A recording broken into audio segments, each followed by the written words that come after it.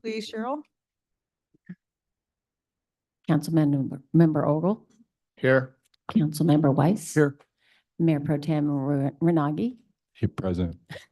Good job. Mayor Kempf. Here.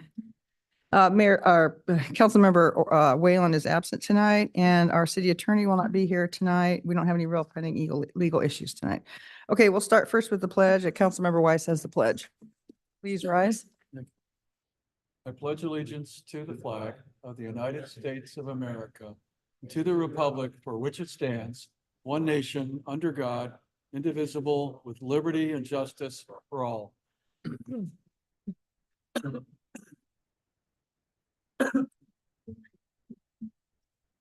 Okay, we have a presentation tonight from Laguna Beach Sister Cities. I think you're going to handle that, Karen? Come on up. Thank you so much. Good evening, good afternoon.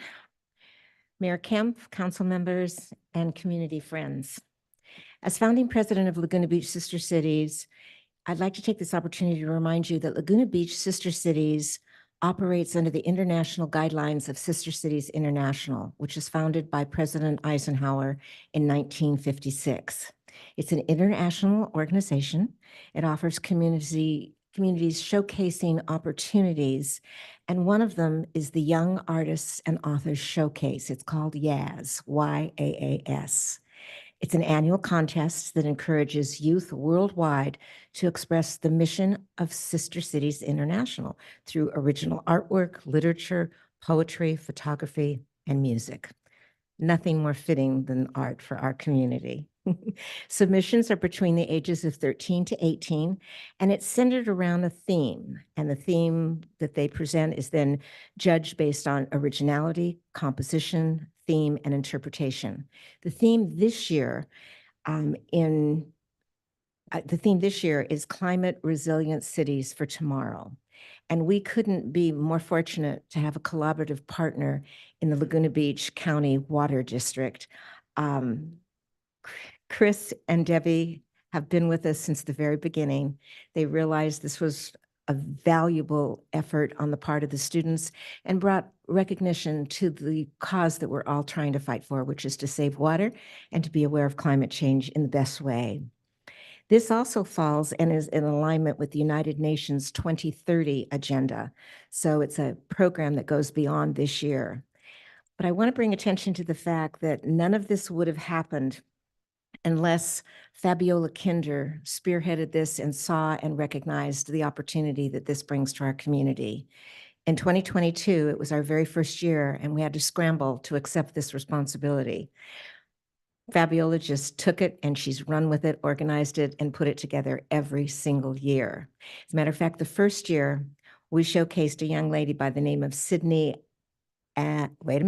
Alderson of Laguna Beach High School. And Sydney took first place in poetry as a Laguna Beach High School student, and then went on to compete with 300 entries internationally and took third place. We're very proud of her, and we see a lot of that same talent in this room this year. So I'm excited, without any further ado, to say with our small organization, we have one shining star that took care of this particular commitment, Fabiola Kinder. Wow. Thank you, Karen. Pretty unexpected. So I wanted to first award by the categories, and we'll go with start with poetry. Skylar DiMaggio could not be here today, but her little brother is here and will be presenting her award. But I would like for all the students to come up front since we don't have a lot of time. And when I call your name, please take one step forward. Go ahead. Go right up, stand. So Shane, step forward, and I think I'd like you to hand an award, Deborah.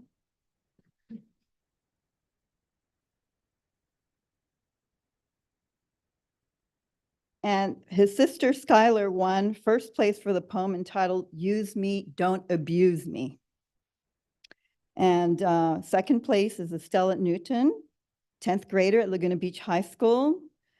And she's a two-time winner and a third year for this poetry award, and third year winner, including her first year in music. Her poem is entitled The House on Glenairy Street, and that was a really creative title and creative poetry. Third place is Zoe Tran, and this is her first year participating. Her poem is The World I Dare See. And Zoe will also accept an award for her sister, Izzy, who couldn't be here tonight, and she won first place 2 consecutive years in art. So that would be the last. And then going into the music category, we have some participants who've been here 3 years in a row.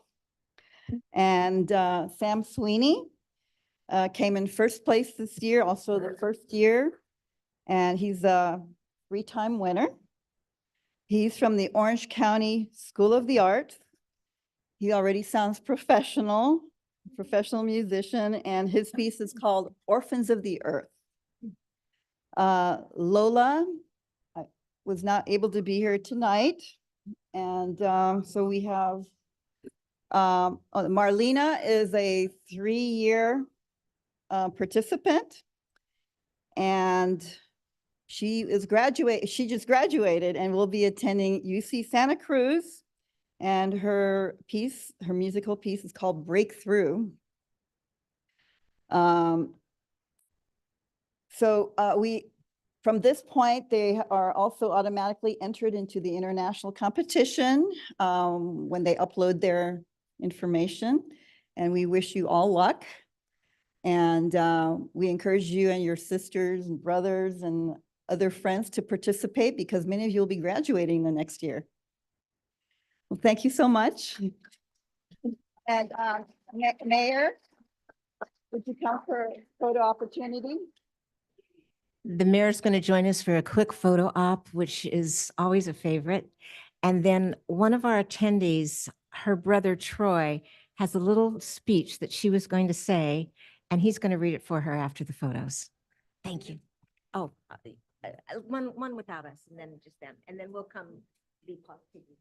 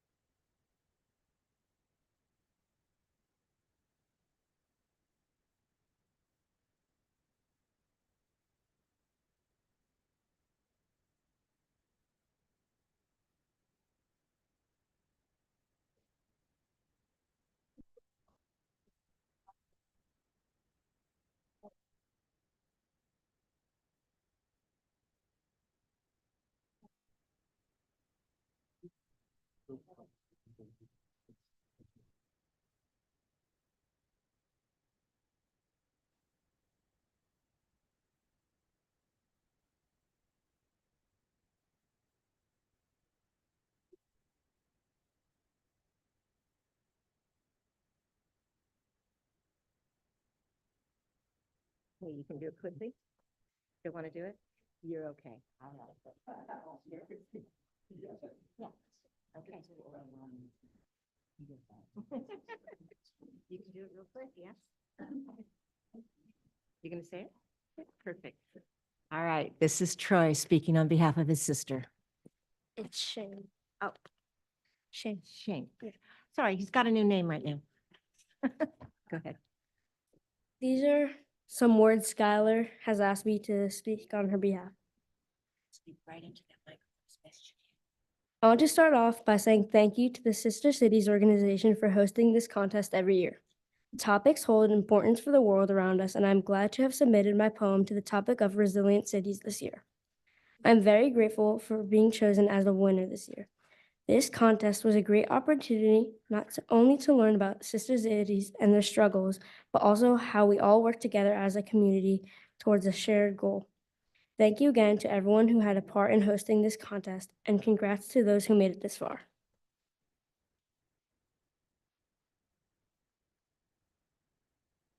Okay, that was a great job.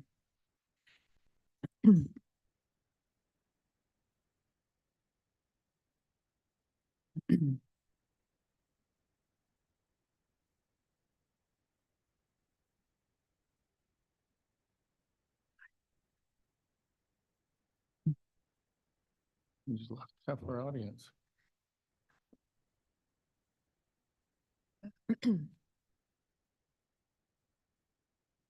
Okay, there was no closed session held today, so we don't have a report. And then I'll go to any additions and deletions to our city, for our city manager. None. No. No, it's after additions and deletions. Are we doing public comments first? Yes, no, it's on the agenda. It's after this. Go ahead, Dave. I have no amendments or deletions from the agenda. Unless. yes, Yeah, go I ahead. do. I think you I do should have one. make your announcement. Go Um, ahead. I wanted to first respond to all the really thoughtful emails that people came in about the appeals fee increase. And I really appreciated hearing from folks, and a lot of people did communicate with us. And it's my recommendation that that item not go forward as part of the budget, and actually be brought forward separately some other day when we can have a better discussion about it. So that'd be my recommendation if the council's willing to accept that. Everybody okay with that? Yeah. I'm okay with that. I just have a question as to what is anticipated to change from the feedback that was received by the public. I think when I looked at the public's feedback, I think what I wanted to talk more about is just the overall approach to community development. And I think it's one of the things the council talked about extensively in my interview process. And I think the community has a sense that it's not working well, and that we need a lot of changes to bring that to a point where it is working well. And I'd love to have that community conversation, but both with the council and the community. I also should take this opportunity to introduce David Contreras. David is with us over here. Maybe raise your hand, David.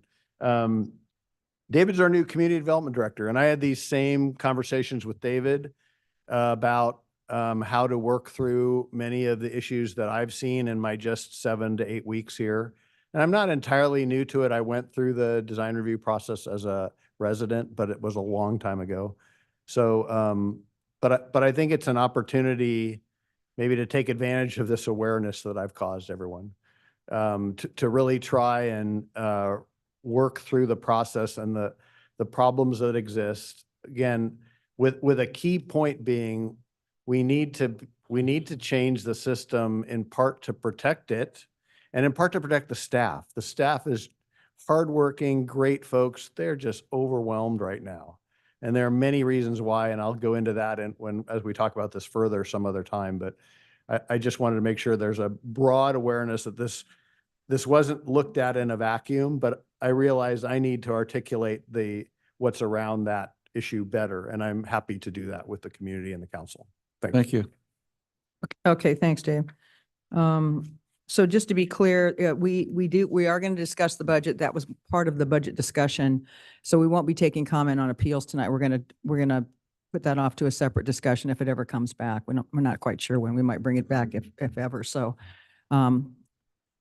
if you're here just to talk about appeals, we're not going to be taking comment on that tonight, but we will take comment on the other items on the budget. Okay, with that, I'll open for public comment, anything that's not on the agenda this evening. Yeah, so Mayor, since it's not on the agenda, the public can comment on it in general comments, I imagine. Is that correct? Since it's taken off the agenda, they can. Yeah, they can comment on it. Okay. I mean, it'd be better to comment it during a noticed hearing, Okay, but that's I'm fine. Just saying. Anybody want to comment anything on not on the agenda? Please come forward. You have 3 minutes. Yeah. Hi there. Good evening. My name is Rich Plavitich, 31-year Laguna resident. I'd like to address the mass and scale of the neighborhood congregational church low-income housing proposal at Glen Area and St. Anne's. The related California document on the city's website includes a site plan and cross-section views of this structure. Facts on the facility include 72 units, mostly 2 and 3 bedroom, 108 stall parking deck with 3 residential floors above plus spiritual space.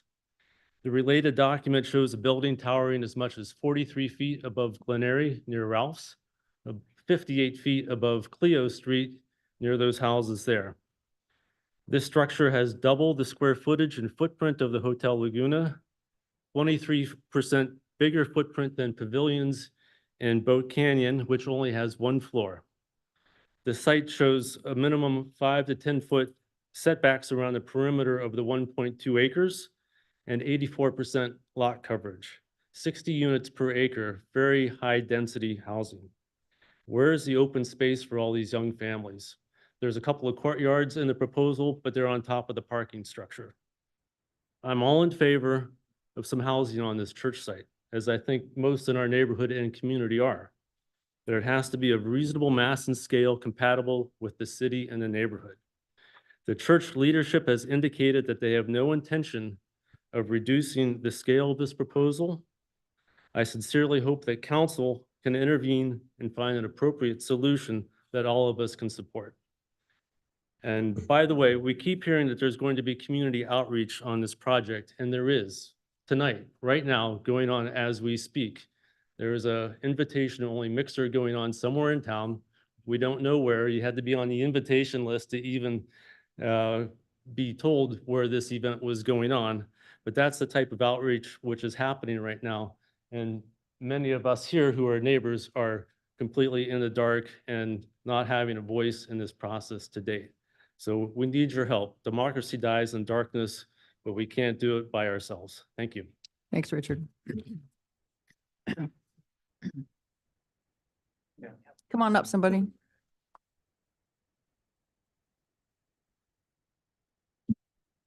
Honorable council members, my name is Corlin Buxton. I live directly across the street from NCC, the Neighborhood Congregational Church at 340 St. Anne's. I have 3 points to share with respect to this mega design concept of 72 units. First off, we've been told that this project is early days, and rest assured, a formal plan has not yet been submitted to city planners. However, there's a 43-page design concept by Related California that was submitted to the city in May. In addition, it appears that on 2 weeks ago, the city amended and revised our housing element document on page 85 of 234 that now reads, and I quote, "If this development is pursued, the city would work diligently with NCC to facilitate a rezoning of the lot in an expeditious manner." Where is the due process? This, of course, allows for maximum density in an already congested neighborhood. Number two, we've been told that there will be collaboration. The church has made recent attempts to isolate neighbors and speak with them about their specific individual concerns. However, they refuse to meet in a group setting with our neighborhood. My last point, we have been told that there will be notification. I was notified last week about a proposed tree planting on the PCH. Yes, a tree. Yet NCC, Related California, and the city have failed thus far to have any real notification or collaboration with residents. There are so many questions and very few answers. Are we as taxpayers funding their spiritual center? In summary, the residents of the neighborhood are in favor of responsible development.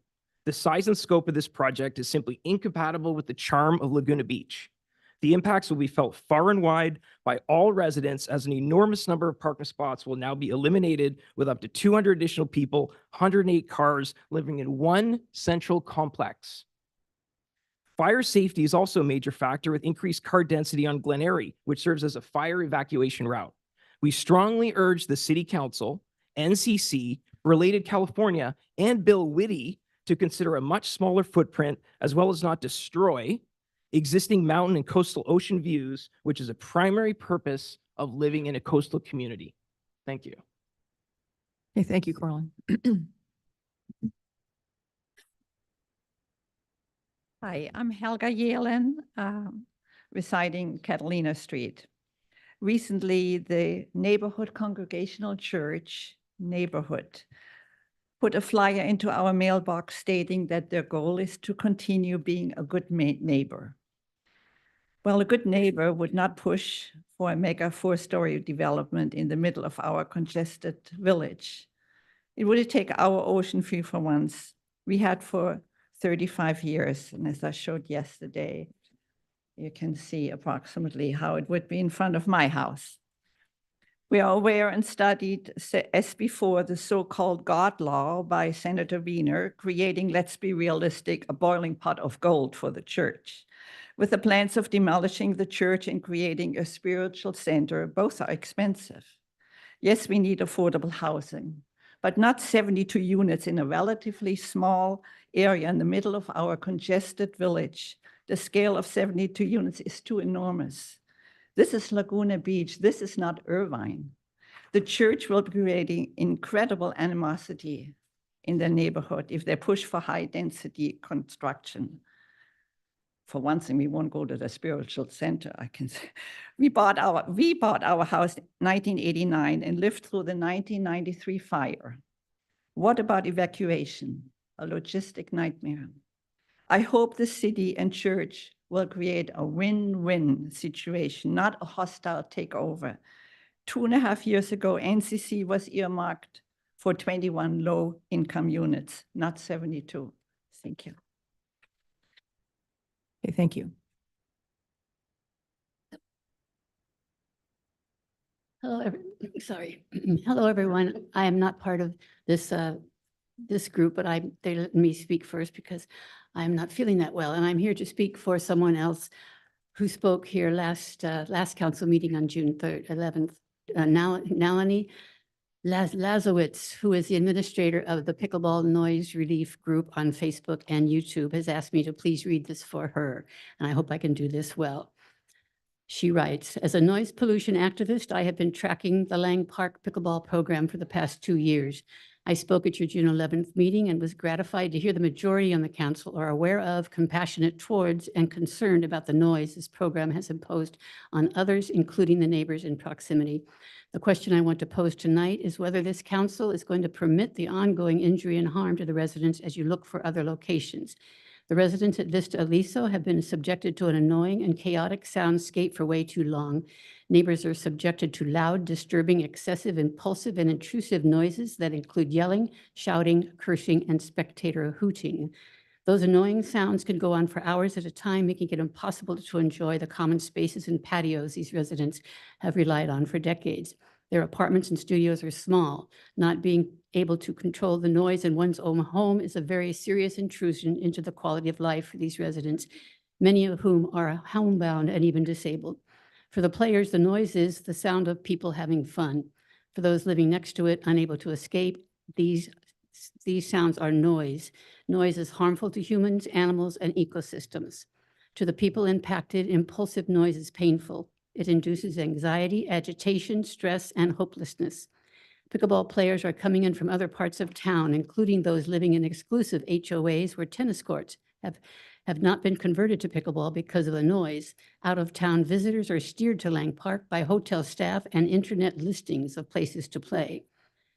Tennis courts in residential neighborhoods have coexisted peacefully for generations, but the same cannot be said for pickleball. Laguna Beach has explored mitigation options, but none have provided the relief sought by these residents. You have also learned that quiet equipment could not be enforced unless there is a full-time paid staff. I believe the time has come to close these pickleball courts. The burden of finding a new location should be the responsibility of the city, not the residents. The residents have suffered long enough. I hope there will be a motion this evening to put the closure of Lang Park pickleball on the next agenda. The sooner, the better. Thank you, Nalini Lazowitz from La Cañada, Flint Ridge. I'm speaking for her. Thank you. Okay, thank you. I guess, same subject. Yes. Hi, my name is Glavinovich. I wanted to discuss the Neighborhood Congregational Church. A lot of the points that have been made have been fabulous. I'm not going to go into all that. This is a magic project overwhelming the neighborhood. And I have over a 20-year history with a church adjoining property. And that has not been a good experience with them. They rented out to nightclubs, restaurants, hotels, everybody. They've trashed the neighborhood. There's unethical behavior that occurs at night over there and next to my property, which I'm not happy about. I've got a whole file of records here in terms of that we can go over, talking about what kind of neighbor they are and what they've done to the neighborhood. Now they want a 72-unit facility in a small, residential neighborhood when they can't even handle their parking lot. Originally submitted for homeless, then it was low income. And who's going to vet these people? These people have drug, alcohol problems. It doesn't pass the smell test for the neighborhood. We're not opposed, as the others have said, to a low-cost, reasonable project, maybe 10, and disseminate it out through the community, not overwhelm a neighborhood for the sake of profiteering, which has been their history. This part of the Laguna is overly congested. Driving 4 blocks yesterday took me 30 minutes downtown at 8 o'clock in the morning. In the evening, same thing. And you're going to make it 100 times worse putting this project in. It's unconscionable to overwhelm Laguna. We don't want to go the way of LA, San Francisco, and Oakland with unsupervised clientele that has not been properly vetted. The businesses will leave like they have in those cities. You're going to legalize stealing. That's coming up. You know, they've done it in other places, coming to Laguna. Traffic is already bad. The Women's Club, the Ralph's Market is already inundated. 200 more residents in the neighborhood is a serious threat to the community. Based on my experience, and I have documentation here, the church will not properly supervise and safeguard the neighborhood. They do not have a good track record. Oh, and I also have a document that's going in the paper tomorrow. And, you know, our people are very committed to having something reasonable for the city, but not unconscionable, which is proposed at present. Okay, thank you. Okay. Change the subject here. I want to say why I'm here in Laguna Beach. I'm sure some of you are like, who is this idiot talking all the time? Well, here's why I'm in Laguna Beach. I'm originally from Boston, Massachusetts. My mom, who is from Boston, Massachusetts, had a really bad disease and she was really hurting in the cold weather. And I was in the Navy, the United States Navy, on board ship in the middle of flight ops, arguing with my mom to move to California because it's better weather for her condition. And she chose Laguna Beach. She's a sick lady and she chose Laguna Beach. She's sick all the way around and she chose Laguna Beach on top of the hill. And she lived on top of you had to go to the top of the hill near Bluebird Canyon.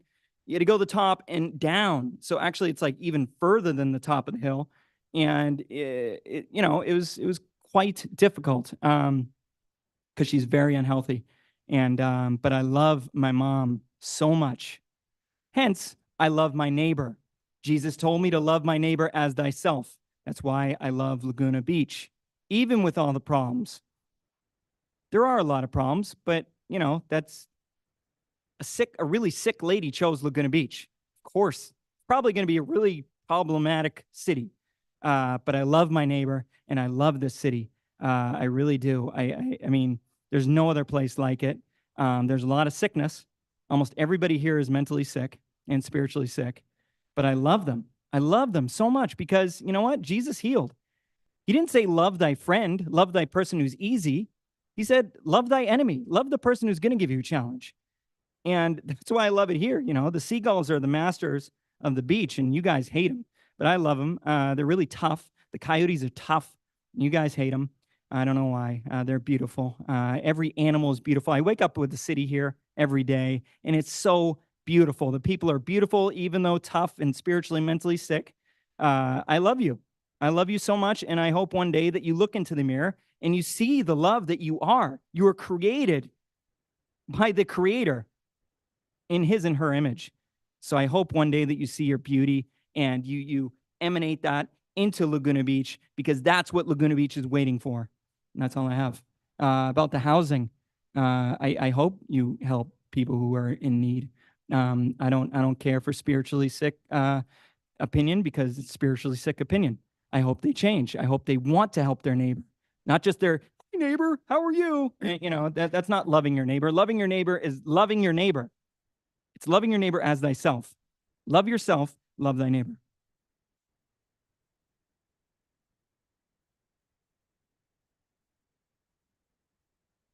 Good evening, honorable members of City Council, Mayor Kempf, Mayor Pro Tem Runagi, and council members Orgill and Weiss.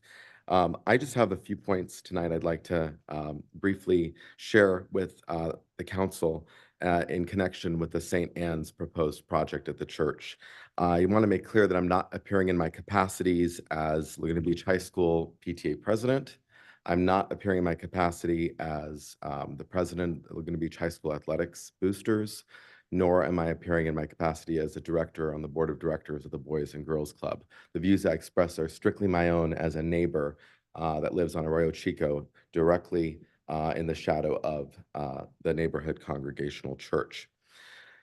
A project of this size and scope does not fit the neighborhood surrounding it. That was the comment that I made originally when I appeared before this council a few weeks back.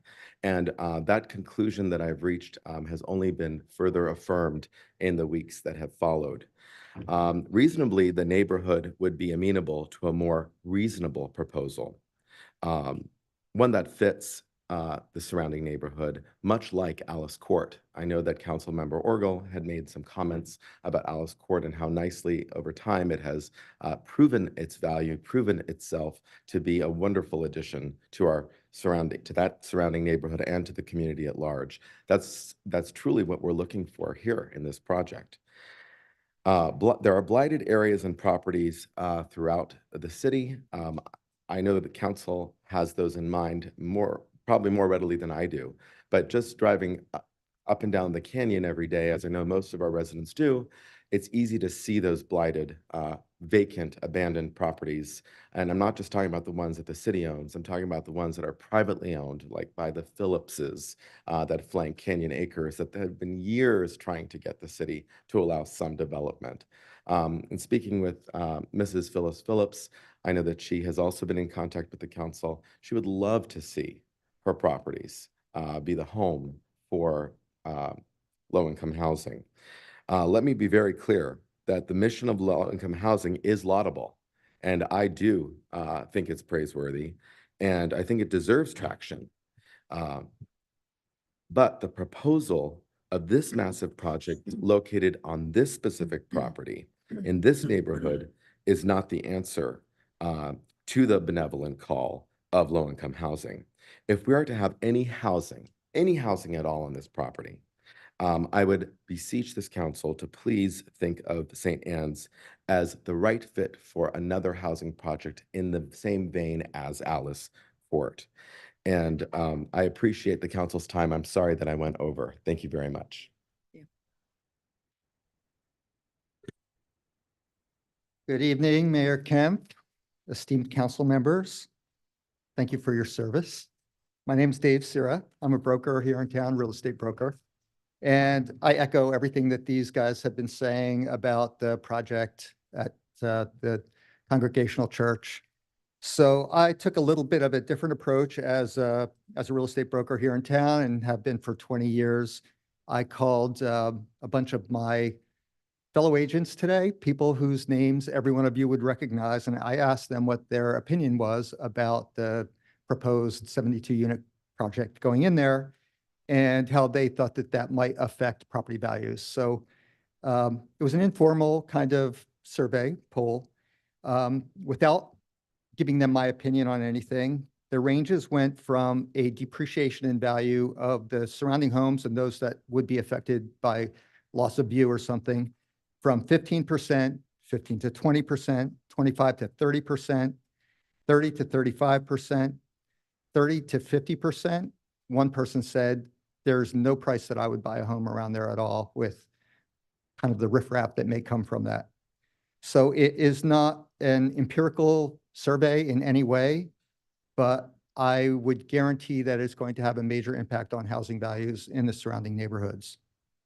So I also wondered why there aren't other alternative locations going on. So as a realtor, you have access to different information, who owns what parcels. And just out of curiosity, I looked at what the city of Laguna Beach owns out in the canyon. And I came up with just 10, all of which have more than 10 acres, some as many as 77.99 acres, totaling 255.6 acres. I don't understand why we're not looking at some place that is less congested, with less density, that would be more out of the way and more feasible. We're all in favor of affordable housing. We are an empathetic community. I love that about Laguna Beach, but this project in its current location simply does not make sense. Thank you all very much. Thanks, Dave.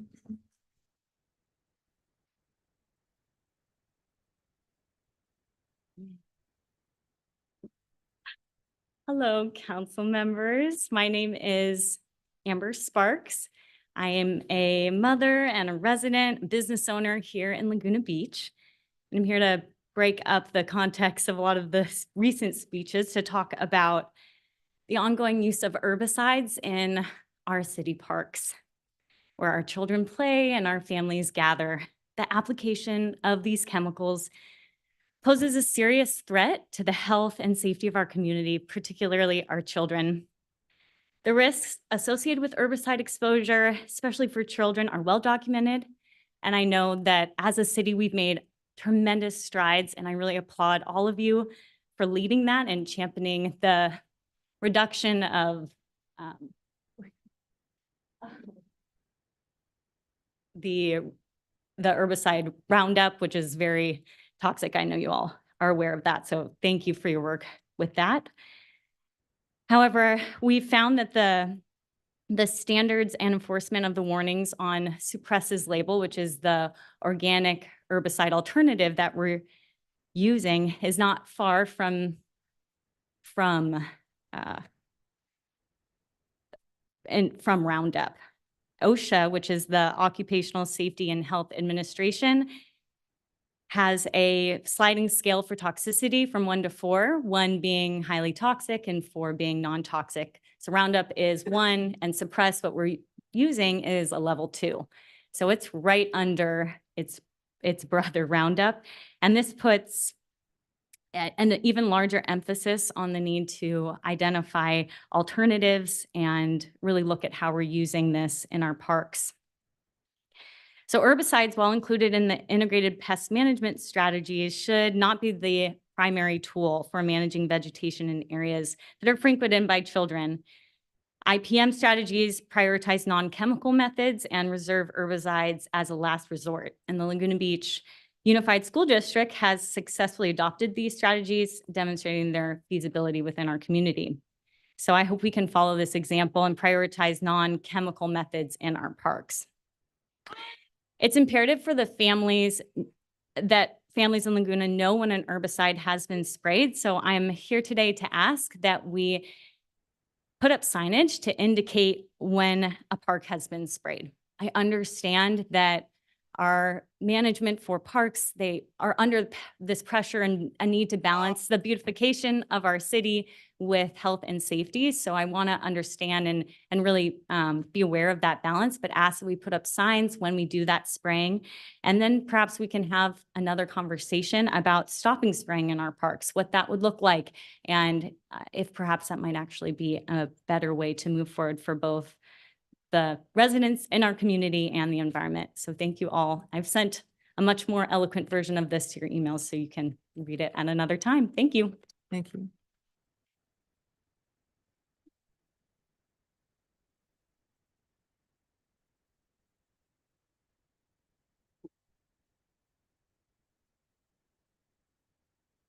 Good evening, council folks. I'm here also to add to a discussion about the use of herbicides in our parks.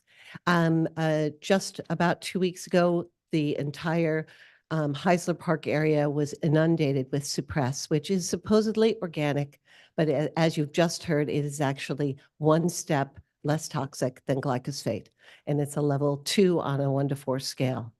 My girlfriend, who's asked me to speak for her dogs after that spraying had a salivation problem where they had to go to the vet for 2 days. It affects animals and children to a very strong degree, and we can do so much better. I spoke with the Parks and Rec guys out there, and they said that they hate to use it, that I'm not crazy that it's toxic. They feel the toxicity. And there are options out there that are better. So please, if you could direct our public works to suppress the Suppress and help us move into using the non-toxic methods that are successful in schools and in other areas. I'll be glad to send some information, the research that we've done, but please help Laguna Beach do better and keep our parks safe, keep our children and our pets safe and the environment. So thank you very much. Thanks, Amy. Also, we really do need to talk about that issue at the church. Thank you.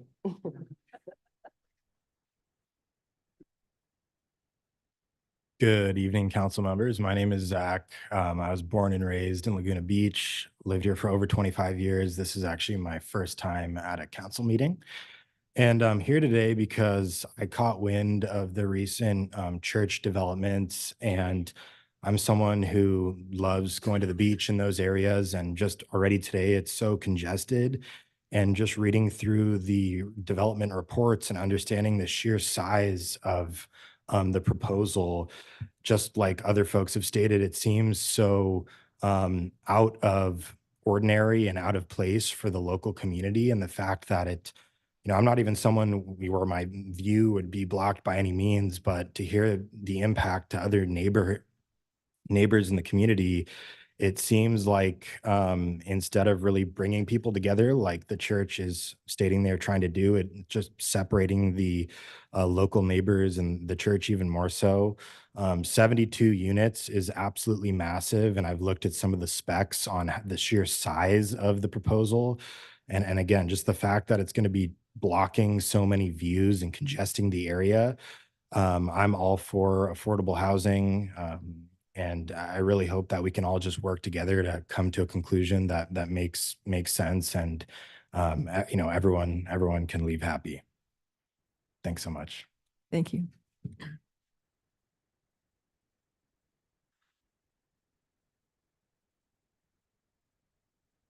Good evening, City Council.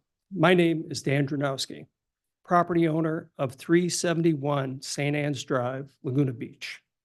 My property is 60 feet from the proposed NCC development at 340 St. Anne's Drive. This will be one of the largest commercial, extremely high-density real estate projects in the city of Laguna Beach since construction of the Ranch Resort. With underground parking, it will be equivalent to construction of the Surf and Sand Hotel and will take years to complete. You're basically building another hotel resort in the village of Laguna Beach. Project adversely and dramatically impacts existing residents on the 300 block of St. Anne's, the 400, 700, and 800 block of Catalina, the 300 block of Clio, and the 200 block of St. Anne's. That's 5 city blocks. This project changes the 5 blocks in the village from residential to high-density commercial rental forever. The existing proposal, either by design or on purpose, ignores the following items. It's a massive 60-foot building height, too tall. Giant structure will block natural airflow, causing wind tunnels on Clio and St. Anne streets. This will create additional fire dangers. Drawings show preliminary setbacks of 5 feet and 10 feet from the property line. With a project this massive, that's essentially a 0 lot line. So we're going to have lost views, lost property values, lost resale opportunities, lost residential parking. Loss of privacy with 60-foot structure towering over existing residential units. It's not compatible with existing neighborhood, commercial high density, and low density residential neighborhoods.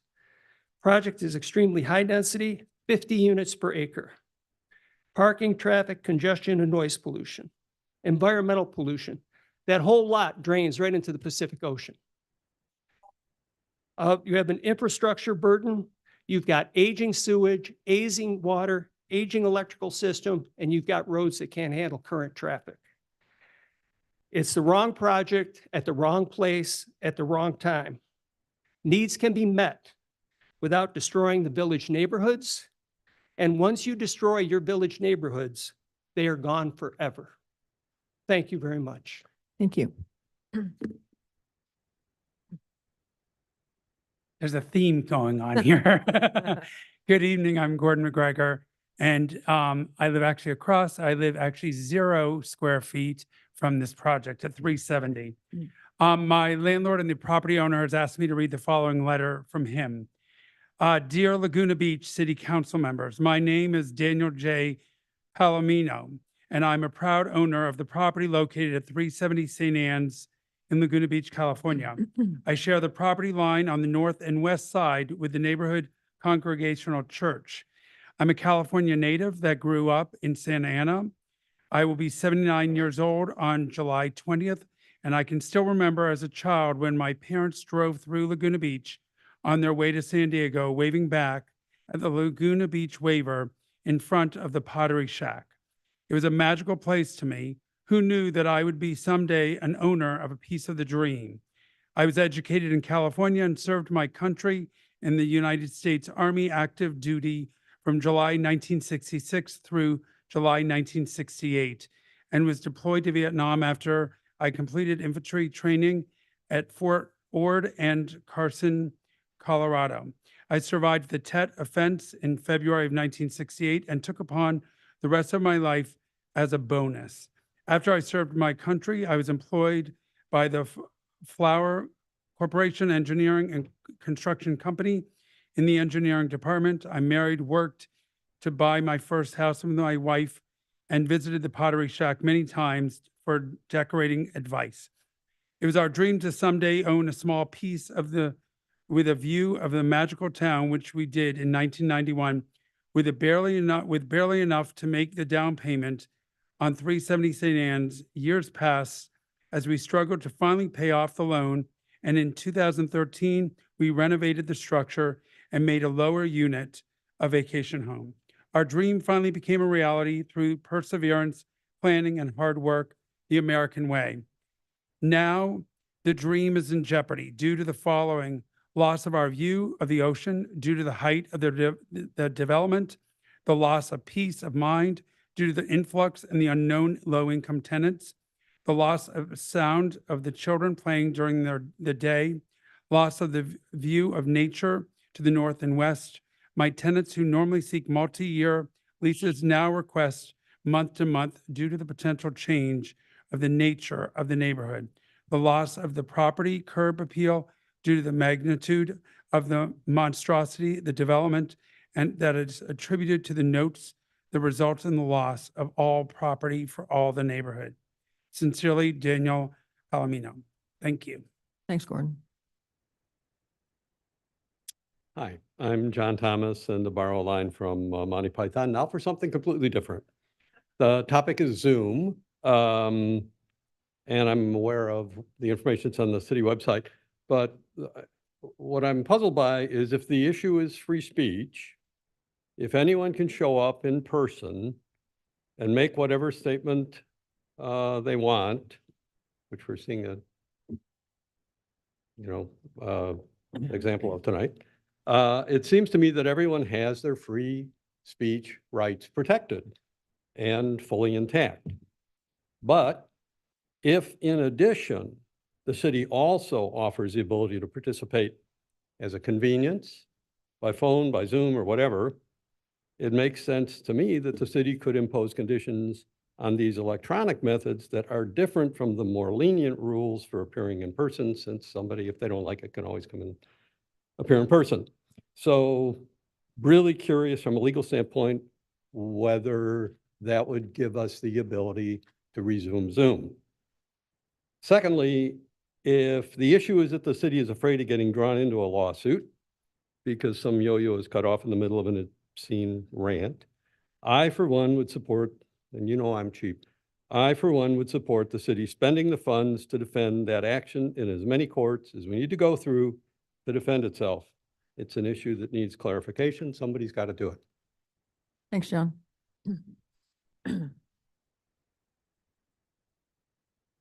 Hi, my name is Barry Simons. I've been a resident of Laguna since 1971. I've had my practice here and I live here. I own the property at 260 St. Anne's Drive. That was my law office for over 40 years. In October, I started construction to make that into a house again for my daughter and my newly born grandson. He was born on Wednesday. Little did I know at the time that I started construction that they passed a law called SB 4. And SB 4, I tried to read it, and I have to tell you, it's probably the most complicated legislation I've ever tried to absorb. There are references to innumerable other statutes and rules and regulations, and to try to follow it, in my opinion, takes a long time, and I know the staff probably struggled with interpreting it as well. But what I do know is that SB 4 is in direct conflict with the legislative history and the actual aspect of the California Environmental Quality Act. It's also, if you take a look at the legislative history, I can't believe for one moment that the legislature wanted to grant an as of right ability for a developer to build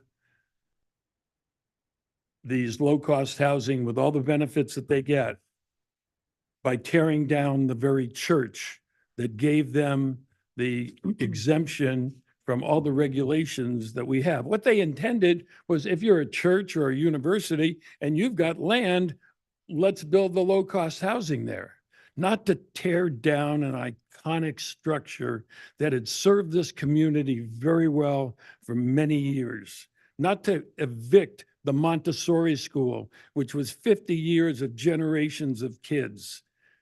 We had a meeting over with the church, and they have no interest in making this a smaller project. You know, I think that as applied to this project and giving the exemptions that a religious institution owner gets violates due process of law. It's real clear due process doesn't allow the taking of property without giving public hearings, and the expedited process for the religious exception denies all of the citizens the right for their input. You've seen a small example of that today, and I urge the city council to reject the application of the developer. Thanks, Barry. Good evening, Mayor, members of the council, City Manager Kiff. I'm MJ Abraham. I live in South Laguna. I wanted to speak to a couple of things tonight. One is this project. I hope that you are listening to this community. It is outraged at the scope and scale of this project. You all are in powerful positions. If you're spending taxpayers' dollars, please use it and help us get a project that the community and specifically that neighborhood can live with. I thank several of the residents who brought this to the community's attention. It's just now gaining speed, and I'm hoping that somehow some things can be worked out. City Manager Kiff, thank you very much for pulling the appeal off of this agenda. It is not acceptable, and I hope that you will also use the same approach that you have in listening to constituents with the Zoom. It is another serious issue. This community is in unrest. It's been in an unrest situation for many, many years. Sadly, you're going to have to deal with some of that, and we're hoping that we do it respectfully and carefully so that we can accomplish some things. I live in South Laguna. I don't know how many of you got there this weekend. It was an absolute nightmare, from 6 o'clock in the morning sirens to helicopter rescues, Coast Highway shut down with ambulance, you name it. We're dealing with it. Took a walk in the neighborhood. Our street, 8th Street, is a evacuation route per the fire mitigation plan. Illegal parking on both sides.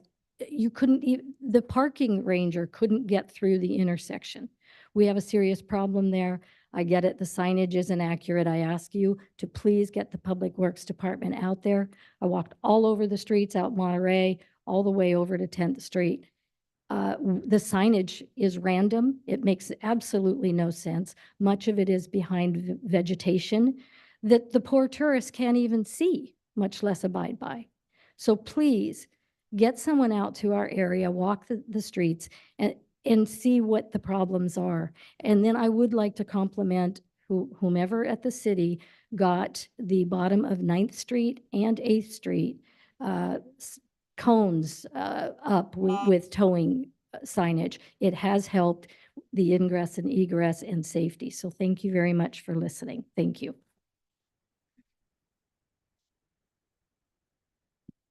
Hi, everyone. Judy Mancuso.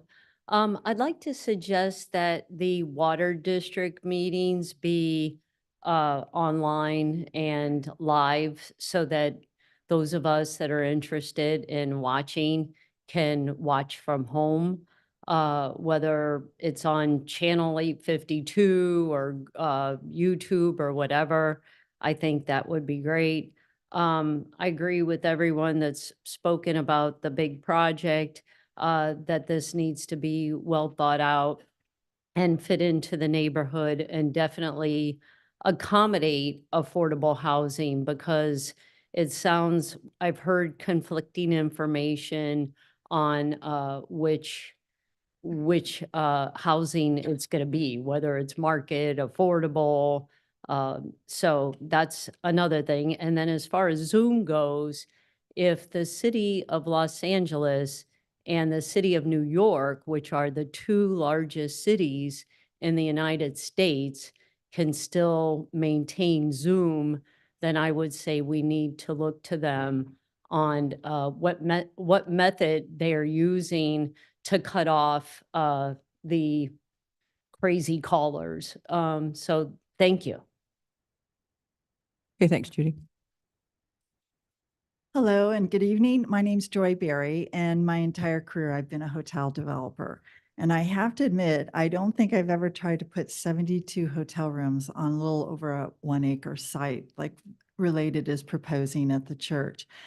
And after having read the Q&A on the church website, I actually have an appreciation and respect for the church for trying to do something with their land to give back to their community. But I don't know that they realize the negative impact such a dense and massive project can be.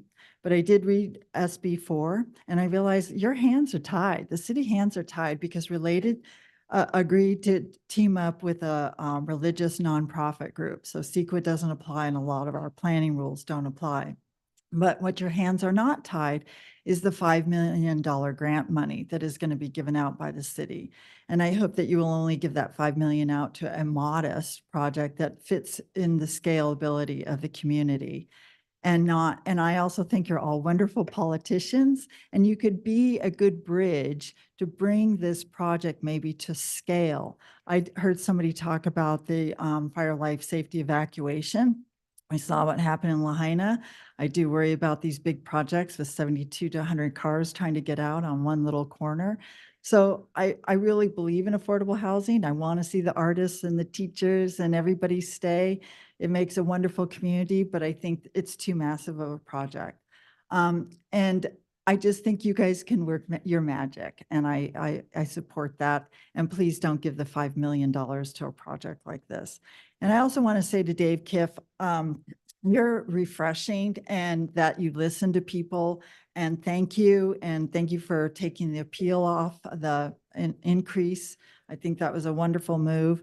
We're heading in the right direction. So it's going to be a more beautiful day. Thank you. Thanks, Joy. Thank you. Hello, Mayor, council members. Thank you for having us here. My name is Benton Sparks. I've been a resident here in Laguna for the last 3 years. My wife grew up here. That's why we came back after the birth of our son. I wanted to bring up a similar topic that was brought up earlier, the idea of the pesticides being used across, city parks, grasslands, areas all around where our children are playing. But not only where our children are playing, but where the city is holding rec activities, right? Hosting rec activities in Heisler, I should probably know the name of the park, but the one over, there are many parks that these recreational activities are taking place for ages 3, 2.5, up to, adults. And I think understanding what pesticides, what different chemicals are being used in those areas and the frequency of use is something that, members of our city, of our town need to be able to be aware of. And I think that's something that maybe signs need to be posted, or, maybe we can have a forum where we can understand better what the proper plan is to move forward with that. So thank you for considering. Thank you for the Thanks. time. Ann Kane, President of Village Laguna. I want to thank our city manager, Dave Kiff, for giving us some time at our general meeting yesterday. Members who attended really appreciated the exchange of ideas, the thoughtful and courteous answers, and we look forward, as Joy said, to a better day. Thank you.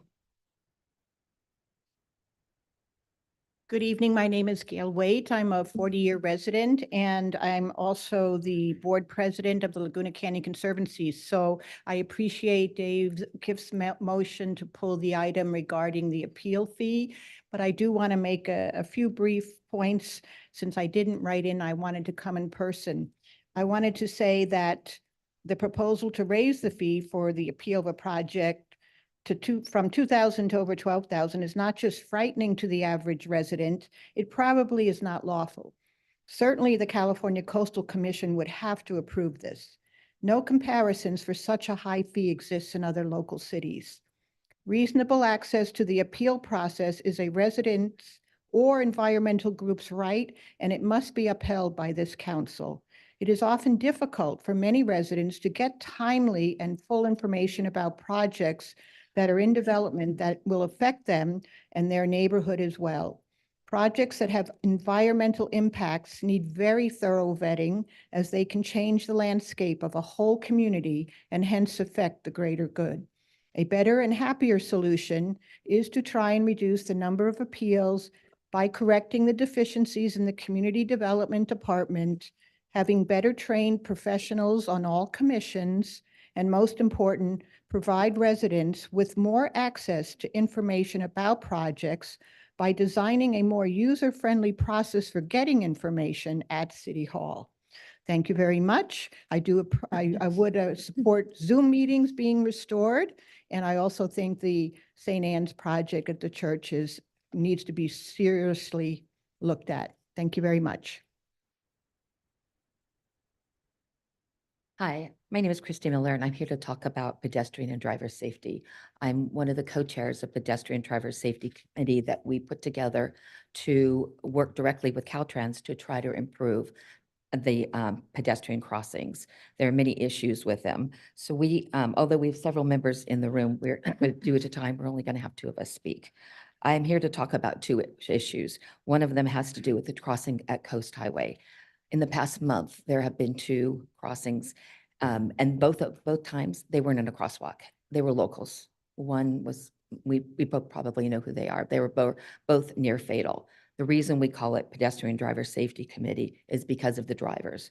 I walked down to Moss Street and saw the expressions on those women's faces as their car was being taken away for evidence.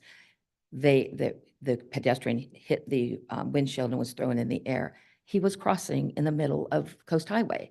So what we're suggesting on this is perhaps we can do something like put up the electronic signs, especially in the area between the Drake and Pearl, because people need to remember that they can't cross there. It should say danger, cross at crosswalk, and make it serious, because this happens constantly. These are just the 2 that were hit. There have been many others and many near fatal. We also have an issue with Oak again. Oak was out a couple of years ago, and I was here to talk to you about that. It was out for almost a year. It's out again now. I have to say, I've been working with the city engineer, and he is fabulous. He's very responsive, and it's a different division of Caltrans than we're working with for what we're doing now. So we're trying to get answers from them as to when they're going to fix Oak. And we haven't been able to, and he hasn't been able to. So we're wondering if maybe you can apply some pressure to that, or someone can, and just get them to actually take that serious. They've been out since January. So that's been 6 months. I think they should prioritize us as we're going into the summer. So if you guys can put some extra pressure on them, that would be most appreciated. Thank you. Okay, thanks, Christy. Good evening, Joanne Such. Welcome, City Manager Tiff. Grateful to have you. Mayor Kemp, council members, thank you for the time. I'm also part of the Safety and Pedestrian Committee. We've actually done an intense study of all of the crosswalks, and they're very different. They have different issues. Also, most of the people hit, if they're not crossing at crosswalks, if they're crossing at crosswalks, they're usually hit at the very end, towards, not in the middle section, but at the very end where they're almost across. So we'd like a little more attention to that. For instance, today I took the trolley. I live down by Nice, and I took the trolley to get gelato and then came home. Got up at Nice, we waited, went across the pedestrian. We were 2/3 of the way across, 3 cars ran through the red light. And had we not been aware that this happens, I mean, I have a bird's eye view, so I see it all the time. But had we not been aware that it happened, we would have been hit as well. So I'm asking for a little more caution on that. Also on Oak, the lights, absolutely need to be fixed. There's no reflectors. And Pearl Street, a lot of the people don't, even though there's a signal, people don't know to hit the signal. So there's even a sign that would say, hit the signal.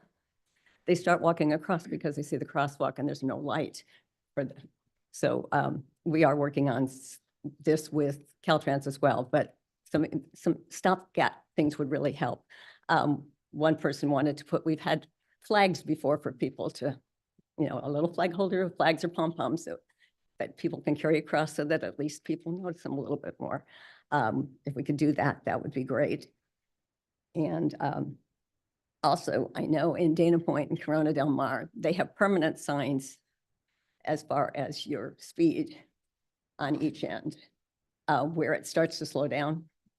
We have, like where I'm at, it's a 40 mile, and there's nobody's going even close to 40 miles per hour. They're going much more than that. So something to let them see that they need to slow down from Crown Valley, and they need to slow down from the other end of town, the north end of town as well. Thank you very much. Thanks, John. Good evening, City Council. Greg Viviani here, 3rd generation Laguna Beach local. Looks like I'm the second to last speaker. I'll be quick.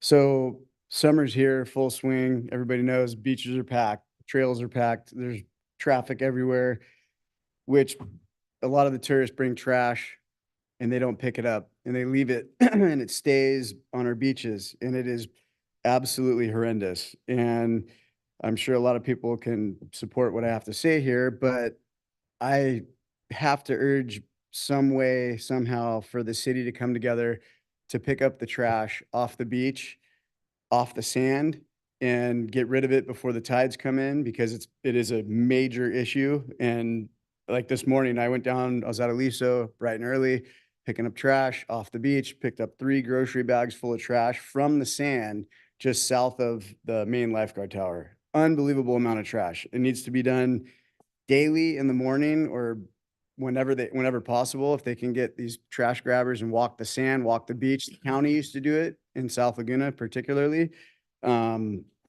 It's heartbreaking. And basically that's one of the things. The second thing is, I know you guys have, the Public Works has the rideable sidewalk sweepers, and this is kind of sad as well. The sidewalk sweepers are taking this clean sand off the sidewalk and they're sweeping it up and they're putting it in flatbed trucks and they're taking it, hauling it off and throwing that sand away. So they're taking sand from our beach and throwing it away off of Aliso Beach. It's a huge problem. And I think that sand that's clean should be swept back onto the beach, because it's a huge, thing that we need to figure out, because you see San Clemente, they're spending $13 million on a sand rehabilitation project, and a lot of the sand's getting taken out by South Swells. So sand's a very tight natural resource, and we all need sand for our beaches. Thank you for mentioning me in your letter, George, about the fire pits. I think that's another concern. I need to stress, you guys are aware of that the ones that we have are concrete donuts setting on the sand. The waves come up and all the ash and debris and trash gets sucked out from the bottom and just goes back out into the ocean if the waves are high enough. If it's not, if the tides aren't high, they are kind of contained, but they're a lot smaller. And the last thing is the Liso Creek sand berm, break the berm. I've been sending you guys daily emails with video proof of the flow of that. We need it to flow. The longer that water sits stagnant, the pollution levels increase, causing more bacteria to go into the ocean. And, you know, I've been in this town my whole life, born and raised, and I love it. And we got to take care of it, or we're not going to have a town to take care of. So thank you. Thank you. Good evening, Council. Trish Sweeney, top of the world. And I just want to echo what John Thomas said about the Zoom meetings. I think we should stand up to the bullies. A lot of us are not able to come to council meetings at the time that they're held because our children are going to school in another part of the county, or we're commuting. And in my case, I'm doing both. So it's difficult, and I hope that you can come up with a fair compromise as other cities have. Thank you.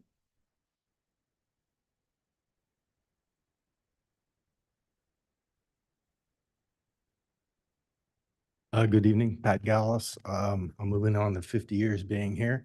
I'd like to thank Village Laguna and Dave Kiff for the presentation they had last night over at the Suzy Q, which to me is one of the greatest facilities that this town's ever built. And as it was being built, some people remember that there were adamant people about these old houses that were in the back of it, and they ended up moving them out in the canyon. They sat there for a number of years, then hauled them off to the dump. So there's a place for preservation, and there's place for innovation and moving forward. And I'd like to make one other comment, and that's to clarify what Village Laguna actually is, that it is a 527 political action committee. Mr. Weiss, Councilman Weiss, stated they were a 501(c)(3). And my understanding, that's not true. He asked Ann Kane to come up and explain what it was, and she said it's a nonprofit. They are nonprofits, but it's a 527 political action committee. It's not. So I'd like to just get that clarified. One other thing, the CEQA, utilizing CEQA as a weapon, as they did with Michael Ray's property, to me was a vindictive thing by Village Laguna.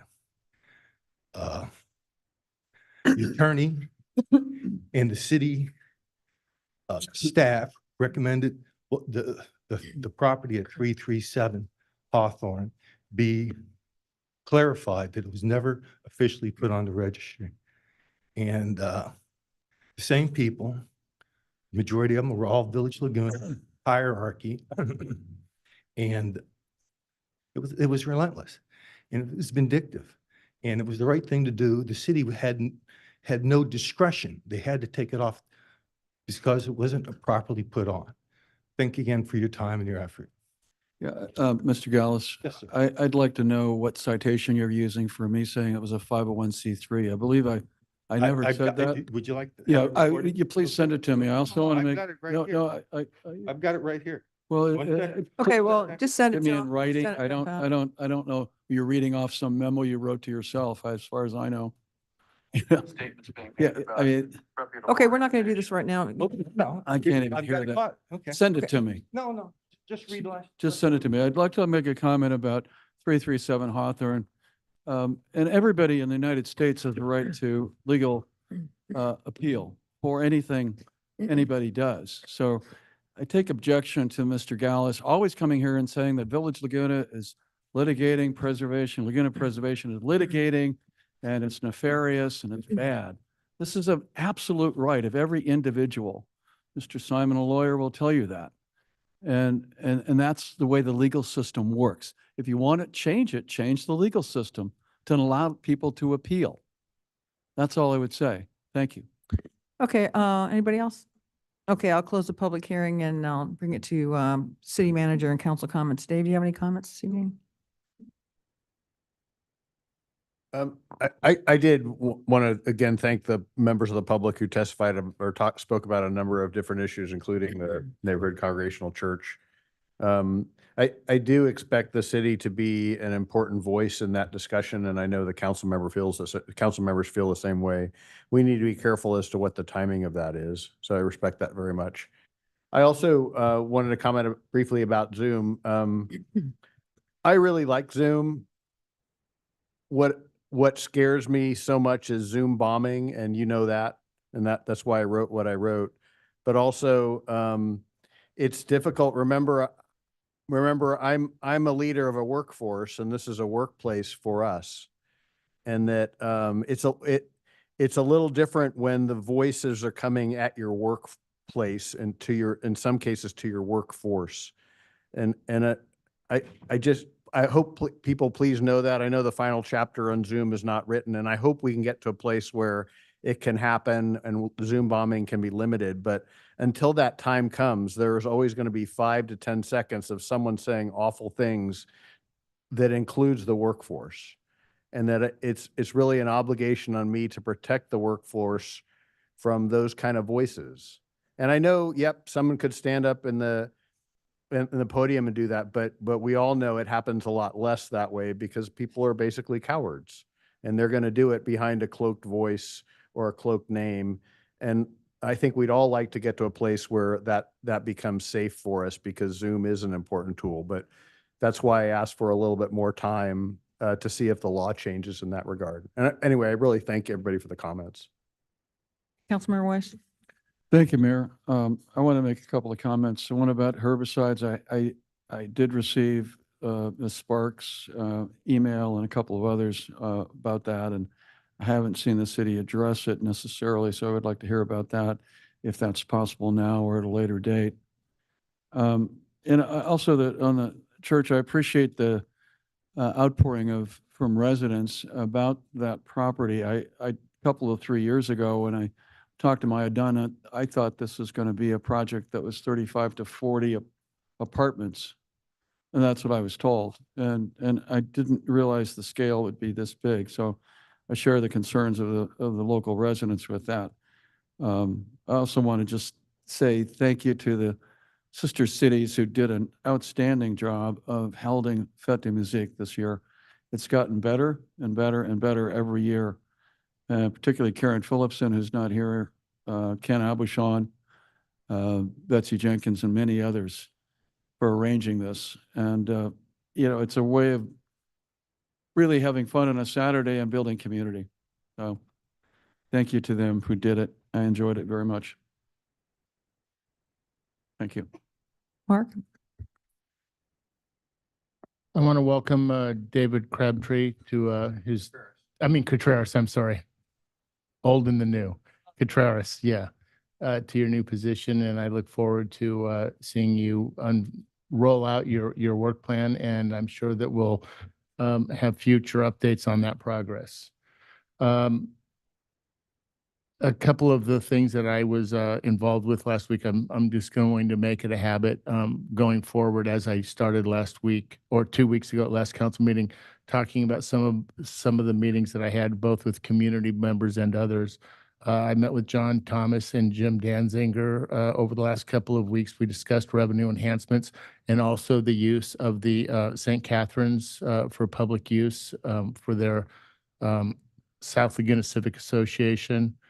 And Greg and Barbara McGilvery, they just wanted a general update regarding some city matters. Steve Woods wanted some information regarding the Forum Theater and how we were progressing with the Forum Theater as far as the community's ability to use the facility. Brent Conkey and Jeff Yoder wanted to share their plans for the future of the Cultural Arts Center. Steve Chatama, interested in the future and where we were in developing a stewardship plan for Laguna Beach. Larry Noakes, he just wanted to catch up. It's been a long time since he and I had the chance to talk.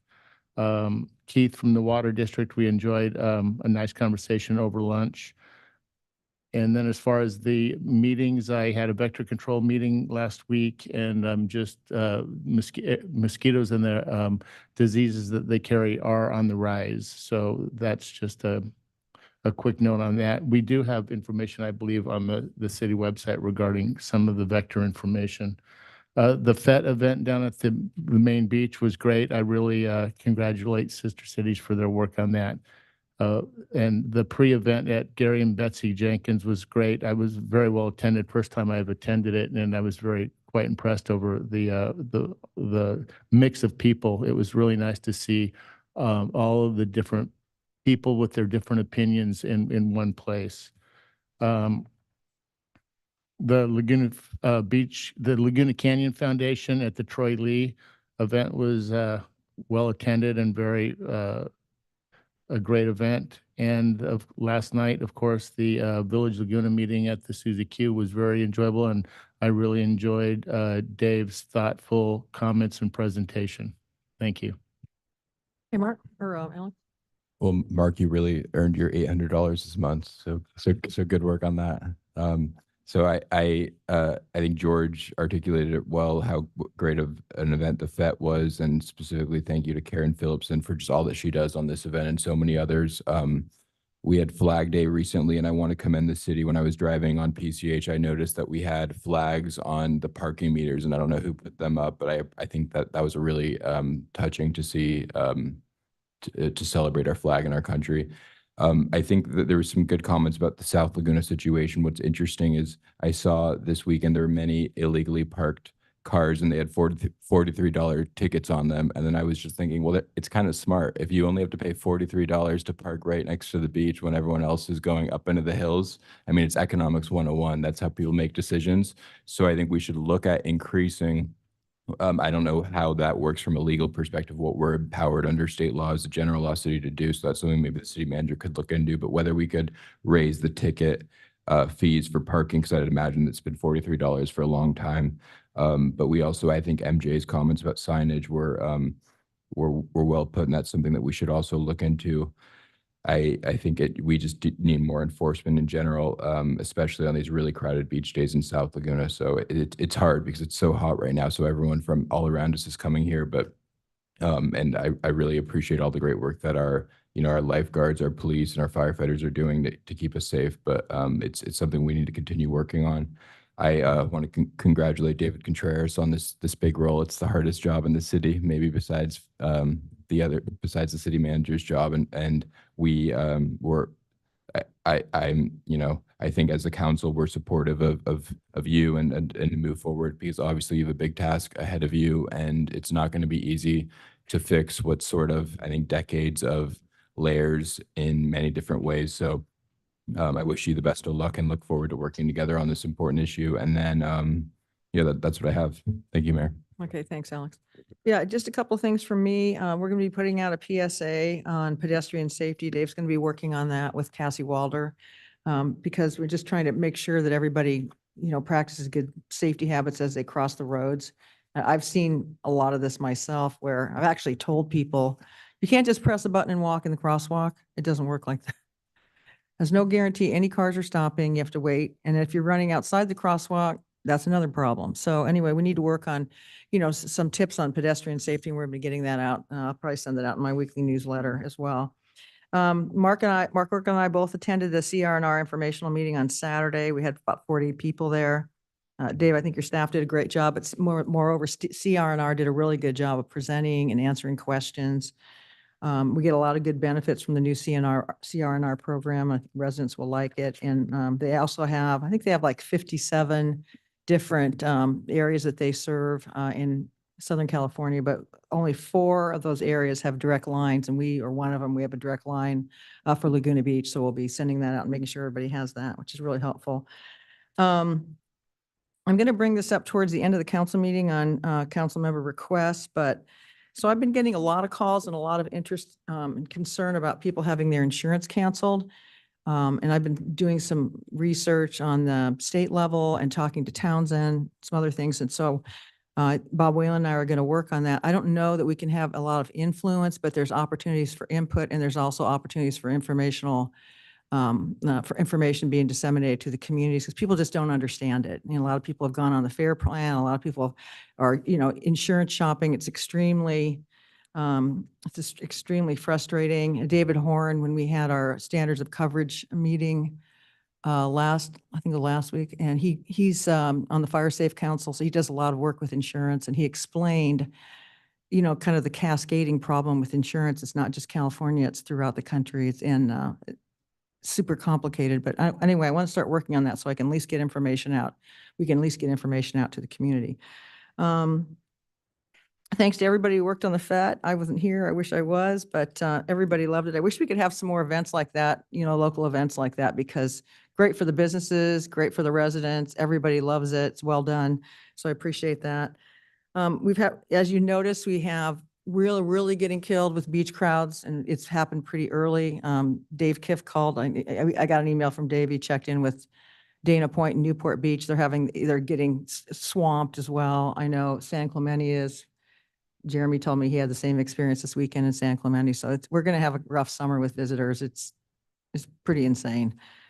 There's not a lot we can do about it, but they're definitely coming. We do pick up trash 3 times a day on the Friday, Saturday, and Sunday. Is that correct, Reza? Yeah. So we try to up that, and the beaches are super busy, and I think we had over the weekend, 15th and 16th of June, on that weekend alone, we did 280 beach rescues. So the lifeguards have been really busy, and they had I don't know how many thousands of contacts basically telling people stay off the rocks, about the tides, all the problems that present to the lifeguards when people don't know how to swim or come to the beach and get themselves in trouble.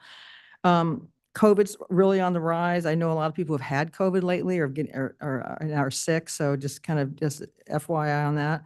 On the herbicide issue that Ms. Sparks brought up, I know Reza did respond to the email. I saw that, so maybe you can send it along to Councilmember Weiss, but you did a good response on that. And then finally, I want to welcome David Contreras. We wish you luck. And I know you'll be busy, but I also know we'll be very successful. So that's it for me. So we're going to move to the consent calendar. Council, we have on consent this evening, we have, second here. We have 8 items. Anybody want to pull anything? I pull 6 and 8. Okay, 6 and 8 for Alex. Anybody else? No? Anybody from anybody want to pull anything from consent? Okay, no? Okay, can I get a motion for the balance? Move the balance. I'll second. All in favor? Aye. Aye. Okay, number 6, Alex. Yeah, so Gavin, could you give us an update on what's going on with SACWA and this agreement? So I can give a quick update. Back, I want to say on April 4th, the South Coast Water District presented a proposal to Moulton Niguel for Moulton Niguel to take over basically the regional treatment plant. And that proposal then went forward to all the member agencies meeting on May 1st to talk about the proposal to take over the regional treatment plant, really to get a $20 million contribution from Moulton Niguel towards capital improvements at our coastal treatment plant and other at JB Latham, which the city is not part of.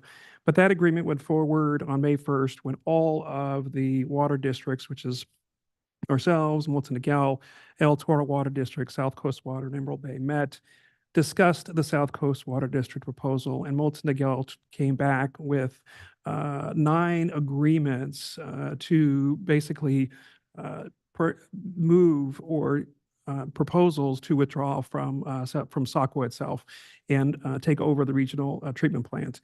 And part of those 9 agreements, we're still working through those. Staff here, myself, with the other water districts, which is South Coast Water, Emerald Bay, we're working through those 9 agreements. So this is just really an update to say we're kind of progressing through those agreements. We plan to come back to the council with kind of a more robust update on those, kind of summarizing those agreements, summarizing comments back from those agreements, and then really ask the council what they would like to do on next steps from there. And so, like I said, this was just kind of a update to that, kind of let the council know kind of an understanding of what's happening, understanding of the different PC agreements in SACWA and how the voting works, where you have to have unanimous votes for all these agreements to get them approved. And so we're coming back, I want to say in a meeting in July, hopefully July 9th, but it may be the second meeting in July, with a more robust update after we get all the comments from all the different agencies. The council can see the agreements and what's being proposed and what's recommended to be changed. Okay. Thank you. I have some comments, but I'll say them after public comment. Okay, anybody else have any questions for Gavin on this? Okay, I'll open the public hearing. Anybody want to comment on that? Okay, come on up, Greg.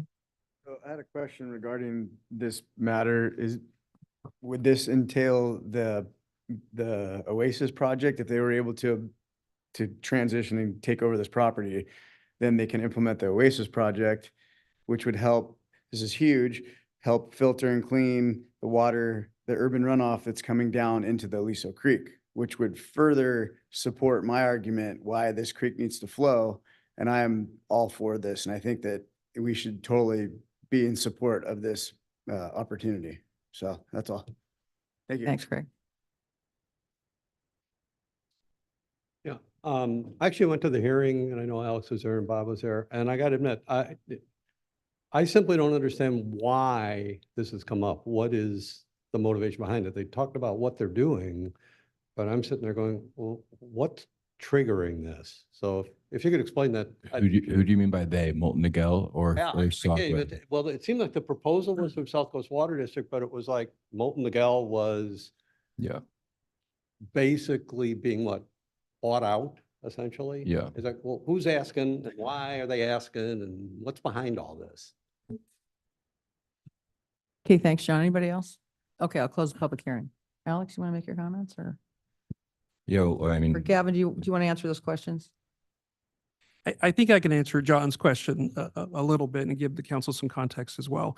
So there's been a lot of history with regards to SACWA, and I think one of the biggest challenges with SACWA is any changes to, say, the regional treatment plant or significant changes even to coastal treatment plant kind of require a unanimous vote from those agencies or those in the PC agreements. And sometimes you can't get agencies, different water agencies, to agree on what that, say, vision may look like. And so Molten Miguel, even with the Oasis project, has been very, I guess, direct on their wanting to take, more control of the regional treatment plant to allow those kind of improvements to be made.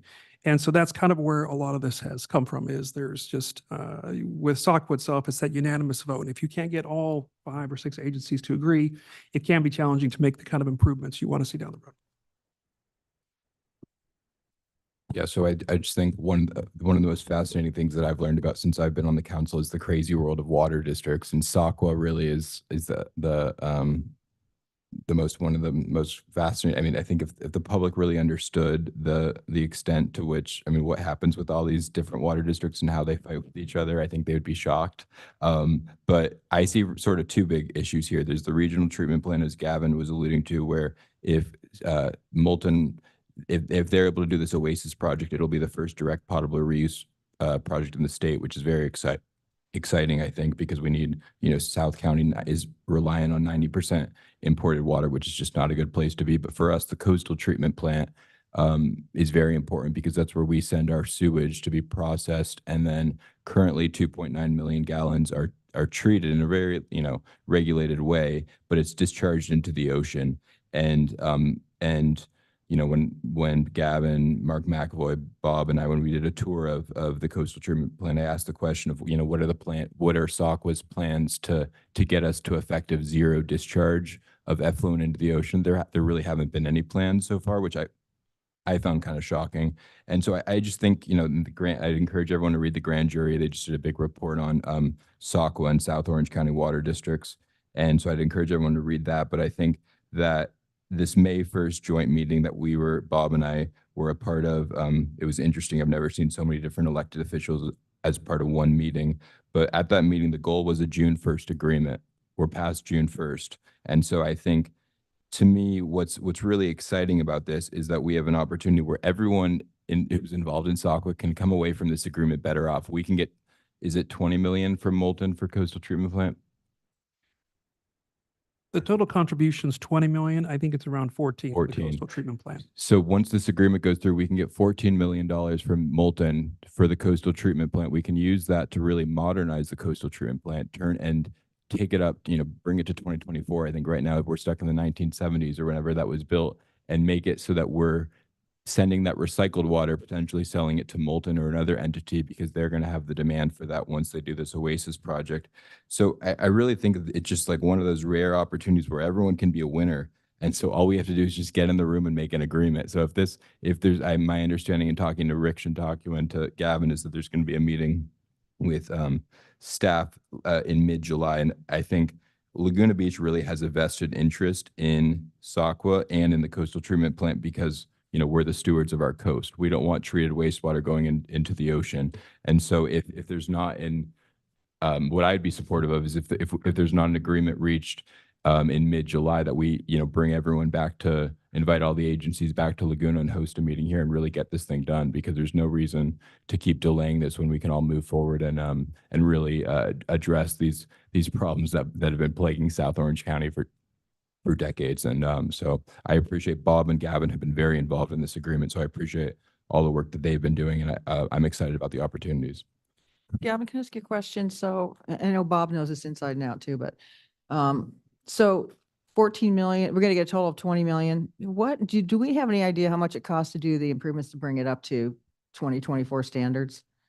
I mean, like, is $14 million enough? Like, if would we get stuck with another carve out for, you know, modernization of the treatment facility that we're not, you know, getting enough money for? I will say that no, the 14 million that has been put together has been analyzed at ways to improve the coastal treatment plant. So the idea was there would be, how they came up with the dollar figure was enough to make those improvements that kind of Alex has just talked about in his comments. But what I can do when we come back is we'll make sure that, you know, what that 14 million could potentially do with the plants, the council can get some idea of what that kind of investment in the coastal treatment plant can provide.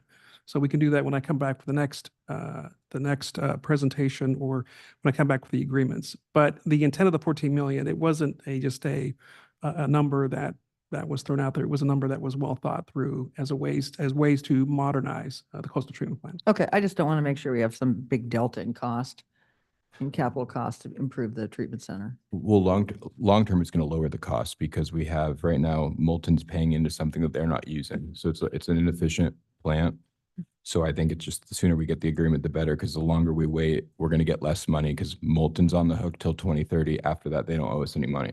So that's the basis of the 14 million. And so that's why I think doing this agreement now, because the longer we wait, the lower that amount of money goes. And so, you know, there could be more cost beyond the 14 million, but it's just sort of a question of, I mean, we have to upgrade that treatment facility. So I'd rather have, you know, 14 million now instead of a lower amount later. So.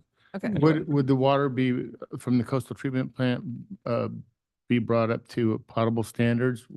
Probably not. But I think what would make sense is, since Molten, if they turn their wastewater into drinking water, then because they have a huge demand for recycled water. So once they would actually have demand for our recycled water potentially. Okay. So that's a deal that we could, you know, in conjunction with South Coast and Emerald Bay work out. So there's some value in that as well. Yeah. So that could create, yeah, exactly. That could create a revenue stream for us. Anything else from anybody? Okay, so this is just to receive and file. Thank you Do we for need all a the good vote work on this, Gavin. Do we really need a vote on this, Dave?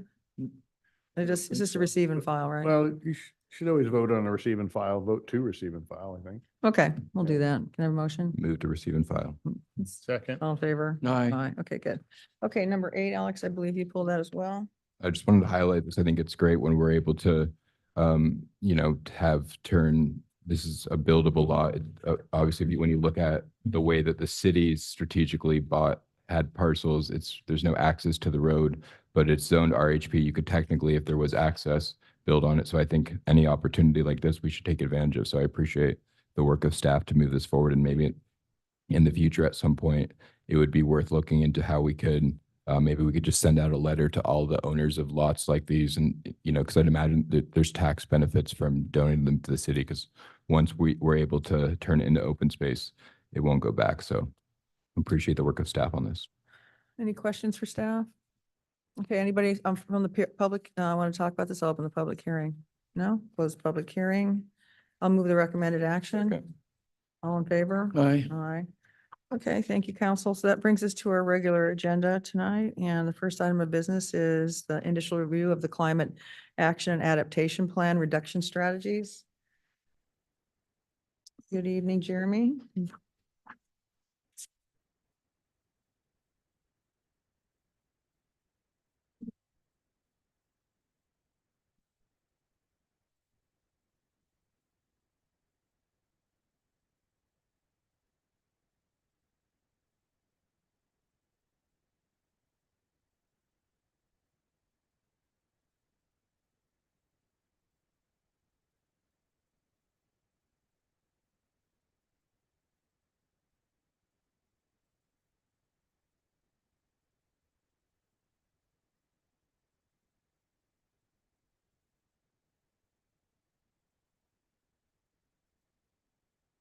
Good evening, Mayor, City Council, Jeremy Fremont, Assistant City Manager. Here with me tonight is Aaron Fabian, Administrative Analyst. And we are here to present really an update on the Climate Action Plan. Staff feels it's a good time to touch base with the council and the community with where we are in the project. Specifically where we've been, where we're going, and then of course, really to solicit feedback from the council and the community here tonight on these suggestions for reduction strategies. So without further ado, diving into just some calibration and context setting, the term Climate Action and Adaptation Plan, what does that mean? The two A's in between the action and the adaptation, it's really a combination of two strategic plans. Action is the strategic plan to reduce greenhouse gas emissions. And then adaptation is a strategic plan for preparing for the inevitable effects of climate change. So in this case, the community is combining those, which I think is strategically the right pathway forward. And just a side note, there are supporting documents for both of these and for the overall Climate Action Plan itself. They're available on the city's website. I would encourage members of the community or the city council to access those and review them. We're opting to make those available as they become available rather than waiting till the final adoption. So each component of those modules. So both looking at the action side of the coin here, we've completed the first phase of greenhouse gas reduction, and that's largely understanding what it is in front of us, and that's what we call context setting. And we achieved that for the action side of greenhouse gas reduction with first understanding what our carbon footprint looks like, what our emissions look like, and sparing everyone the units and speaking in metric tons of carbon CO2. I've just broken it down so we can see by percentage generally community-wide on the left, and then our municipal operations, what our carbon footprints look like. We're now in our second stage, which is strategy development. How do we take bites of the apple? How do we reduce that pie by sector? And we're proposing an integrated approach where we're really, it's a mixed bag of tools to reduce greenhouse gas reduction, including policies, programs, educational campaigns, as well as focusing each of those areas towards the public sector, the private sector, as well as residential areas. And again, we are soliciting feedback this evening, and I want to take the opportunity to highlight the table on the right of this slide, which there's a number of upcoming opportunities for the public to also continue to engage in this process, and particularly the strategy development component. Those key dates being our Environmental Sustainability Committee meeting. We have a community workshop on August 1st, and then our Emergency Disaster and Preparedness Committee will also be reviewing this document. These will be available on the city's website as well. So where are we going from here? At the end of July and early August, we'll enter phase 3, which is the CAP development. It's the writing phase. We're going to take the strategies. Well, the consultant is going to take the strategies and start quantifying those reductions, so we can really get an objective look at what all the policies and actions that we're working on, what they can do to address that pie chart on the right. And then lastly, then we'll be in our final phase, certainly the development of the document in January, and that's adoption. And I want to clarify that our intent attachment 2 is the proposed strategies, and there's 25 pages of strategies. We get it. We understand the team working on it. Our goal is to look under every rock, so to speak. But what we bring to the council, the final will be, well, we will focus that. And what we're looking at is really finding the bang for the buck, initiatives or actions up front, and then for prioritization, and then certainly acknowledging the other things we've looked at. But we do want to focus this approach, and we intend to. We're just not at that stage today. Going to the other side of the coin, adaptation, that's, remember, preparing for the effects of climate change. There's some key words that I just want to touch on quickly, and that's adaptation and resiliency. You might hear climate adaptation, climate resiliency. They're one and the same. You can use them interchangeably. I might do so, and if I do so tonight, I'm referring to the climate adaptation side. There's a key message that is really has come forward as we've worked through this process, certainly on the adaptation side, and that adapting to climate change should be considered as important as preserving the climate. We as a community are one wildfire away from reversing past and present greenhouse gas reduction initiatives. So everything we do can be undone in one fire. So we really need to consider both reducing greenhouse gas emission and preparing for hazards such as wildfire lockstep with one another. And we do that by emphasizing the need for proactive adaptation strategies, highlighting the role of resiliency in facing climate change, and understanding that preparation is essential. So now looking at phase 1, the context setting of the adaptation. This one, and I am summarizing a 110-page document in one slide. So anyone that wants more and a fascinating read, it's on the city's website. What we did is to understand what this community is vulnerable to is we looked at 13 climate hazards. Those are the y-axis, the up and down in the picture on the right. And we ran certain groups. You can see below people, natural systems, building infrastructure, and community activities through each one of those 13 hazards to determine how many are affected by each of the hazards. And wildfire is at the top of that list. I think the community could have guessed that up front. But for example, sea level rise is not affecting top of the world, but it is affecting coastal, right, downtown areas. Wildfire all throughout the city. So that's the thought process behind really creating an objective analysis of hazards. This is a repeat of the other side. Just the point I'm making here of the other slide, pardon me. The point I'm making here is that the action is the same as the adaptation in terms of the process. They're going through together.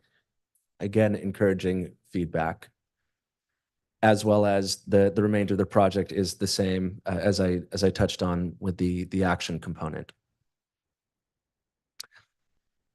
The second attachment in the report is a much more defined schedule, but here's its broad overview. You can see where we're going from today really is in that second row down. We're right in that strategy outreach, and we'll work through those other areas and look to present a report to City Council, let's say in the new year of 2025. There are as I mentioned, there's 25 pages of reduction strategies. So just how this has been broken down, this document, and to understand what you're looking at, it's going from topics on the left to actions on the right. Your topics are broader and you get more focused down to actions. And those actions are the particular course that fall within a strategy and really the bulk of the document. Here's a couple examples. Just grabbed and no priority or anything, but I just wanted to highlight that you can see here we have education programs, we have initiatives, we have partnerships. You can see there's a number of different strategies across a wide array of different areas within emissions that we're exploring to utilize and reduce greenhouse gas emissions. Also, all greenhouse gas reduction strategies are strategies 1 through 16, and then strategies 17 through 21 All the actions falling under those are related to adaptation. So I'll leave it there, and we're available for any questions. Thank you. Okay, thanks, Jeremy. Good presentation. Anybody have any comments? for Yeah, Jeremy? Jeremy, could you go back to the second to the last and the second, third to the last and second to the last slide? Sure, just a sec. Sorry about that. Okay, let's see.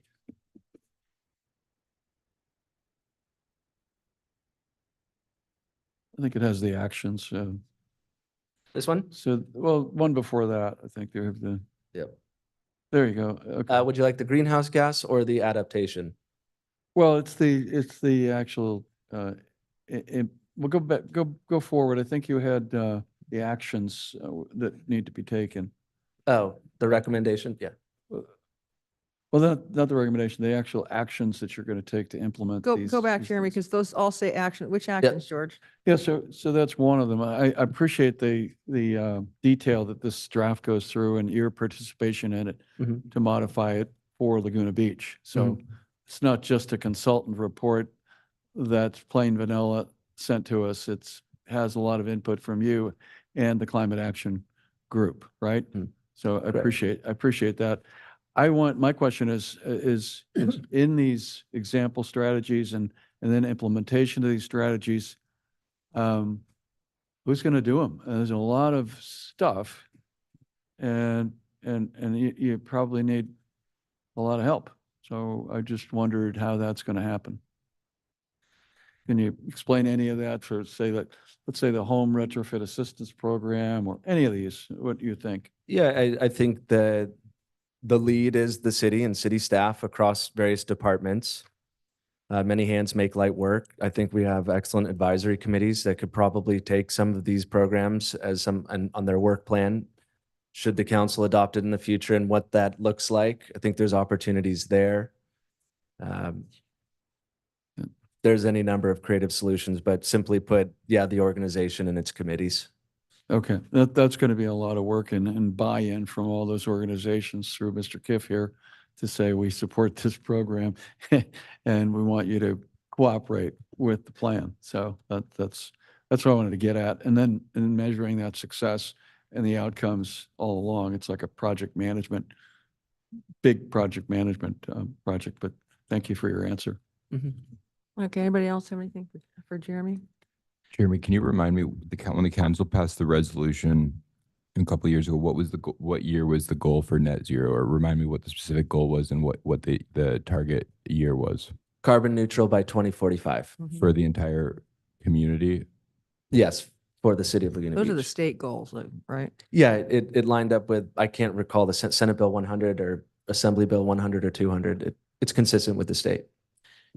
Jeremy, can I ask you a question? I mean, I'm going to make more comments about this, but can you go back to your schedule, where you had all the meetings and stuff? So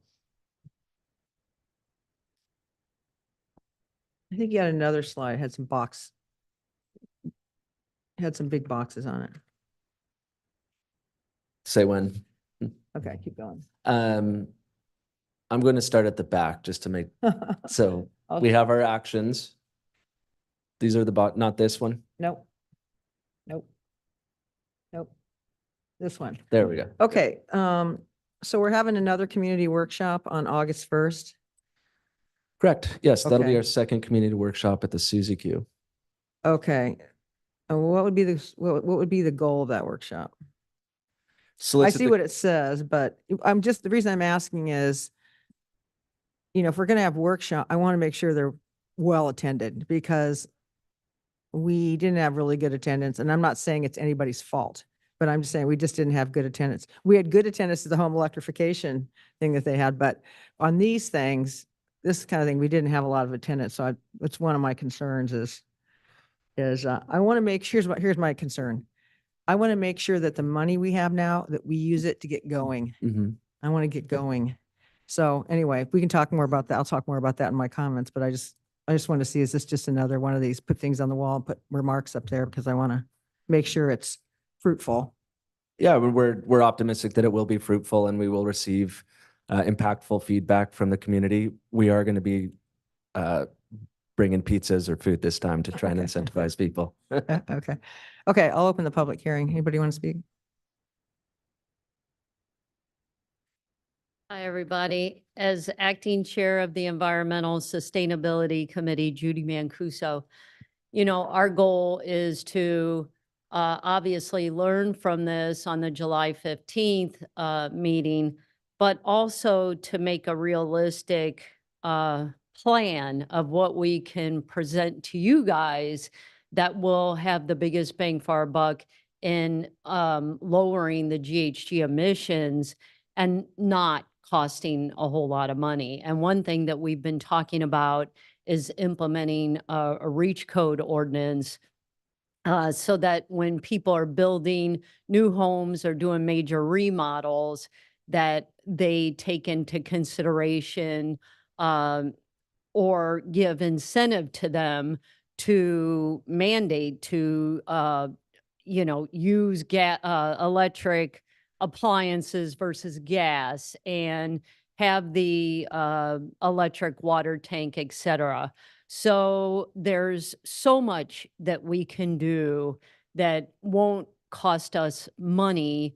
That is something that we can ask of the community. And then, of course, we don't want to ask of the community anything we don't want to do ourselves. So there's a lot of things we can do right here within the city government as well. So, and thank you, Sue, for bringing that up about that last community workshop. I remember standing there with you and we were talking about it was not well attended.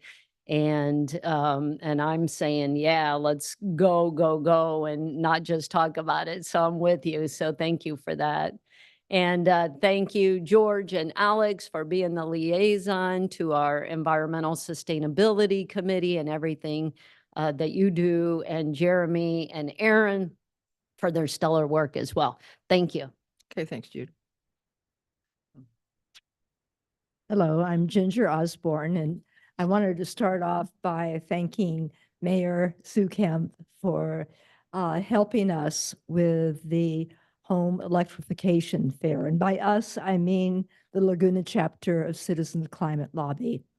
So as I was reading through the draft of the CAAP, I saw in item 1.4, action item, that it was educating the public about the incentives that are available for home electrification that are in the Inflation Reduction Act. And so that information session, I think, was very helpful. It was a part of that action, and I appreciated Sue, although I couldn't hear it standing backstage exactly, but I know that you shared with the group what the actions that Laguna had already taken and those that were in the works. So I think that sends a very positive message. I'm here, when I read through the draft, one of the things that I thought about, and maybe this is going to be included later on, but I'm just asking the question about a start date, an end date, when is this going to be accomplished? And then it was brought up, well, who's going to do it? So all of that brings some accountability to the CAAP. And so that is what I would like to see. Okay, thanks, Ginger. Good evening, Gail Wade again for the Laguna Canyon Conservancy. On April 22nd, which was Earth Day, we held an event at the Rivian Theater. It was primarily for groups of the climate change groups, the ocean groups, and it was very gracious of George Weiss and Jeremy Freeman to come and present to the group. We had over 225 RSVPs. I believe Mark attended that evening too. We really, expected a large crowd. We got a large crowd, and perhaps it's a good thing to ask if you would like to reconnect with us, Jeremy, the groups that were at the Earth Day event, because our reach with our email list is pretty wide. And so it's a great idea. I didn't quite get where the workshop's going to be on August 1st and who's bringing the pizza. But one thing I heard today, I just want to bring up, I was watching PBS News this morning about New York City, and they were going to institute a congestion tax on people bringing cars into New York City.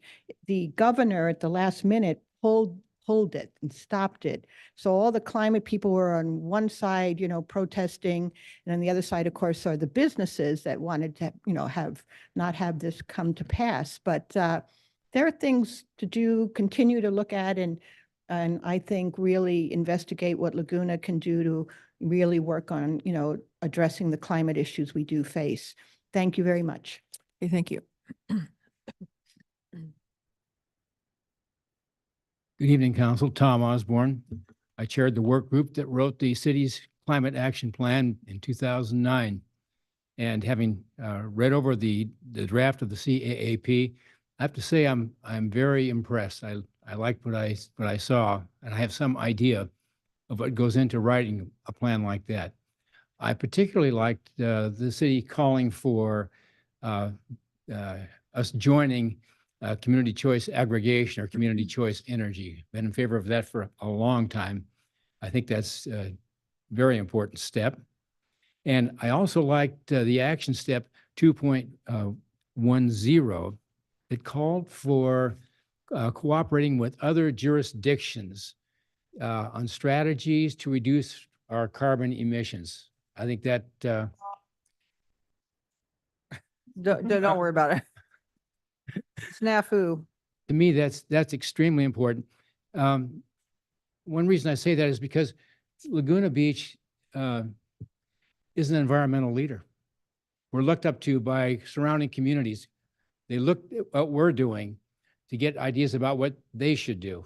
And my wife Ginger and I we're in contact with people who are very active politically in our surrounding communities, and they're looking for leadership and guidance. And so I think that we're in a position to provide that. I suppose my strongest suggestion for the plan that's in the process of being hammered out would be divestment in fossil fuels, like the city of Berkeley has done, like the city of San Francisco has done, like the city of Richmond has done. This is a movement that is underway. It doesn't make sense to me why we would, as a city, invest in the fossil fuel industry that is producing the problem that we are addressing in this room tonight. Think about that. So I think we're off to a good start with the draft of the CAAP, and I look forward to seeing the next step. Thank you. Thank you, Tom.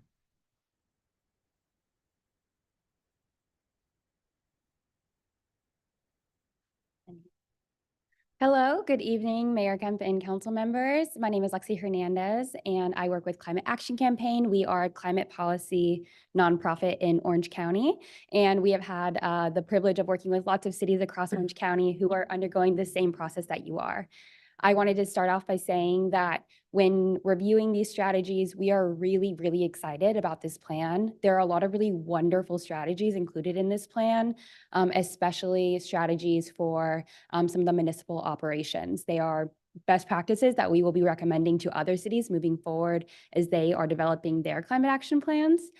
We also are really excited about the 40% reduction by 2030 goal. However, we do hope to see that the city does try to push past some of the state goals for carbon neutrality and aims for something closer to 2040, because we do know that we need to slash emissions as quickly as possible. As you've heard from lots of community members, I'm sure you will continue to hear, there is kind of a list of additional strategies that folks would like to see included in this plan, and it is a draft, so it's a great start. Some of those additional strategies do include strategies for transportation, such as protected bike lanes.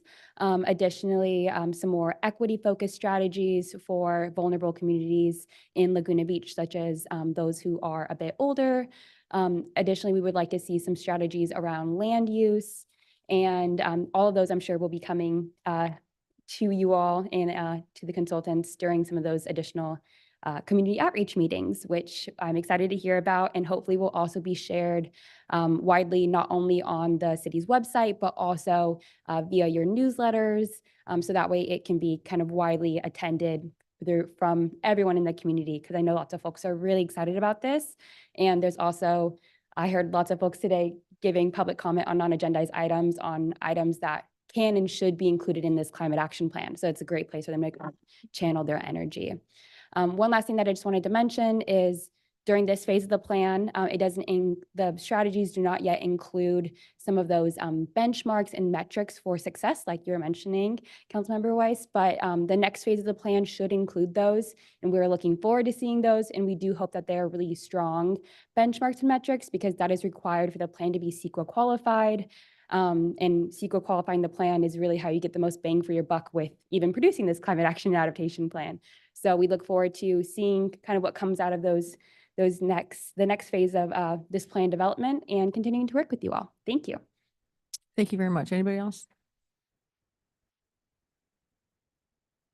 Good evening, Matt Lawson, EDPC. I can still say that for the next 5 days.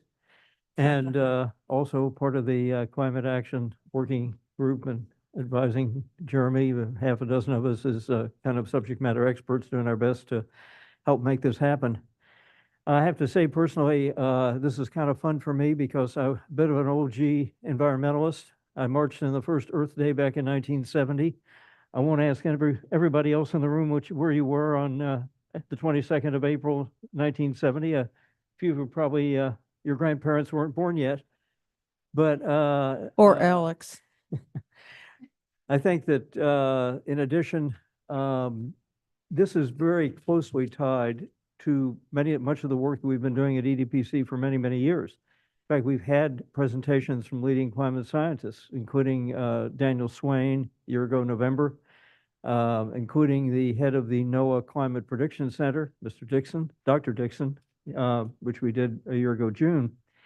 And I think it's important to understand what climate change really is, which is basically the much greater likelihood of extreme weather. And when you look at what Jeremy is trying to do here, and I think his management of this very complicated, very difficult project with a lot of bits and pieces and moving parts, if you will, has really been outstanding. We brought in a good consultant, and then we've taken that work and really kind of localized it in a very important way. And Jeremy has kind of led the charge on this. So that what we're going to be focusing on is really looking at 3, 4, 5 things that are really going to move the dial, as opposed to 27, 28, 117 things that are so diffuse that it'd be very hard to get everybody focused on them. Now, eventually we'll get to all the lesser items, but I mean, the idea is, as I used to say as a strategic planner back in the day, if you've got 50 priorities, you got no priorities. The important thing is to have a certain number of 4, 5, 6 things that you can really get accomplished that really will matter. One of them, obviously, is going to be anything we can do in terms of fire prevention and disaster preparedness, because we have to be prepared for what the climate, let's put it this way, the climate is inevitably changing in a way that doesn't seem to be for the better. And I think, Sue mentioned earlier the issue around insurance availability, and ultimately that's going to become a mortgage availability issue as well. Obviously, it impacts property values and our tax base. So the more that we can do to prevent fires, the more that we can do in terms of both individuals, because we're being individually rated on our properties, and we're getting a community rating.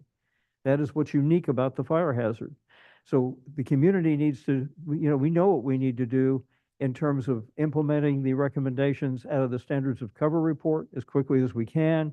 We need to know what we need to do in terms of undergrounding, because that's a tremendous hazard. And then those of us who are property owners, if I can have another 20 seconds or so. Go ahead, Matt. Box our eaves, put on a Class A roof, upgrade those vents, get rid of anything flammable within about 5 feet around your house. It's called the home ignition zone. Not a lot of vegetation management. You don't have to chop down every tree on your property. You just have to remove a lot of vegetation within 5 feet of your home around the structure. And again, this is an important environmental protection activity because in fact, and then just to localize it to California, there was some research done at UCLA and at University of Chicago published a couple of years ago that basically found that the wildfires that occurred in 2020 only through so much GHG, so many greenhouse, a huge volume of greenhouse gas into the atmosphere, that it undid twice the level of greenhouse gas removal that was achieved by all the regulation we've had here in California for the 2 decades that preceded 2020. So, I mean, that's the kind of swing factor that wildfires are. They're the greatest environmental hazard we have here. Thank you, Matt. So obviously, the more we can do to protect ourselves, we also do that to protect our environment. You remind me of Smokey the Bear. I'm sorry? Only you can prevent forest fires. Well, as a matter of fact, our emergency operations coordinator came to us from the U.S. Forest Service, so he has that training. Right. Thank you very much. We'll start calling you Smokey there, Matt. Yeah. Anybody else? Okay, I'll close the public hearing, bring it back to council. Who wants to start? I will just make a few comments. I think, if you go, we concentrate on electrification. We know that we can eliminate probably 85% of the greenhouse gases. And that's the goal that we have to go after. And that means electrification of cars, electrification of buildings, and recharging stations as well. All I would say about that is I know we're on that path. If we can accelerate it, and I would say to Mr. Kiff, if we could include, and to you too, Jeremy, if we can include leasing instead of buying vehicles, that might give us more bang for the buck on all of those vehicles that we can do that for. I know we can't do them for a lot of the big trucks perhaps, but we should be considering that option as a lower cost option. Thank you. Alex? Yeah, so I think this is really one of the most important issues that we deal with because as Tom Osborne said it very well, Laguna Beach is an environmental leader, so we have a responsibility to really to demonstrate that we, a city can take substantial action as it relates to climate action. As I look at this, what does concern me a little bit is going back to what Matt was saying. If you want to do everything, you're going to end up doing nothing. And I sometimes feel like we're on a hamster wheel of just plans and plans and plans. We have 2 plans that related to electric vehicle charging stations. We have the microgrid plan. We have this. There's so many plans going on. And I think really at the end of the day, we in government, we get too focused on plans instead of what is the purpose of plans, which is outcomes. And what we have in front of us is really a unique opportunity because there's an unprecedented amount of money out there with the Inflation Reduction Act, which a lot of that funding is going to start to expire in 2030. Who knows what happens, in this next election that could even be, end sooner. And so we really have a responsibility, I think, to actively figure out how we can act instead of maybe trying to do so many different things in a plan, focus on how we can deliver on 3 things for me. And I think I really like what Judy was saying about leading by example, because that's really what we as the government should do. To me, the 3 things that make the most sense would be the solar microgrids, with the solar and the battery, and then the electric vehicles. And what's great about these 3 things is all 3 of those things will allow us as a city to get to net zero carbon emissions. Hopefully, I think 2045 is too late of a deadline. So if we could do maybe a 2035 deadline for government operations, but it would also save us money over time because we'd be able to leverage these tax credits and we'd be able to reduce our costs. I've been reading, I've been trying to understand how do you effectively do climate action. And so there's this study that was done by Berkeley Law and the Institute for Local Government in 2023. And what that study found was that a climate action plan is not really necessary to do climate action. There's a lot of jurisdictions that are able to do climate action without the climate action plan. But really the one thing that matters is funding. And so I think what we need to be laser focused on is how do we fund these projects to make them happen? What other jurisdictions have done that I think is a model that we need to look at is creating an internal sustainability revolving fund where you put money aside and you put it into projects. So for example, solar. when you put, the solar at Act 5. I don't have the number off the top of my head, but over time, that's going to save us more money. And so then you redirect those cost savings back into this internal fund, and then you reinvest in more projects, maybe, whether it's electric vehicles, which are going to save money over time, or solar on, our fire stations. We've been talking about solar and batteries on our lift stations. So as I sort of look at this, I think that instead of focusing on so many different things, let's focus on 3 things that we're going to hold ourselves accountable to actually achieving. And then when we do that, then we go to the next 3 things. Because what I'm worried about is that we have this plan that looks really great, it has great graphics and all that, but at the end of the day, it doesn't really do anything. And so I would be so we have $500,000 already allocated to the microgrids. And then hopefully Sue and I need to go and secure the $500,000, hopefully from Supervisor Foley's office. My understanding is we have $200,000 left in this consultant contract. I think if we could, I agree we need to focus on the metrics. So I would want to keep that part of the scope of work. But if we're able to take some of the money from this consultant contract and actually put it into a revolving fund, that's how we really deliver results. And if we're able to have this internal revolving fund where we can demonstrate to our residents, but also to all of Orange County, that these investments are not just about reducing emissions, but it's about saving money. We might even be able to get, our city manager's former city of Newport Beach, that they might be willing to do stuff like this, because the interest might not be climate action, but if it's cost savings, it doesn't really matter. The goal would be the same. So I guess my feedback, and I don't know how my colleagues feel, is that we really should be not spending so much of our time on this specific plan, but figuring out how we can take as much money out of this plan in the remaining parts of this contract and put it towards implementation and creating a what we could call an energy efficiency and fiscal sustainability revolving fund that's going to really be a catalyst, I think, for real climate action. It's going to be a model for how we can, lower costs, save money, and then reduce our emissions, so we could hopefully, as a city government, get to net zero government in carbon emissions by 2035, because that's really what we have to do. So that's where I'm at. I don't know where my colleagues are. Mark? The last speaker did mention benchmarks, and but I do have a couple of questions for Jeremy. When we originally started this, we had this conversation, correct? Whether or not that the money would be best spent versus, putting together the plan or putting the dollars straight to work on actual projects, right? So can you tell me, Alex, so you're mentioning possibly diverting some of the money that's currently going to be going to consultants toward an actual project. Is that correct? Correct. Okay, so I understood in our original months ago when we started this that this plan was going to enable us to apply for funds, whether grants or what have you. So can you talk to me about that? And I'm just wondering if we divert and what do we need in this plan to make sure, if in fact those dollars are available, that we're going to have a study that holds up and assures us that opportunity to get those funds?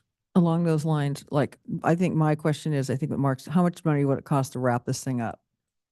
That's another way of looking at it. So that we could get the grants that we need and save some money so we could do implementation.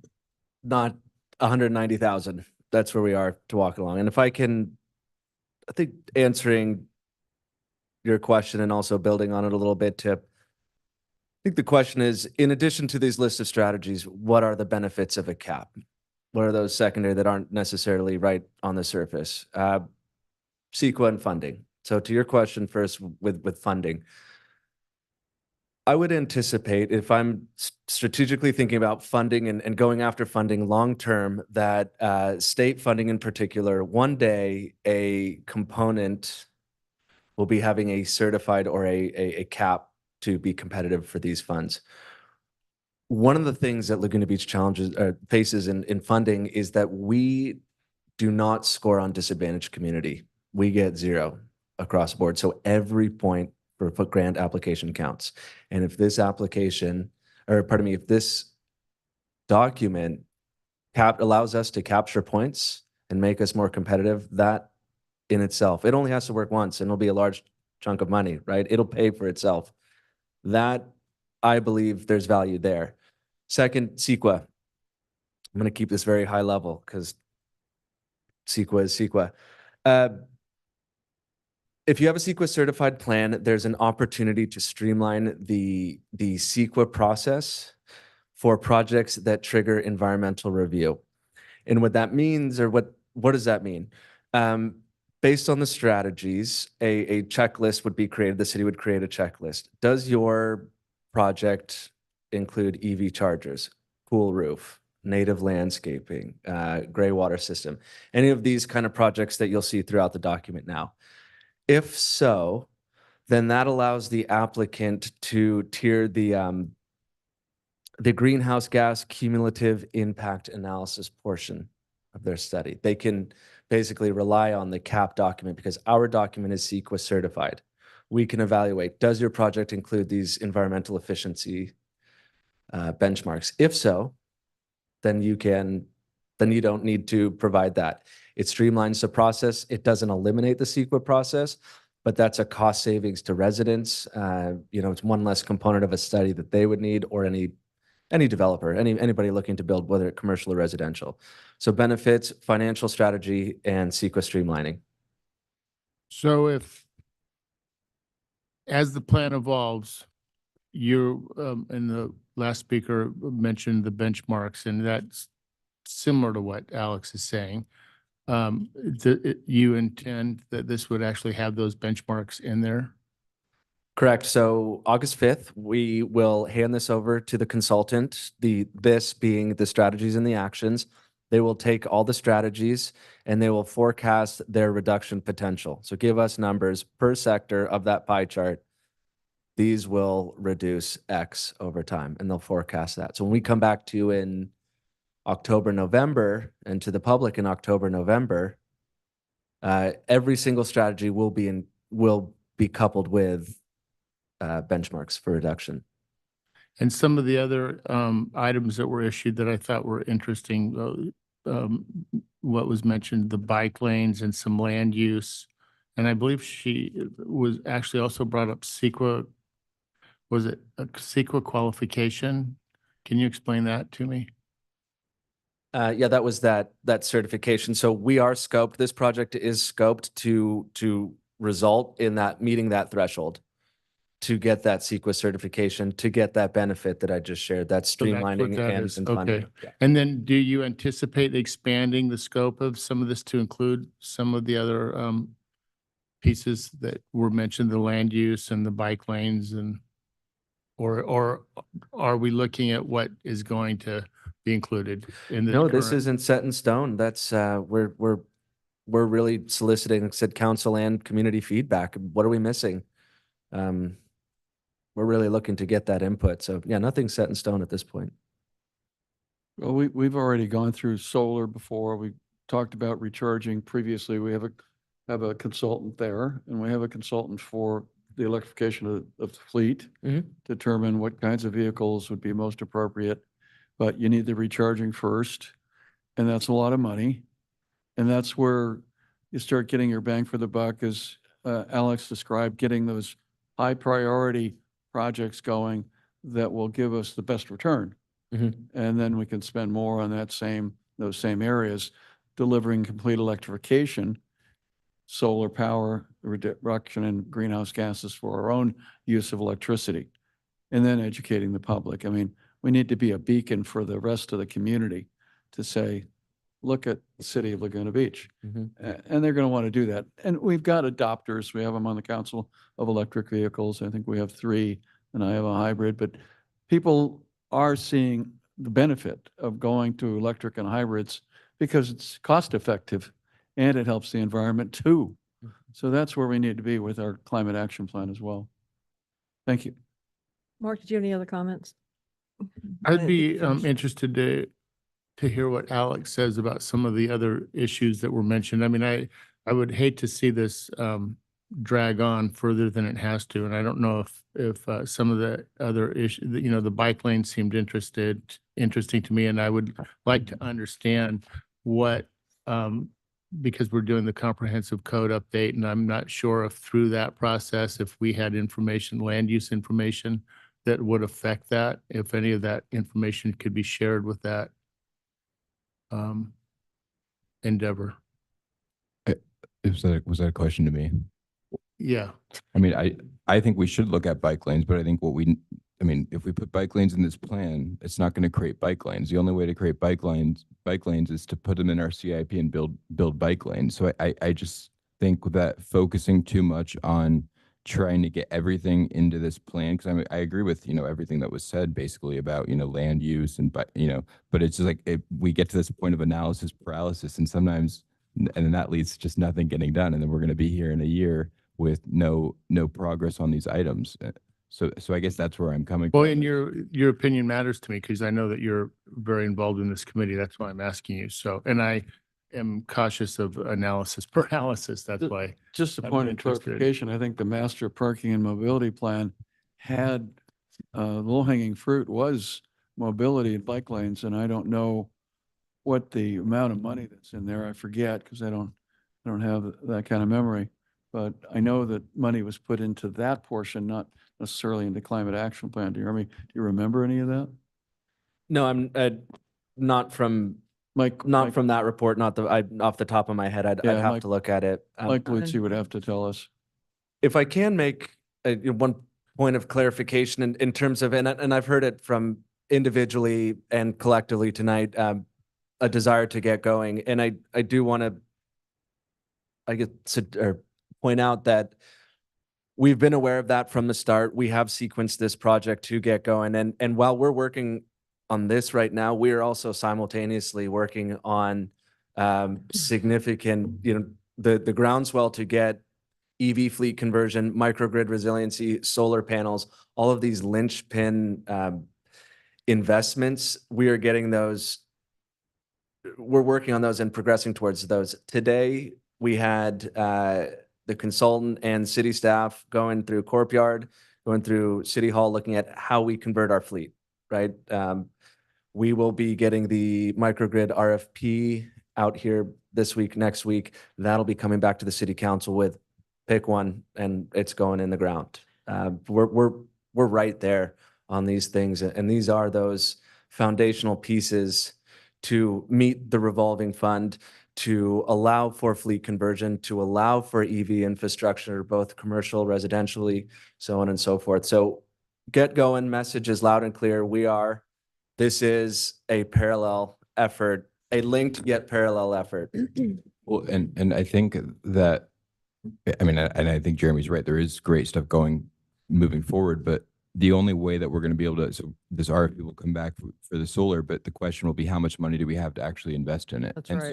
so I can't get myself to think that of the roughly $200,000 that we have left in this contract, that, $150,000 of it wouldn't be better spent actually investing into this revolving loan fund. And, for example, bike lanes, we have the Complete Streets report from 2015. I see Les is here. That's been sitting on the shelf since then. So we have all these plans, and plans are great, but really the only way to make things happen is money and taking action. And so I would, that's where I would be, is how do we, reduce this contract and put that money actually into action to the extent that we can still meet these CEQA requirements and then have a plan that's technically a climate action plan. So I don't know if Jeremy could, I don't know if probably right now you would need to look at the scope of work and talk to the consultant, but that's where I'm at. I just can't, it seems hard for me to see how we would be better off spending $200,000 on this study when we could really be putting that money to use. Yeah, I totally agree. I mean, I'm kind of tired of spending money on these consultants because I think it's a good report, but everybody knows the problem with climate change is energy and transportation. I mean, that's the problem everywhere. It's not Laguna Beach. It's every city, every city on the planet has the same problem. Yeah.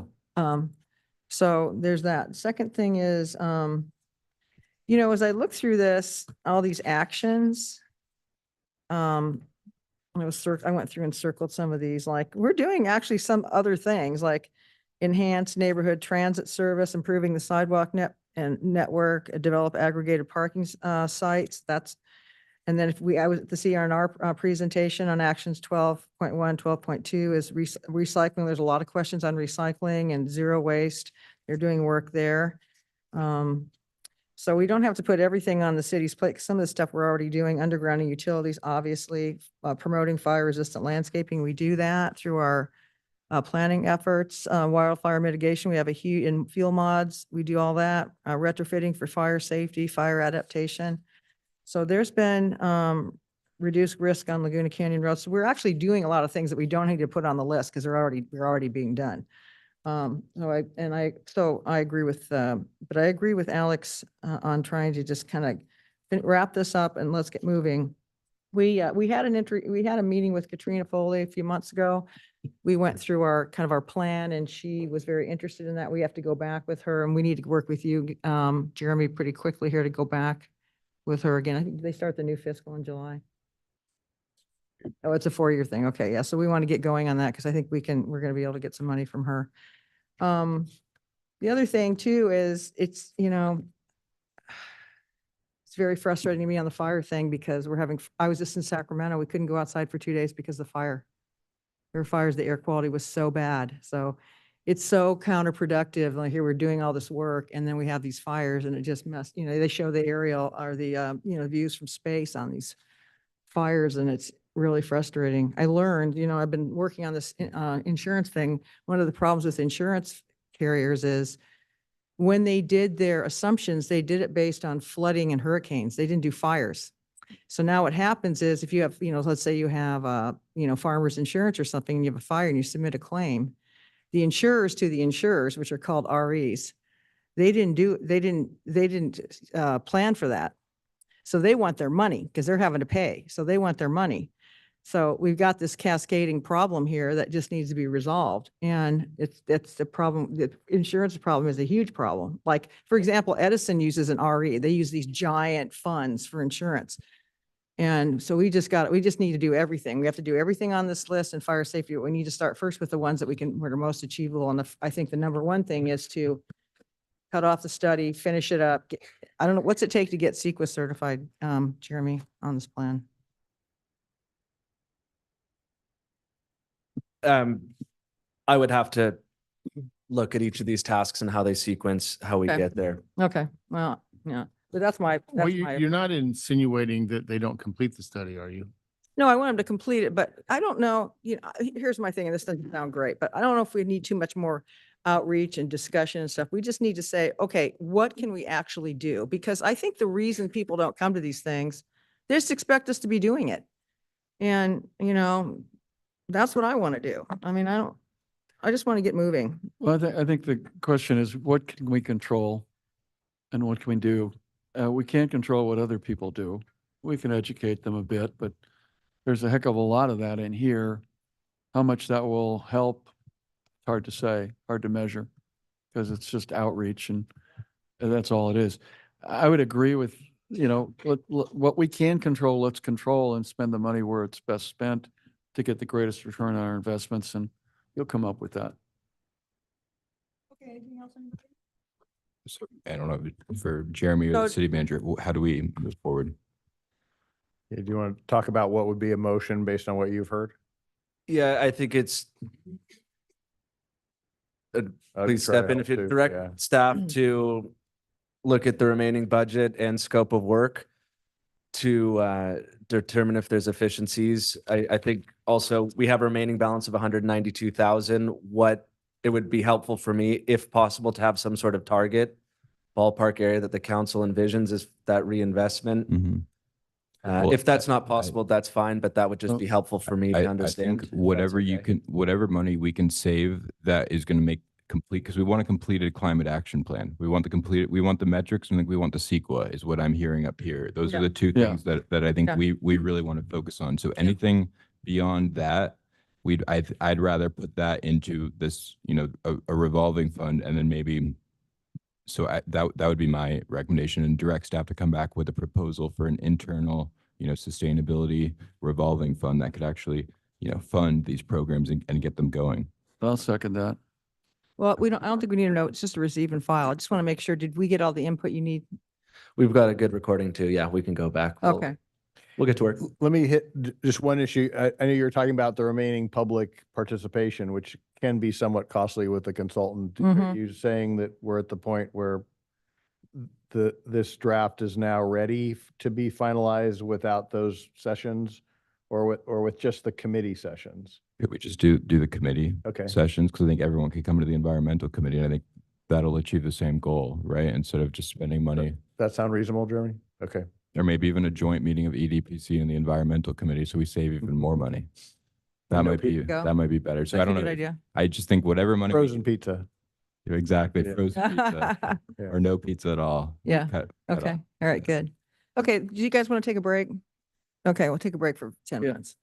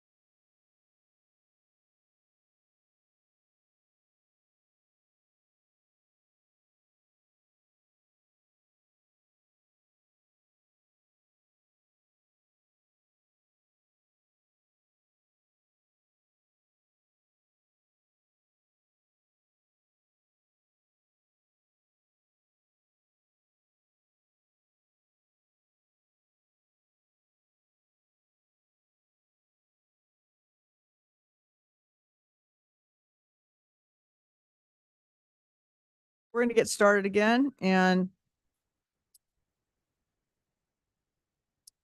this is item number 10, presentation of commercial district beautification / property maintenance program. This is something that's brought forward by Councilmember Orgill and I, and I'll ask Mark if he wants to say a few words.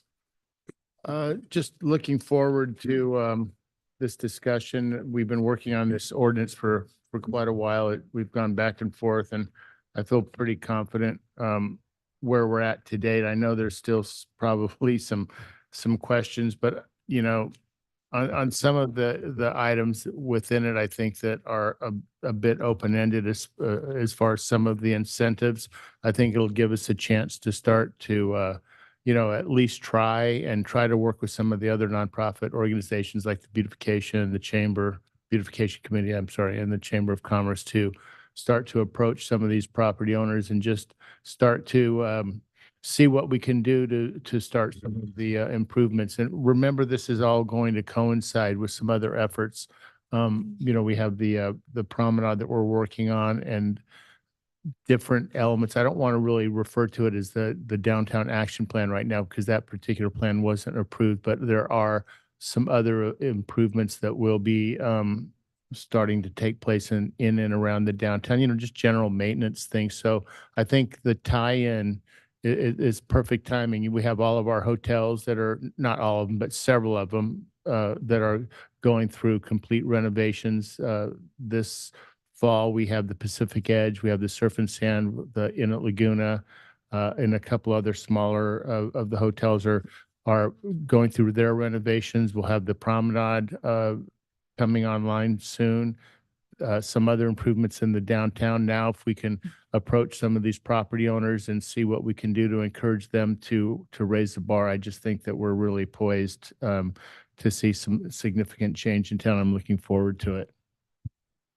Yeah, and Mark and I have spent a lot of time walking in the downtown, and when you really, you know, walk, you know, we all like the charm of the town, but when you really walk around and really look at the town, you can see that there's a lot of deferred maintenance and there's a lot of neglect on some property. So we want to try to get that cleaned up, and that really doesn't cost us any money to do that. It's just basically some diligence on our part, trying to get these property owners to do what they really need to do. You know, our town does look kind of shabby when you really take a close look at it. Then we also have, you know, some work we want to do on the landscaping. So Dave's going to give us some money for that. We're going to be, I'll talk about that a bit later, just to, we need, you know, we just need better landscaping in town. I just kind of, there's certain areas that just look, they look kind of sad. And then we have some code enforcement work that needs to be done. You know, we don't allow sandwich signs on the sidewalk. We don't allow people hanging up their clothes on the door. Those kind of things make us look, as I've said before, very down market. And then I'd like to kind of work on signage. I know when you go to Carmel, you see that they have a lot of those blade signs. So they're, you know, they're about this big and they're off on a perpendicular to the building, and they're not all the same color, but they look uniform in size. It looks really nice and neat. If you drive to Corona Del Mar, one of the things that's always bothered me about that since I got on the planning commission was this is what you look at when you get government, but just the sign pollution, the different signs, it's just kind of a mess. So we're going to work on that.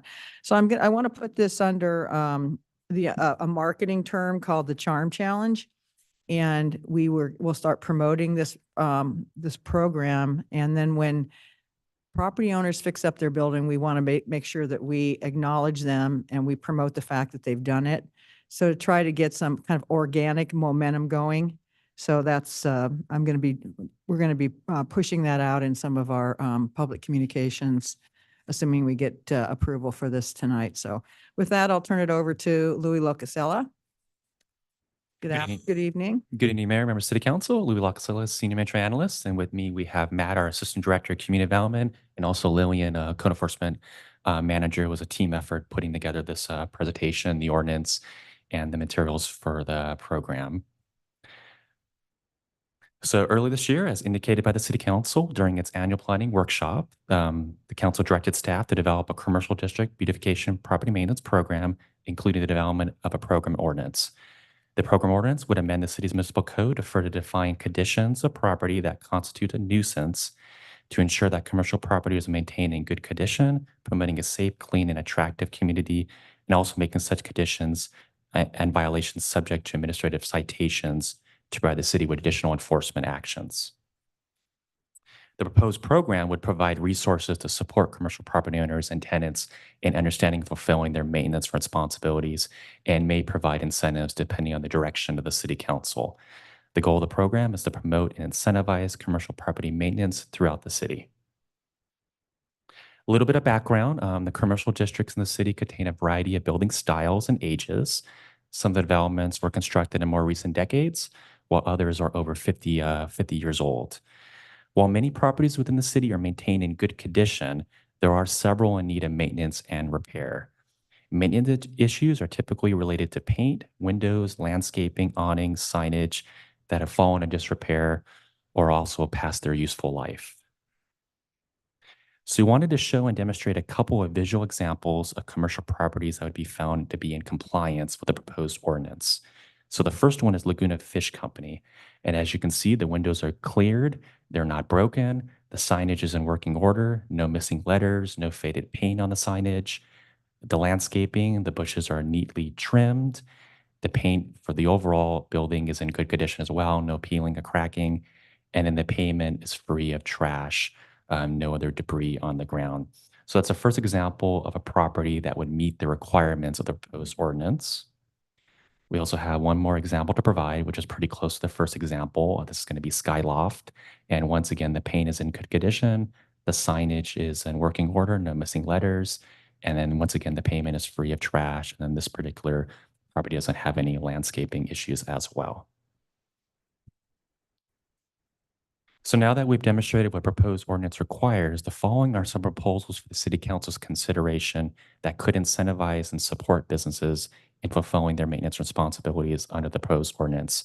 Staff discussed these options with the Chamber of Commerce and received the Chamber's feedback and incorporated some of the Chamber's suggestions. So the first is to establish a recognition and award program to acknowledge efforts by property owners and tenants whose properties are well maintained and can serve as a model for their properties. And the mayor mentioned this during her opening comments. And this award program would hopefully inspire and promote other commercial properties to ensure their properties are well maintained as well. And the Chamber of Commerce thought about maybe having these awards during the city's State of the City address each year. The second is a financial incentive program. If the City Council desires the city to provide financial incentives to businesses to assist them in maintaining or improving their properties, staff has outlined several financial incentive options that the City Council could consider. So the first could be the reimbursement of business license fees for 1 year or another time frame as determined by the City Council. And the idea behind this is would it assist the businesses in offsetting the costs associated with complying with the ordinance. Another financial option could be reimbursing community development fees to the businesses. And a couple examples, waiving, reimbursing community development fees for up to $1,000 per property or up to $10,000 or another amount determined by the City Council. We'll see in previous slides, we've cost out some common maintenance improvements. So we'll see in the next couple of slides how much of the impact it would be on fees related to the business. But it would be pretty abnormal for it to go under $10,000, at least the business was going a total complete remodel.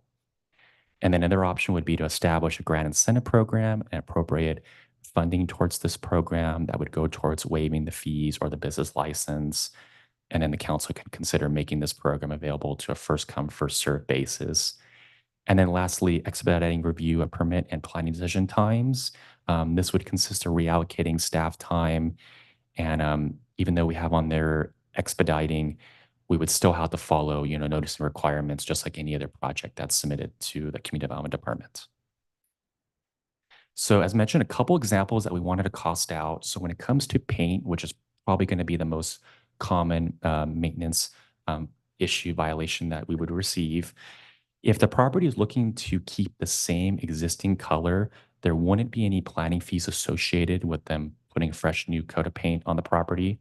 There could be minor building fees depending on the scope of work of the project, if it included like sandblasting. But for the most part, the fees paid to the Community Development Department, the city, would be very minor if the property is keeping the same color. Now, if the property is looking to do a color change, to enhance the appearance or feel like it needs a little bit sprucing up, planning fees would be the dollar amount on the screen. That would be a typical fee. Obviously, it's project by project. If there's historical features to the property, that's going to change the fee amount a little bit. But the dollar amount is what would a typical design review be for a change of color for a commercial property. And then building fees, once again, really based on the scope of work. So as we can see, when it comes to changing the paint or keeping the same, the fees paid to the city would be on the pretty low side. Definitely within that less than 1,000 and not over that 10,000 mark. When it comes to signage, once again, keeping with the same design, if it's a like for like replacement of the signage, there won't be any planning fees associated with that. And then there'd be minor building permit fees associated with the value of the work that's being completed. And then on the screen is the fees associated with new designage. Most new signages would be able to qualify under the administrative approval, which is on the screen. If it's a big commercial property that's starting up a master sign program, then that's the fee amount on the screen. And then once again, the building fees would be based on the value. So staff has also developed the program implementation schedule.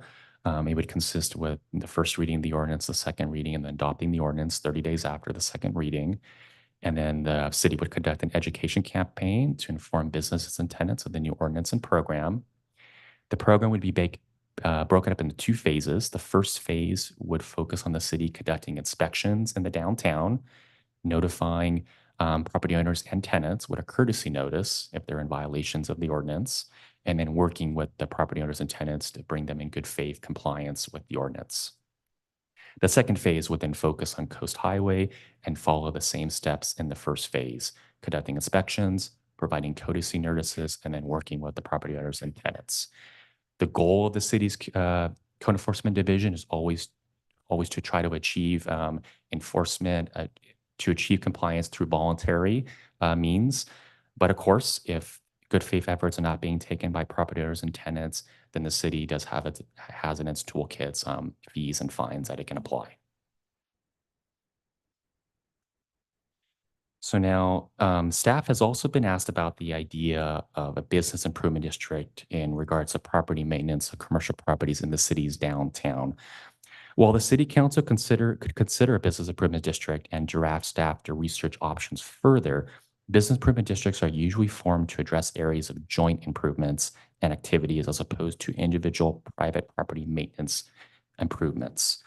Other cities have created assessment districts, which assess funds against businesses within the district to fund such things as parking facilities, benches, streetlights, decoration parks, and then allocate the funding to organizations to provide services such as promotional events and other benefits to businesses within that district. As mentioned, if the city council considers something similar and can direct staff to evaluate further this option. And with that, staff's recommendation to the city council is to receive this presentation of the proposed commercial district beautification property maintenance program and ordinance and provide direction to staff. And staff's happy to answer any questions members of the city council or members of the public may have. Thank you for your time. Okay, great. Thanks, Lou. That was a good way to illustrate some of the specifics of the program. Questions? So I'm trying to understand because I recently dealt with someone, a commercial property owner on Forest Avenue who they wanted to paint their building, which I think it was a good thing because it looked kind of run down, and it took 5 months to get through community development. And so I didn't even realize that you had to go to the planning commission to paint. So can you help remind me where in our code is that required? And like, if you want to go from dark blue to light blue, does that trigger our requirements? Help me understand kind of what our code says about paint. Yes, that's a good question. As I had on the slide and in the staff report, it's project specific. You talked about paint. If you're looking to change the color, like going from red to blue, that's a big color change that requires planning commission review. Now, in the past, there are circumstances where if the change in color was very minor, because the colors that are on piece of paper that have been approved and actually what's out there does deviate a little bit. If there's a slight deviation to my understanding, we've been fine with that. But if it's a main substantial change in color from like blue to red or something like that, then that goes forward to Planning Commission for review in regards to paint. And then how does the planning commission make that decision? Because it's not like, is it sort of just an arbitrary decision about whether they like the color? That's a good question. I mean, I can answer that as a former planning commissioner. Yes. No, they try to look, does it fit into the, overall palette of the, surrounding buildings, and they don't want to paint anything that's too outrageous in color. So it is. And then is that, so I'm seeing different numbers for the cost. So in the staff report, it talks about it's $11,607 for planning commission to go through. Is that accurate? And do you have to do like noticing as well? Yeah, so the staff report took the language from the city's fee schedule. But as you can see on the example on this slide, when it comes to paint, the typical commercial property for design review would pay the fee that's on the screen.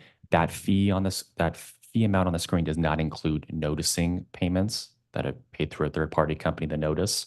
So it'd be slightly a little bit more.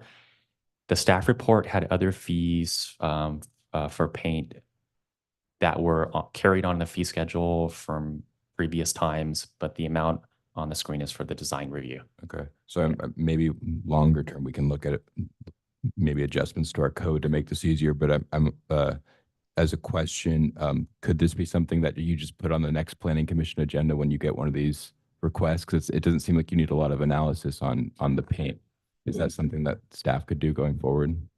It's generally in conjunction with other improvements. Okay. So in the chance we do get one that's just truly paint specific, and that's really the only trigger for a discretionary permit, we certainly could expedite that, and we generally do. Okay. Factoring and noticing and other requirements that we have to obviously meet.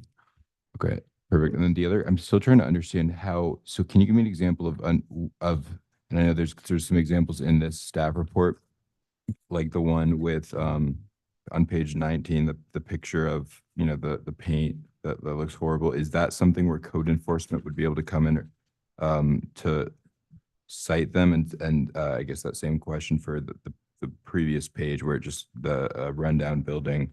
Can you give me an example of how specifically how code enforcement will be involved? So based on this program, once the ordinance is passed, code enforcement would conduct inspections. So they would inspect a property. Let's say the paint was cracking, peeling. They would provide a courtesy notice to the property owner and the tenant, explain to them that they're in violation of the ordinance in regards to the condition of paint, and then provide the property owner and the tenant the ability to have some time to make those improvements. It first start off as a courtesy notice, and then if the business was not making good faith compliance to the city, then the city code enforcement can move forward with citations. But as mentioned, code enforcement would like to achieve it through voluntary means via starting with the courtesy notice. I got that, but so like on pages 18 and 19, would these be examples? Let's say that they got the courtesy notes and they still refused not to. Are these examples of where they could potentially cite someone? I'm just trying to understand how this applies in different situations. Okay, so you're referencing the attachment. So let me pull that up. So slide 18, that was an example of what the property looked like before and after, showing how the new paint on the exterior, improved the appearance of it. So, but like, let's say they didn't change the paint, they just kept it as is. Would that be something where code enforcement could come in and force them to do it? That's my question is what does this mean in practice? I think on this particular example, code enforcement did get involved, and that's why the picture is different by the two. There's So they did. before and after. Yeah. Right, Lillian? Yeah. And then same with the next one on 19. Okay. Those are my questions. Thank you. This is really good work by Marcus, Sue, and Louis. Can I talk to, I want to continue with what Alex was talking about. So if you can imagine, I don't know, a 20-foot wide little storefront, single story. on Forest Avenue. And if somebody wants to do a color change, I just want the other council members to understand that the noticing fee now for something like that is probably close to $500, right? I mean, not that, so 6 years ago it was 350. So it's probably getting close to 500. So if you got $2,700 in the design review fee, I can paint the outside of one of those 20-foot wide single story, just the front of the building, for half that cost. And I just want us to be aware of what we're asking people to do. If it was me, one of the incentives I would have to paint my building, if I thought I could update it with a new color. But then if I thought, oh, well, in order to do a new color, it's going to cost me $3,300, then I'd say, okay, I'll stick with beige. Or maybe I can go a shade up or a shade down of beige. So I just think that we really need to consider that at some point in time. I just think that, I mean, I'm of the opinion I would lift the requirement to go through design review if it was up to me. I'm not afraid of, creativity, and sometimes, I don't know if we all remember Tippecanoe and some of the little stores that we've had in town. I just think that I would rather inspire people to be creative than not creative. And I just think that we really should look at the cost of some of these things. And when we look at some of the incentives, we might want to just try a period of time where the signage and the general maintenance, just do a kind of waive the fees for a certain period of time, just to kind of get people into the program. I don't know, do a 9-month period where we just waive the fees and work with people, give them the handouts for their, I'm not sure where we're going to end up with some of the sandwich board signs and whatnot, but if we do say, okay, well, we're going to allow a couple, like one sign per store, or a blade sign like Mayor Kemp suggested, maybe we circulate whatever those handouts that they can submit, and either seriously alter the fees for a period of time to get them into the system, and the same with the painting. Anyway, that's my suggestion. I don't know if it needs to be an ongoing waiving of fees. I just think I'd like to get everybody into the system, and that at some point we can weigh the fees on an ongoing basis to make sure they're in line with reality. Well, I would agree with the fees. It seems like that $2,500 fee or so for painting is just, I don't understand it. And that doesn't matter what size building it is, I assume. No, right? So let me give you an example. Years ago, Laguna Beach Beautification Council, and I was part of it at the time, 2015 or so. We actually got the telephone company at the time, Verizon, to paint their building. It was the only capital item they had in their budget for all of California, because they were selling the company to Frontier. And it was $140,000. So everybody paying the same amount doesn't make sense to me. On the other hand, I also want to ask, I think the awards program is great. But I think maybe the people, what problem are we trying to solve here? Are we saying the fees are too high to maintain your property, so people are just letting it go? Are we saying that the landlords aren't doing well and they can't afford this? They can't afford these fees. They can't afford to maintain their properties. Would they go into this program and spend money and then $10,000 and then sell the property because now they fixed it up and save $10,000? Maybe not. But the other question is, have we really enforced any of these codes? I think the mayor said we did in one case. I would ask, how many have we really enforced the properties that are degraded to do what's right and fix them to the standard that's reasonable? Maybe not the standard of the Heisler building, but a decent standard where they look nice. Why can't that be done?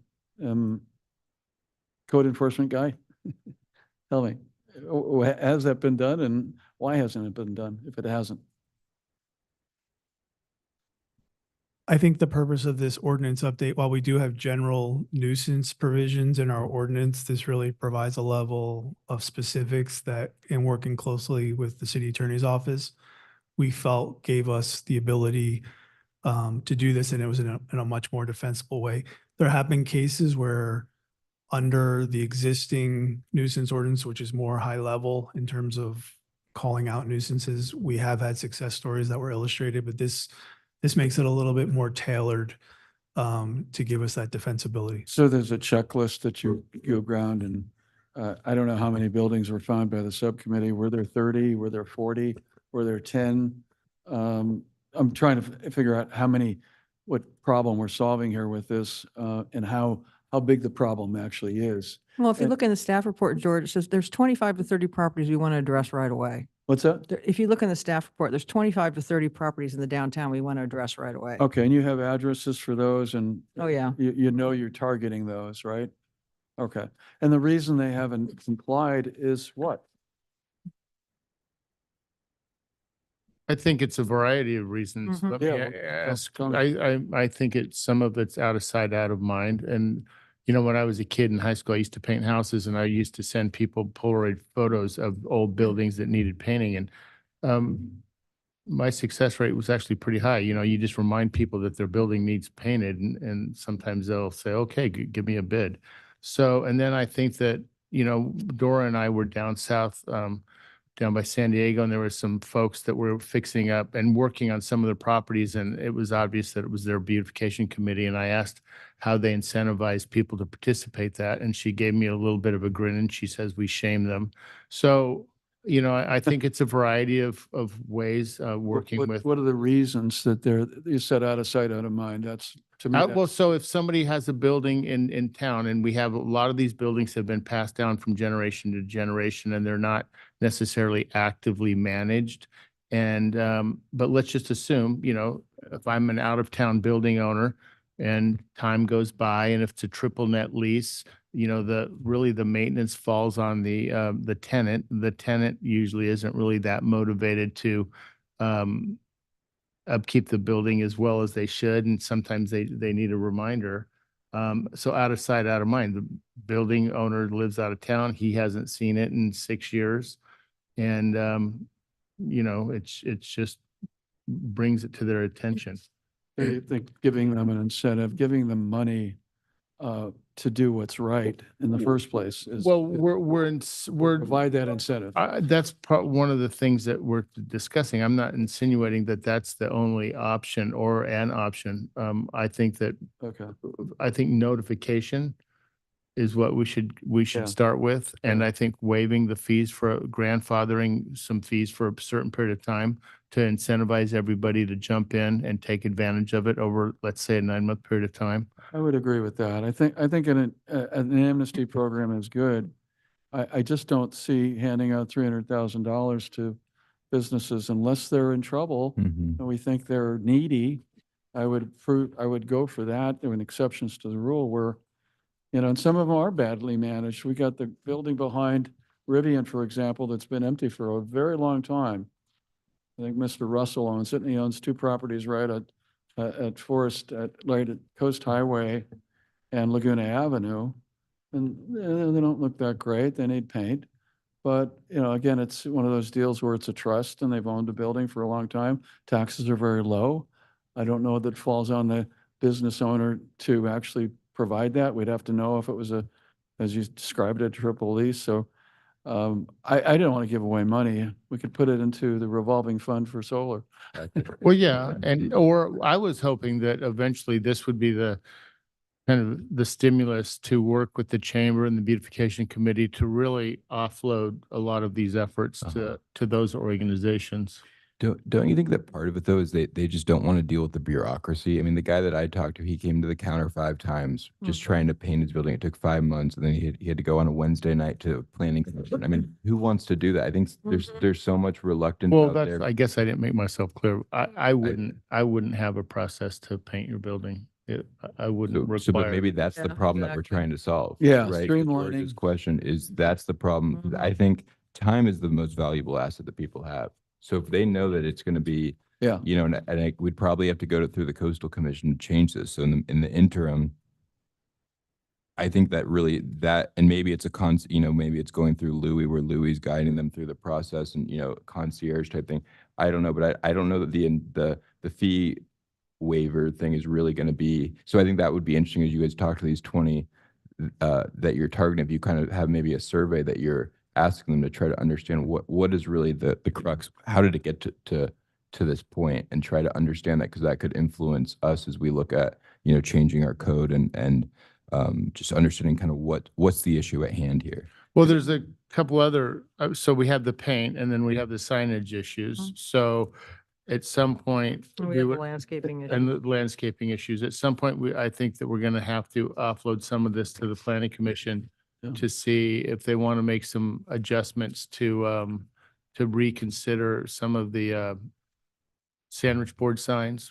The problem that we have right now is some properties are littered, literally 4 or 5 of the sandwich board signs in front of one property, along with posters leaning up against the buildings. I mean, it's pretty, I don't know if you've walked around, but some of the properties have really gone overboard. They should have enforcement. I mean, Chantilly Ice Cream years ago came to me and I said, hey, I have to spend $700 to change my awning. I'm going, whoa, are the boats changed? What changed? His awning deteriorated. He had a permit. He needed a permit to get a new awning. That should be, you know, very little money to do that, or to paint it the same color should be very little money. So the 2,500, I'm not sure what that's paying for, the actual cost of what in terms of supervising staff or inspections or what is that? Especially if you're Probably for the downtown. staff report and everything else that it takes to get the thing routed through. That's what I mean, planning. streamlining. Why would you need a staff report? We have over-the-counter remodeling for homeowners right now. And it's a you know, non-DRB activity. And here we are with the DRB activity. Maybe that needs to be a over-the-counter sort of thing when it's plain vanilla kind of work. Changing an awning, you know. Well, that's going to take some time to route that Yeah. through the planning We commission. need to Yeah. get the town looking better. That's the point. That's I the don't point of this disagree whole with it. thing. That's So the root cause. Do we have, can we then set up a system tonight where we just agree that we're going to waive the fees for a certain period of time? An amnesty kind of a program? I'd be open to that. Yeah, I think you could direct us to come back to you with that. And would be a great question for Megan to see how quickly we can do that. I think we can. Have some type of official waiver of fees for a period of time. Yeah, we can ask her. But do you want to, Reviewed this pretty thoroughly. would that be targeted to the properties you mentioned, the 25 or 30? I imagine it would. Yeah. Okay. I would agree And with then over time, if beautification and the chamber wanted to develop programs and they needed funding to continue some of those programs that, you know, whatever, I can't think of what would come out of their imaginations at this point, but if they came up with some worthy programs that could achieve our goals, then they could come to us if they needed funding to implement some of those programs. Well, the award program sounds pretty good right there. I mean, that's recognition. So just for clarification purposes, we can definitely bring back some more information. Did the council had a preference in regards to waiving the fee or reimbursing? There might have been one argument about reimbursing, so then the property owner or tenant doesn't get too far in the process and then ultimately doesn't do the work. So therefore, we Yeah. waive the fee in advance, Yeah. or do we want to just focus on the reimbursement on the end? Well, I think when we talked about it, one of the reasons we put that in there is because we want to make sure they do it. That's the hook. And, you know, if they're willing to do it, then they're going to be willing to pay and then be willing to be reimbursed. So I think that's a good, what do you think about that, Gavin, in terms of the? Yeah, what's easier to manage? Waiving or reimbursing, Well, I'm sure it's fine, but you Reimbursing, okay with that? to reimburse or to waive? I'm Get sorry. reimbursed after they finish their work. What gives the city the best ability to make Yeah. sure that the work gets done rather than waiving and the work not getting done? Yeah, so when I looked at this, it's the reimbursement. Okay. It's the incentive. If you can get it done in a certain time frame, then you get the fees waived is what the idea was. Yeah, I think The that's a good suggestion. idea. And so, Yeah. right, if you just waive it up front, Yeah. where's the carrot at the end to get it done within the time frame? I think 3 the months, council likes 6 to get it months, done. waive, and and then the waiver goes away because you haven't exercised it. How do sidewalks fit in this? Because I know that I recently learned that in California, you can make it where the city has the property owners responsible for the sidewalks. So I don't know how we deal with sidewalks. So a lot of these sidewalks look horrible. They're ours. Yeah.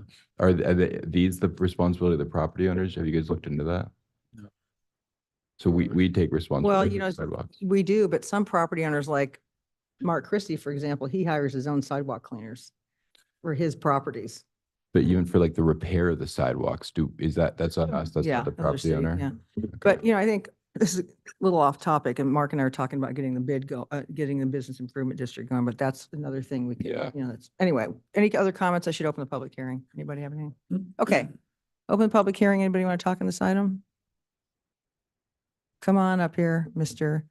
McGillivray.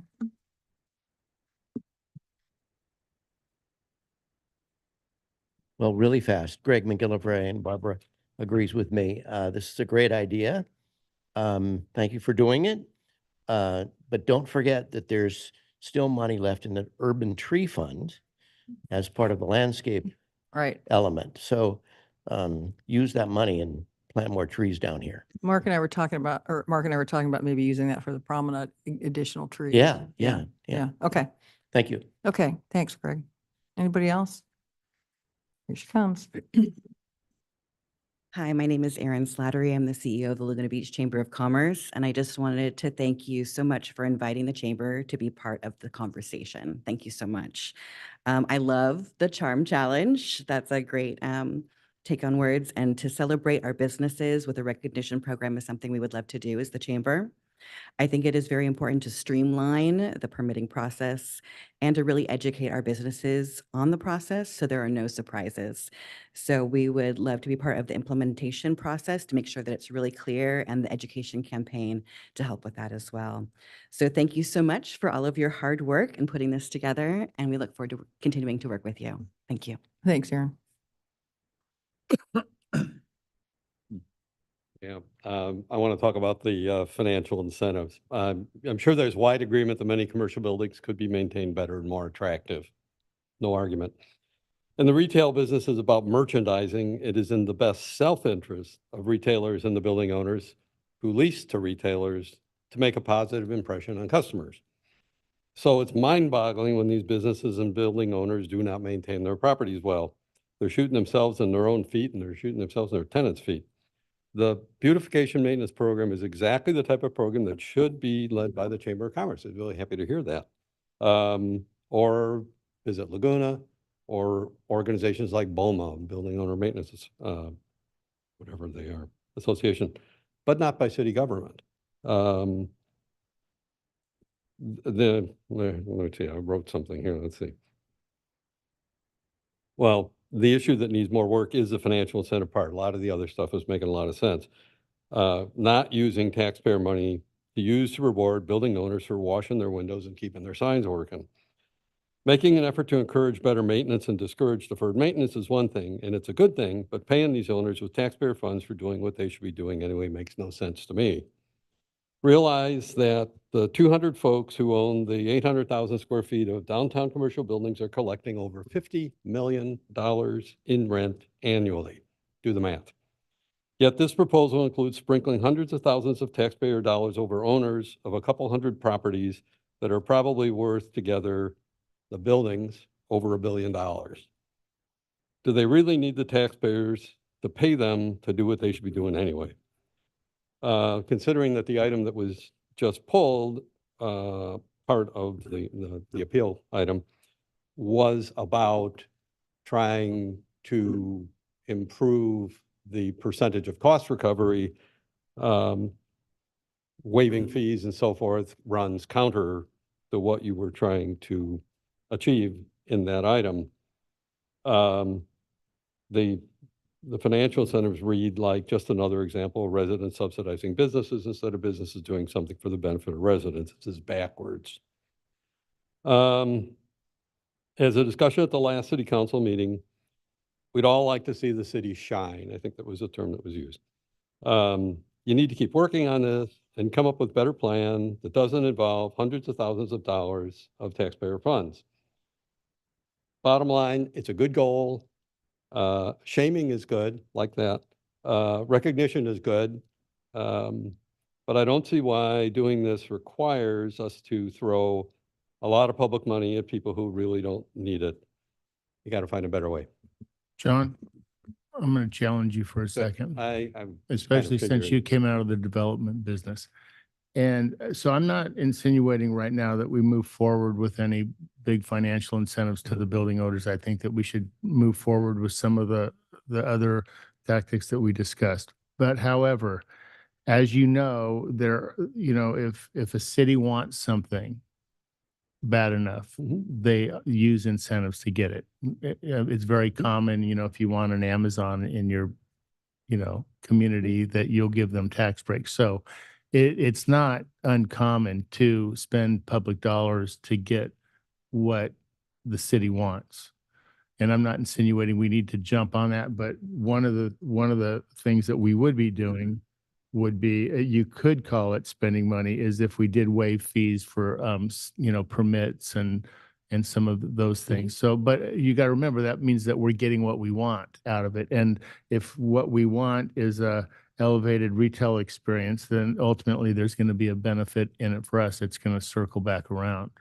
Yeah. I don't disagree. I mean, it's a cost benefit process. You got to figure out, are we really going to benefit? How are we going to benefit? What's it cost? But, I think you also said something, you're absolutely right. I think a lot of the other things work. When you get into the fees, once again, it should be a source and use kind of thing. I didn't really see the point of waiving the the business license fees, for example. But what it really strikes me, when you say that it's going to cost me $2,000 or some number to get a permit to paint the place, it isn't, to me, it's a scope of work. Why is the staff spending however much time it takes that costs somebody $2,000 of staff time just to review a paint permit? And that, I think, is where you were going with the planning. If you can work with planning commission to say, for certain things, we don't need to spend more than an hour of staff time. An hour of staff time is worth, pick a number, $500. The fee should be. Well, it's because we've created a tangled web of processes that the staff has to try to figure out how to implement and process these applications. But we're gonna be working on that. Some of the streamlining stuff makes sense, but that's exactly it. It's like, you might be spending 8 hours of staff time, but why do you have to spend 8 hours of staff time? That's the root cause. If that's the root cause, we need to simplify it and change the fee basis. This sends a bad message to those who do maintain their property. Yeah. They say, oh, well, the deadbeats get a break. Oh, wow. Isn't that great? No, it's not great. Well, on the flip side, award thing with the employees, you recognize employees that you guys did a great job. That, I think that works. Yeah. I think Yeah. just recognition doesn't cost. But under this charm, what's it called? Charm challenge. Charm offensive. Like I said, if we did a period of time, grandfathered some fees, or at least for painting, I believe, that could be open to all the properties, not just the 20, right? Thanks. Anybody else? Okay, I'll close the public hearing. Council, bring it back to you. So I think I'm very supportive of this program. I think when we step back, over-regulation is the problem of why we've gotten into this mess. I mean, I think it's ridiculous to have a committee basically tell you, what color your building should be. I just think that's so antithetical to our creative nature as a community. But that's going to take, we have to go through the Coastal Commission to get policies like that changed.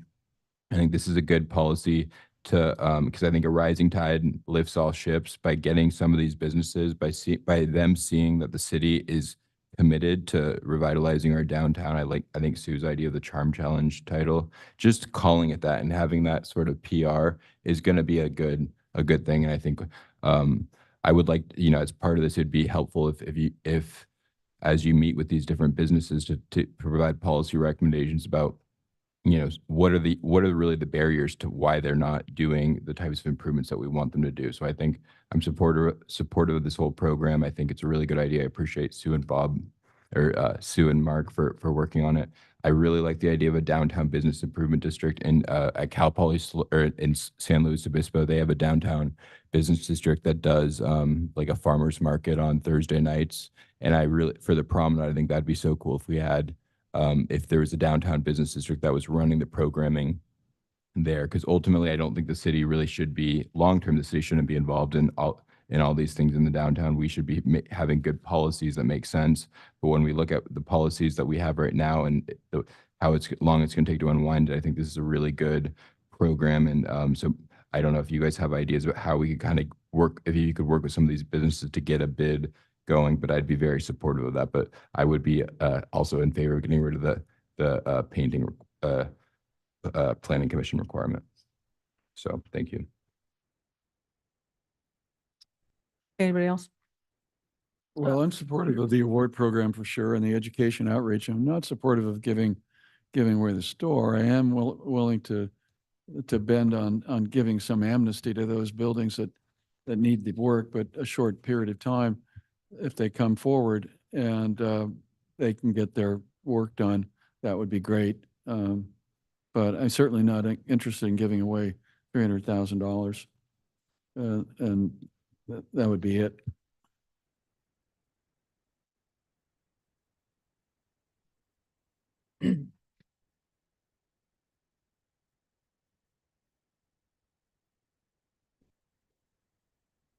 Yeah, no, I'm okay with it. When we talk about, I don't know what giving away the store means exactly, but so what we're talking about is we're just trying to incent people to do it by, waiving fees. And I think, they're not doing it now. It puts a lot of peer pressure on these businesses to do it. So if you have if all the other buildings are coming up to snuff and looking better, then they're going to look bad. So this is one way to do it. We don't do a lot of new building in this town, and we have a lot of old buildings.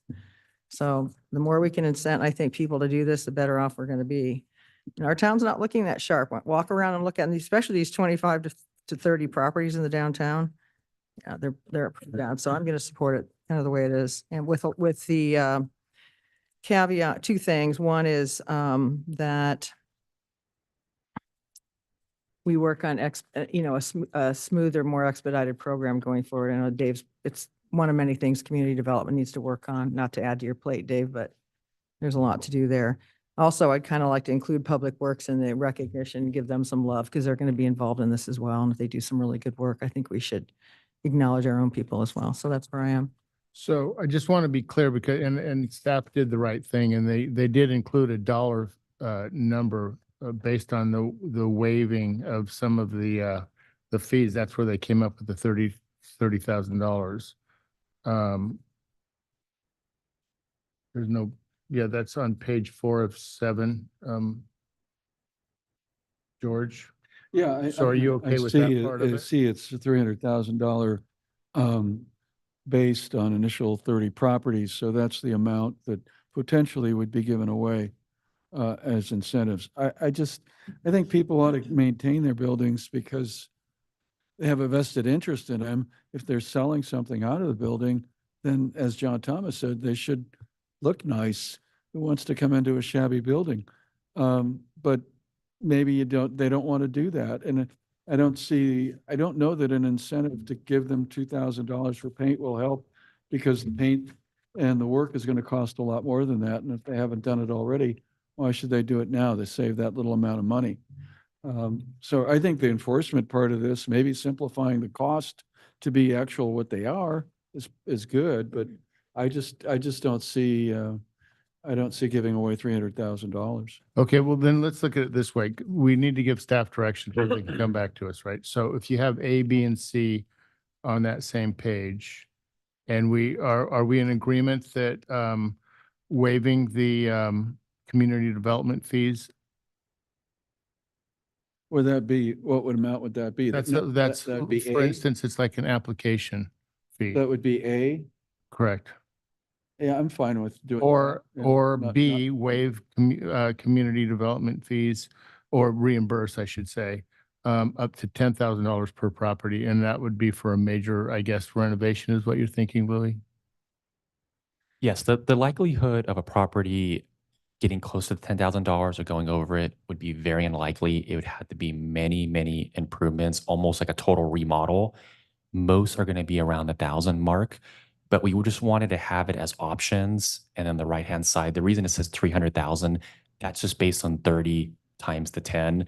But as mentioned, most properties won't be coming close to the $10,000.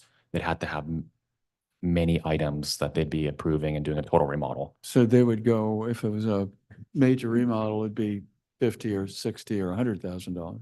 So I'm in favor of waiving or reimbursing the complete design review fee for painting and signage for a new signage program. I don't know how. And can you put like a timeline on it where it's like to create a sense of urgency where you say like, you have to do it within a certain amount of time or else you Yeah. lose? Because I think that's how you really can create that kind of behavior. I pulled it out of the hat, but my original Oh, yes. comment was 9 months. Okay. But Yeah, that Okay, works. I so didn't let's- base it on science. I just, I would be fine with That's that, good. paint and signage So too. Mark, are you talking about this table right here?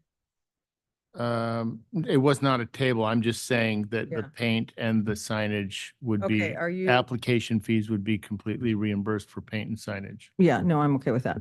So just to be clear though, on this too, so we're not giving away money. We're not getting the money. They're not doing it right now anyway, right? So it's not like we got a pot of $300,000 that we're losing. They're not doing anything now, Correct. right? So it's not a giveaway. It's just that it is incentive to get them going.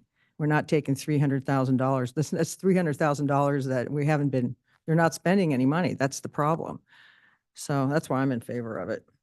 I just want to get, we can do this for a year. Let's see what we get. So if we're not getting anything, then we can just roll back the program, but let's see if we can get some momentum. That's my thing. So you want to use the, instead of 9 months, do a year and see. Just do a year, do it as written with the caveats that we just talked about. Well, And let's see what kind, I'm not done talking. And let's see what kind of traction we get. If we're not getting any traction, then that's the way it goes. But we got to try something. We just talked about previously, we just talked about capturing all of our community development fees and costs for appeals. We've talked about before, we've got a halfway there or more on community development fees, and now we're going to give them away because we're not enforcing the rules, or we don't have good rules, or we're charging too much for small things. So I'm fine with A if we want to do what Mark said, but I'm not fine with B. Okay, so I'm gonna mark everything else. Well, what are you going to do? Give direction to, what are we going to do about C? Let me see. Another amount desired by city council. You want to see if there are 3 votes for A and B? Yeah, 'Cause that's don't what I was think you gonna need do. C, Yeah, I was right? gonna do C was that. kind of an option. Yeah, let me see. Are there 3 votes for A and B? So 2A and 2B. so- 2A and 2B. Do you vote for that, Mark? Yes. Okay, Alex? Okay, me too. So we have 3 votes for that. And then I imagine it's understood that you want the ordinance to come back for first reading. Yep. So that'd be part of the motion. Yep. Okay. And then, but the row 3, Mm-hmm. I'm unclear about what you want to do with row 3. Is that a no-go at this time? Oh, No, I think we just wait. wait on 3. We'll wait on 3. Okay, wait on 4. Aren't we gonna do, I mean, you're gonna try to do expedited review. It's not Yeah. some formal Right. expedited review, but Right. yeah. Okay. And then on the table 1.2, the new painting and the replacement of signage, it's a reimbursement of fees for a 12-month period starting, is it starting today? Starting July 1? I don't know if you have to do the ordinance to make those 2 things occur. Do you not? Okay. Matthew or Louis? We could begin that immediately. I mean, we'd have to do some outreach, but, Okay. and it would basically tie together when we come back with first reading. What if we said starting July 9th on first reading? Okay. Yeah, I think that's fair. I would suggest that we take number 3, Sue, and we keep the subcommittee together and we work with chamber or whatever other nonprofit to try to help them put together whatever program that they need to continue. I agree with that. You agree with that, Alex? Okay. Do staff have any questions before that becomes a motion? You just feel like you Are we clear enough? raise it now. Okay.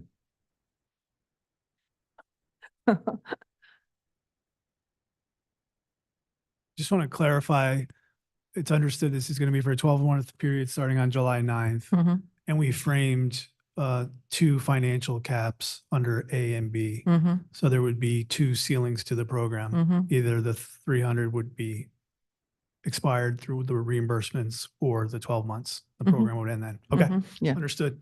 Okay.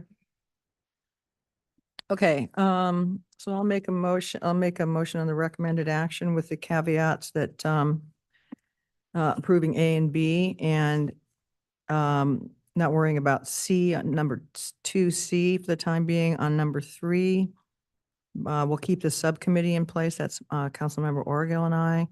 And number 4, Dave, I believe you guys are gonna work on that, right? Okay. Okay, that's my motion. Is there a Second. Mhm. All in favor? Aye. Aye. Nay. Okay, so that's 3-1. You got. Okay, next item is our adoption of fiscal year 2024, 25 budget approval. So we have our finance people here. Gavin, thank you.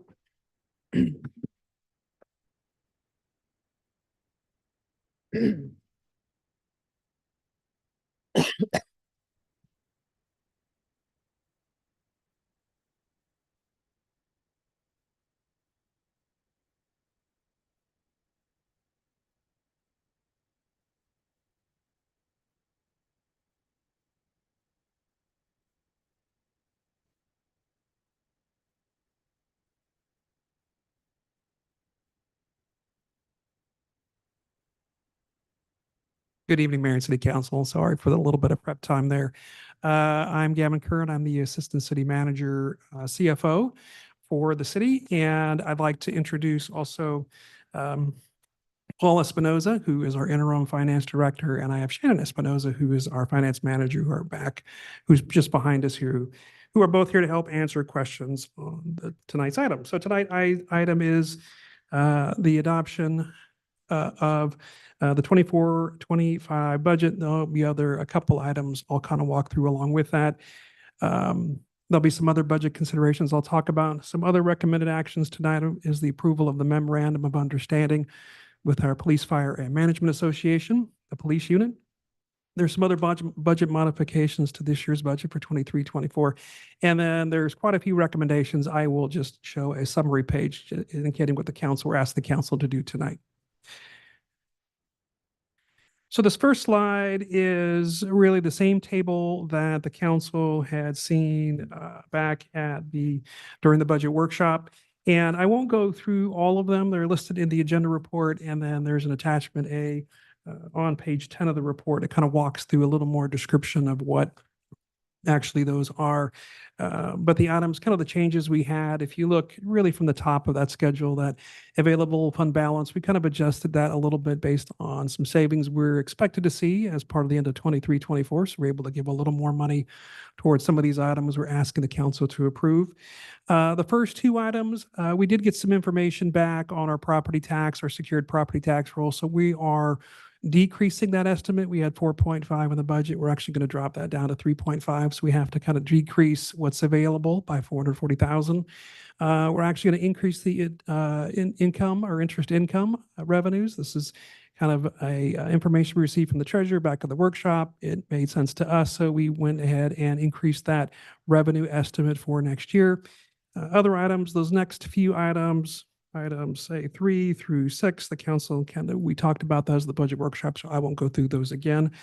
One of the items that we did add was item number 7, and this is a citywide document management improvement and implementation plan. This is really look to our document management and how we bring more onboard documents, kind of paper documents, to more digital.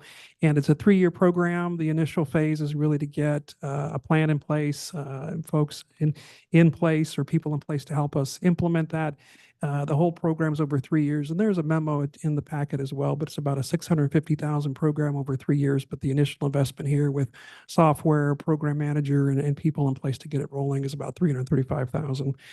The item number 8 was removed. It's the appeal fee, so that item was taken off. The next item is number 9. It's 300,000, and this is really funding set aside and put a plan in place to address the backlog in community development. I know the city manager, Dave Kiff, has kind of mentioned this, but this is funding to help deal with that. Also, we were putting in $80,000 supplemental funding for the class and comp study. I think that brings it up to 225,000. We'll bring that once with this appropriation, we can bring that item back to the council for approval and kind of move that forward, that class and comp study.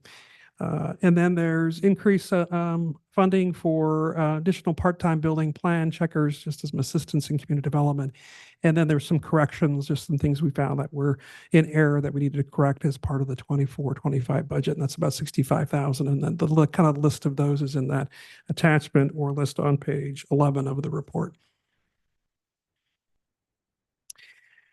We did have some other just changes to general funds. These are, I mean, not general fund, but to other funds. These are more cleanup items. For example, a Measure LL, there was funding in that for security services in South Laguna, and those actually costs should be in the South Laguna fund. So it's really 1 and 2 is just a movement or transfer and appropriation from one fund to the next. Number 3, the council talked about this at the workshop, is setting aside 20,000 for promotional materials, really focused on educating and informing of our housing programs. In the park in lieu, again, at the workshop, the council said we have a lot of these in lieu money. Why don't we use those? So this is an attempt to move, for example, the park in lieu money into the capital improvement fund for projects associated with those park improvements. And then item number 5 is really a cleanup. We typically, or we do transfer around 300,000 out of the parking fund into the vehicle replacement fund or into the transit fund and the vehicle replacement fund for our trolley replacements. That actually item was recorded twice. So we're just removing that out of the transit fund, which in turn just increases the available fund balance you have at the end for your parking fund.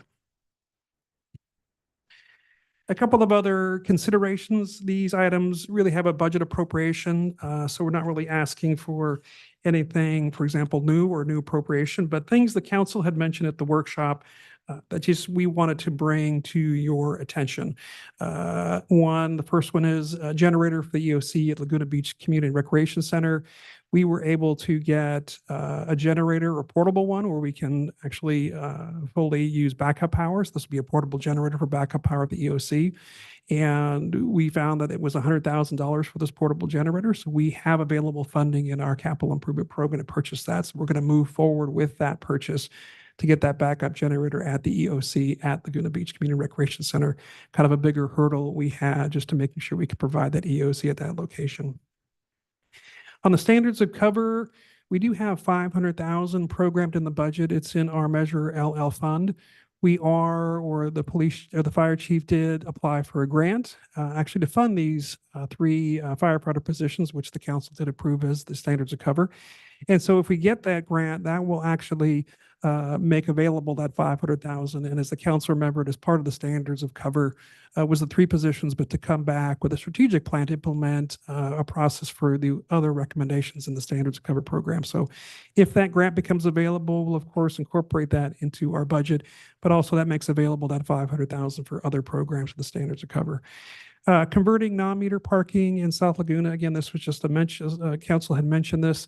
This is not a program we have in place yet, but we were looking at providing parking stations and parking, not meters, but the other parking. I can't remember the word, it's getting late, but not parking, pay stations. I apologize, pay stations in South Laguna. So as we're going through the sidewalk improvement programs with Caltrans, we're looking at providing new spaces.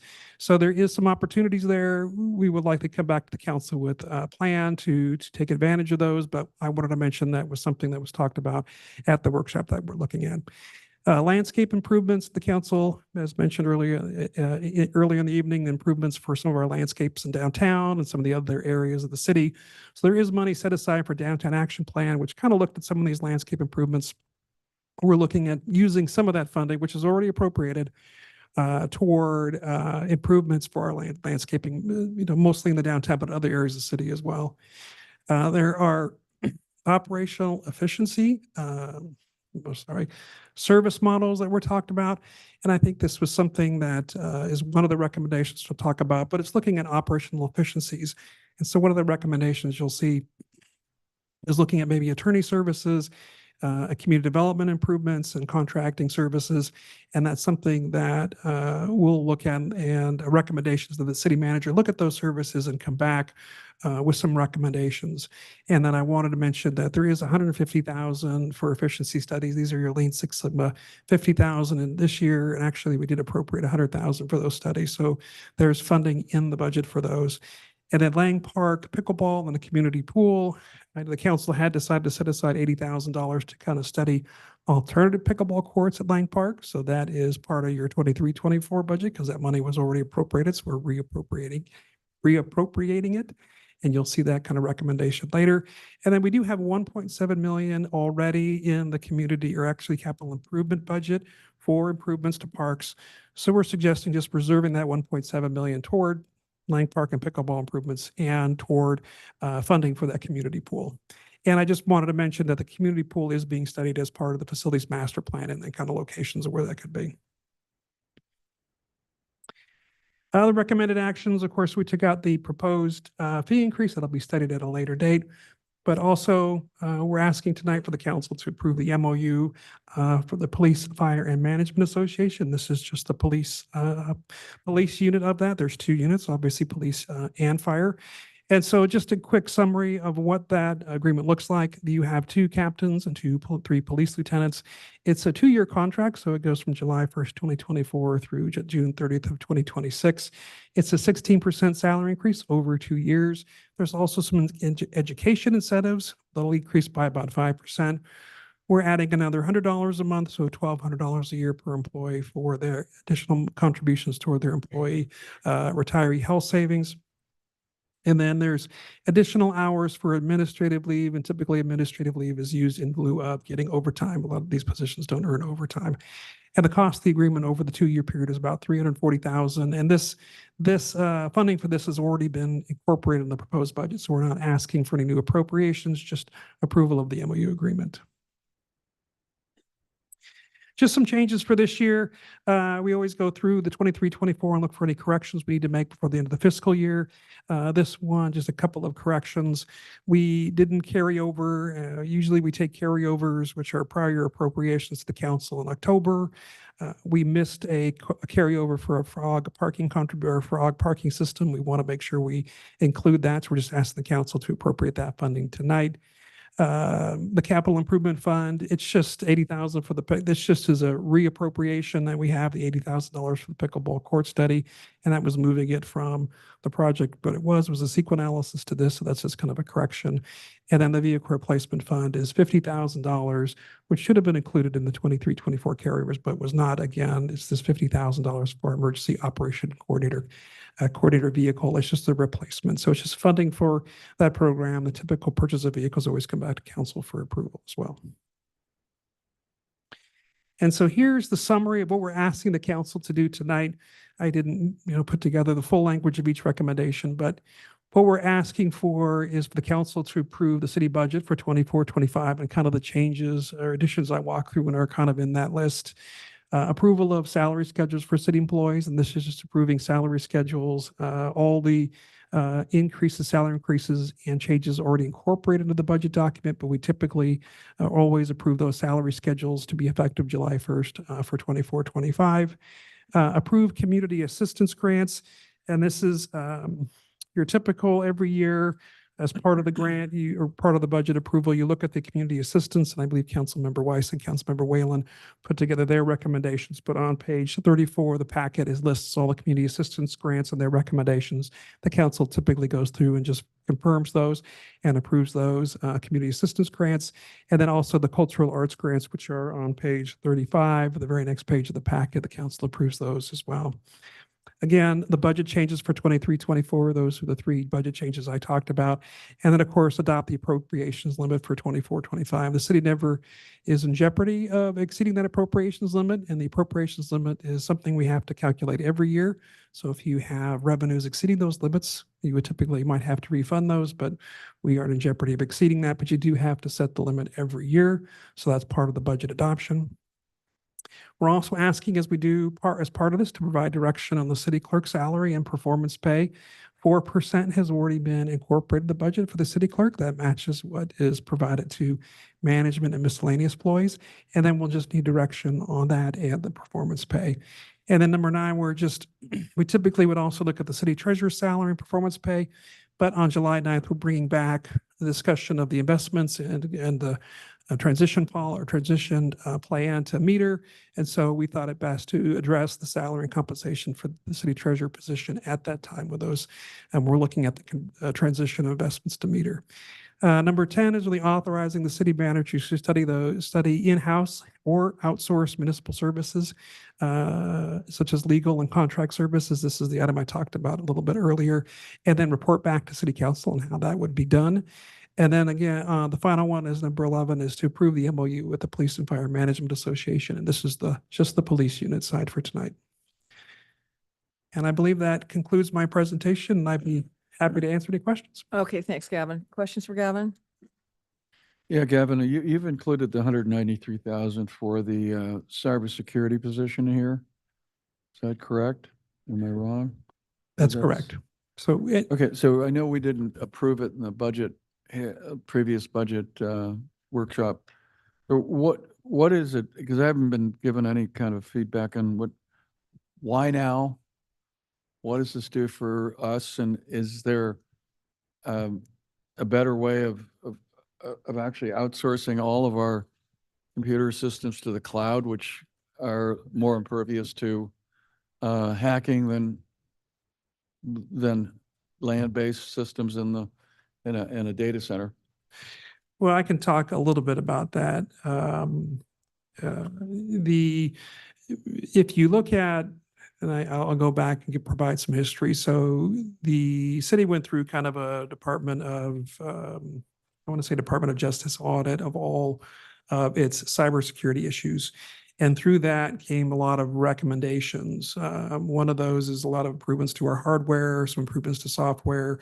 And then when you start to look at those improvements and the need to maintain that hardware to keep up with the cyber attacks we see, and to give you a sense, we probably see 30,000 emails we have to reject all the time, and lots of penetration trying to get into our network. And we've implemented, for example, multi-factor, and the council is even aware to get into your email, you need multi-factor to get into email or into our city system.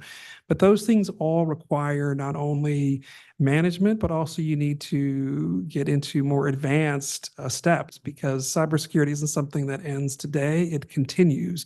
While we put practices in place, they understand those, and I always say the bad guys, but are always working to find ways around that. So you're constantly trying to manage and add and change. And when you don't have a dedicated person to do that, you can quickly fall behind.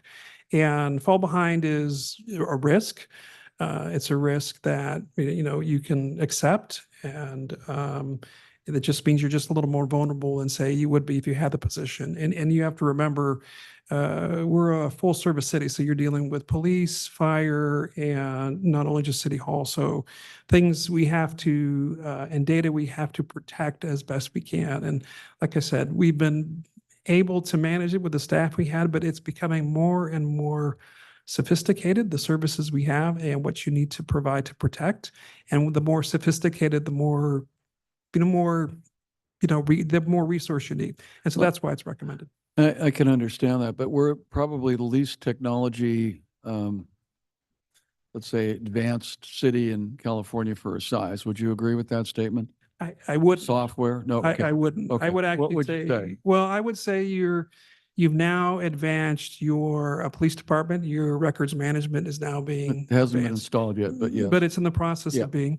we're going to come back with the commuter aided dispatch improvement, and we've just updated the finance system. And so, and you have email, and you have networks and files that are being constantly, for example, your staff is constantly updating all their files from Excel, Word, to any documents in a file system.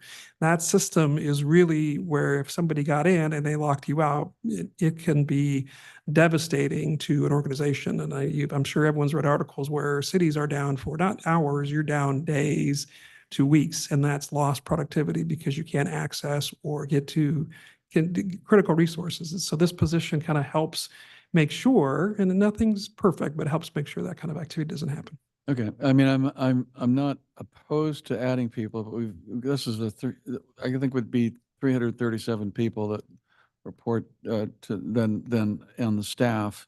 So we had 260 in 2015. I don't see a difference in the level of service to residents from that adding, except ambulance service has been added. Police, of course, we have to take care of public safety. Lifeguards. I just don't, pardon me? Lifeguards, park rangers. Park rangers. Lifeguards. Yeah, the park rangers are 5. Yeah. So there may be 20 or so that we've added Then the other, that there's are a- necessary. There's a big community development impact of that just to try to keep up. And Yeah. I do hope, and I don't mean to interrupt your train No, of thought, no. council member, Sorry. but I do hope that we can get to a point where for instance, some of the community development positions that we can not fill those if we were to have a good, solid code update that makes things much simpler. So, I understand. but I'm an yeah. optimist. Yeah, I understand all that. I mean, I would say that the pressure on hiring more people as a city is a form of a bureaucracy, want to hire more people, and then you need more space for those people. Fire department, marine safety's moved out. You're still squeezed in City Hall. I think the facility is very tight for people. It's just not real comfortable for everybody's space.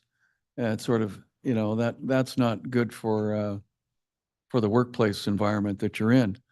But at the same time, when you add more and more people, I'm just not cheap, but I just don't know the value of this because we've not had it before. We've never had a major cyber attack, right? And now, today we need one. And Can I ask a question? I don't know. So Gavin, we have some systems hosted here? We have systems hosted, here and in the cloud. And so they're both, but you have, file servers, I say file servers, but your files are stored locally here and on the cloud. Yeah. And so it gets, for example, and I don't want to get too into the weeds, but it gets complicated. I mean, you have a location here with all your file servers, and you have a location offsite in the cloud, as Councilman Weiss alluded to. You have backups. Those are backup systems. But those are constantly talking. So for example, in a cyber attack, the local may go out, but this cloud will remain because it's offsite. But somebody has to manage that day-to-day trend, that day-to-day kind of management gets more and more complicated because cyber attacks become more and more sophisticated. So they know that you have a backup.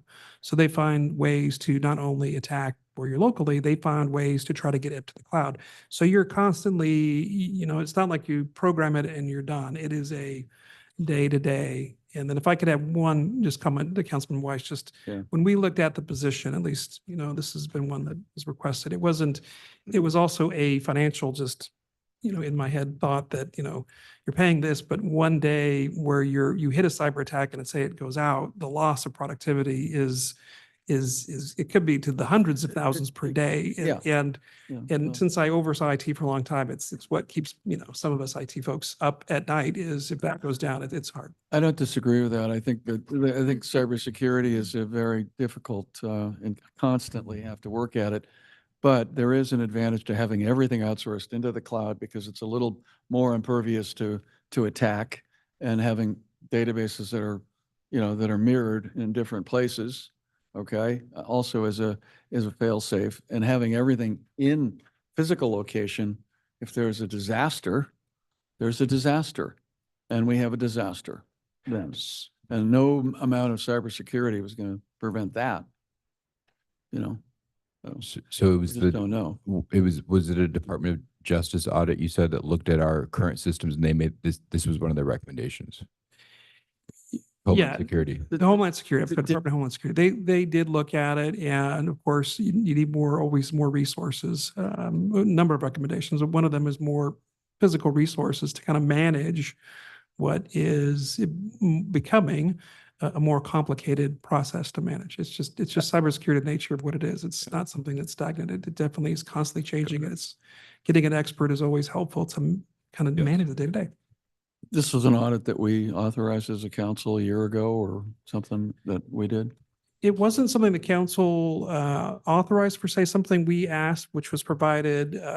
We didn't pay for it. They provided it. Something we reached out because we wanted to see and understand how vulnerable our system is. It's not really a consultant. It's an advisory based on standards that the Justice Department would advise any city or any organization to have based on. No, they physically came down and actually did penetration testing and found vulnerabilities. And I can't want to talk too much about what the vulnerabilities were, Yeah, but they of course. found vulnerabilities of both in how we did our passwords or how, and this is one of the recommendations, multi-factor, not just that's why we have, say, for example, 20-character passwords, because 5 characters is easily breakable while 20 is not.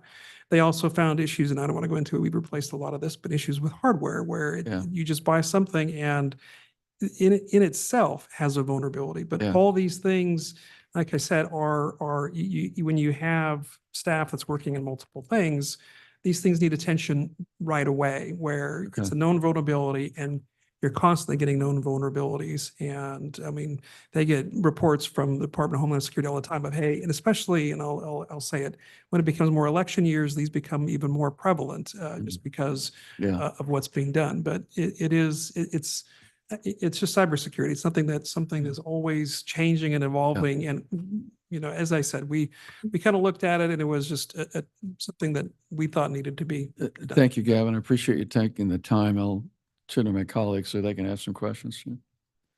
Mark, how many questions for Gavin on the budget? Just one. The $9,000 for the library, I think I talked to you about this. And I know that it was mentioned because that's to pay that reimburse them what they were getting from the previous manager. And I think that I can't remember if it was at one of our meetings, but anyway, it was mentioned that that deal was made some years ago. And I was just surprised that they didn't ask the city to adjust that number to pace inflation over whatever period of time that it originated. And I was just at some point, can you talk to them about that? Because they overlooked it. It's not going to be that much, but to them, a little is a lot. Okay, Just one question. So for the city and for the city clerk's salary, I'm trying to understand. So it's a 4% increase for all the upper management. Is that in COLA or what is that 4% increase? That's on COLA. So all the positions go up 4%. So, but because she's an elected official, she doesn't get the COLA. It's up to the council could make a decision either to award it or not award it. The recommendation is to award it, but the council can, that's up to the council to ultimately decide. So if you're in management, wouldn't you get COLA and exceptional performance pay? Correct. For management, you get COLA and you're eligible for exceptional performance pay, which you could get anywhere from, I hate to say 0 to 5%. So essentially what the question before us is if we do 4%, we're choosing to give COLA. And then if we go above that, that'd be like a 1% EPP, exceptional performance pay. No, the COLA is cost of living. So the COLA just increased out, but you could give anywhere from 0 to 5%. So is the city clerk already getting the 4% COLA? It's programmed in the budget to award to give the 4%. Yes. So But specifically, the council would have to award it tonight? Yes. Right. Yeah. I think that's It's Alex's programmed in, but we have to approve It's it. in the budget. You have to approve it tonight. And you can correct me if I'm wrong. That 4% reflects generally a COLA. If council chooses to go more, as Alex saying, that's considered EPP. Correct. Okay. Okay.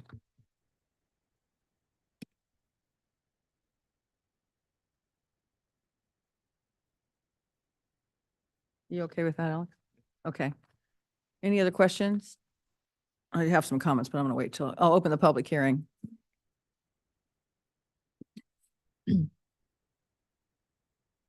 Hi, Council. Laura Parisi, City Treasurer.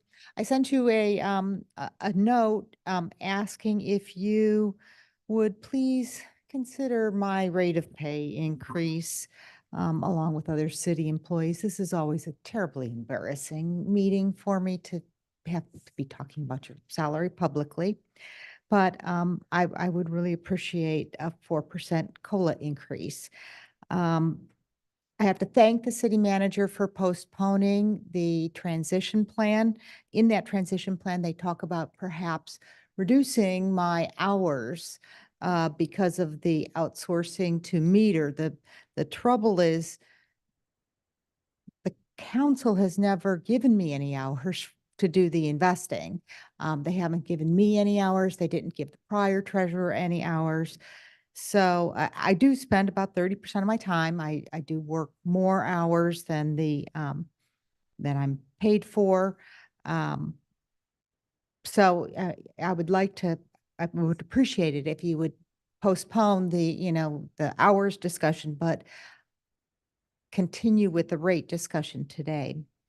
In the memo that I sent you, I gave you my metrics. I met all my metrics, including some of the highlights were coordinate all 12 reports, or actually there's 24 reports that I issue each year were done, and they were done on time. The assessment districts, I do 6 annual reports. All 6 annual reports were done by December 31st. I came in, during the holiday to get them done. 3 of them are filed with the SEC. Those were all filed before December 31st. I maintain 12 bank accounts for the city and 43 bank accounts for the assessment districts.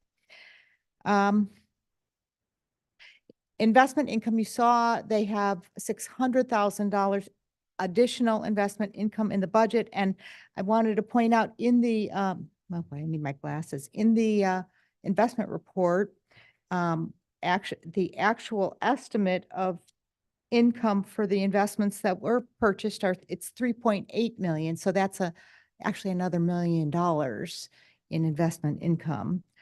Then finally, when you do get to the hours discussion, when you outsource, a comparison would be City of Newport Beach. I talked to Dan Markowitz, who I believe worked with Dave, and they've been outsourcing for years.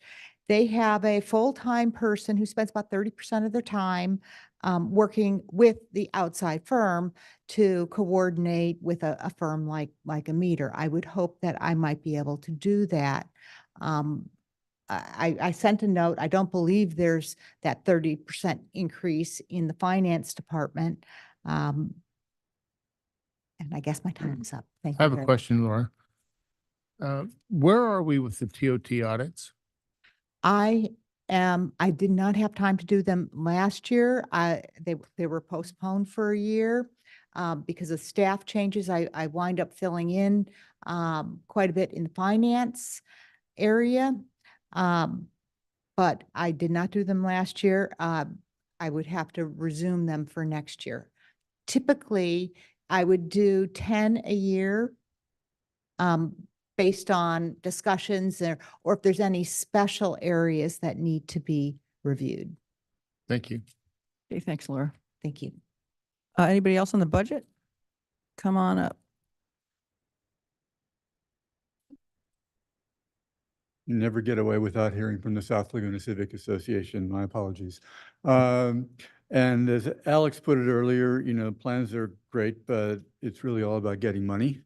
And so I want to talk about only one small part of the budget. We don't have any objection to most of it, but there was an item in the budget that really surprised us, and that was the parking meters on the South Coast Highway.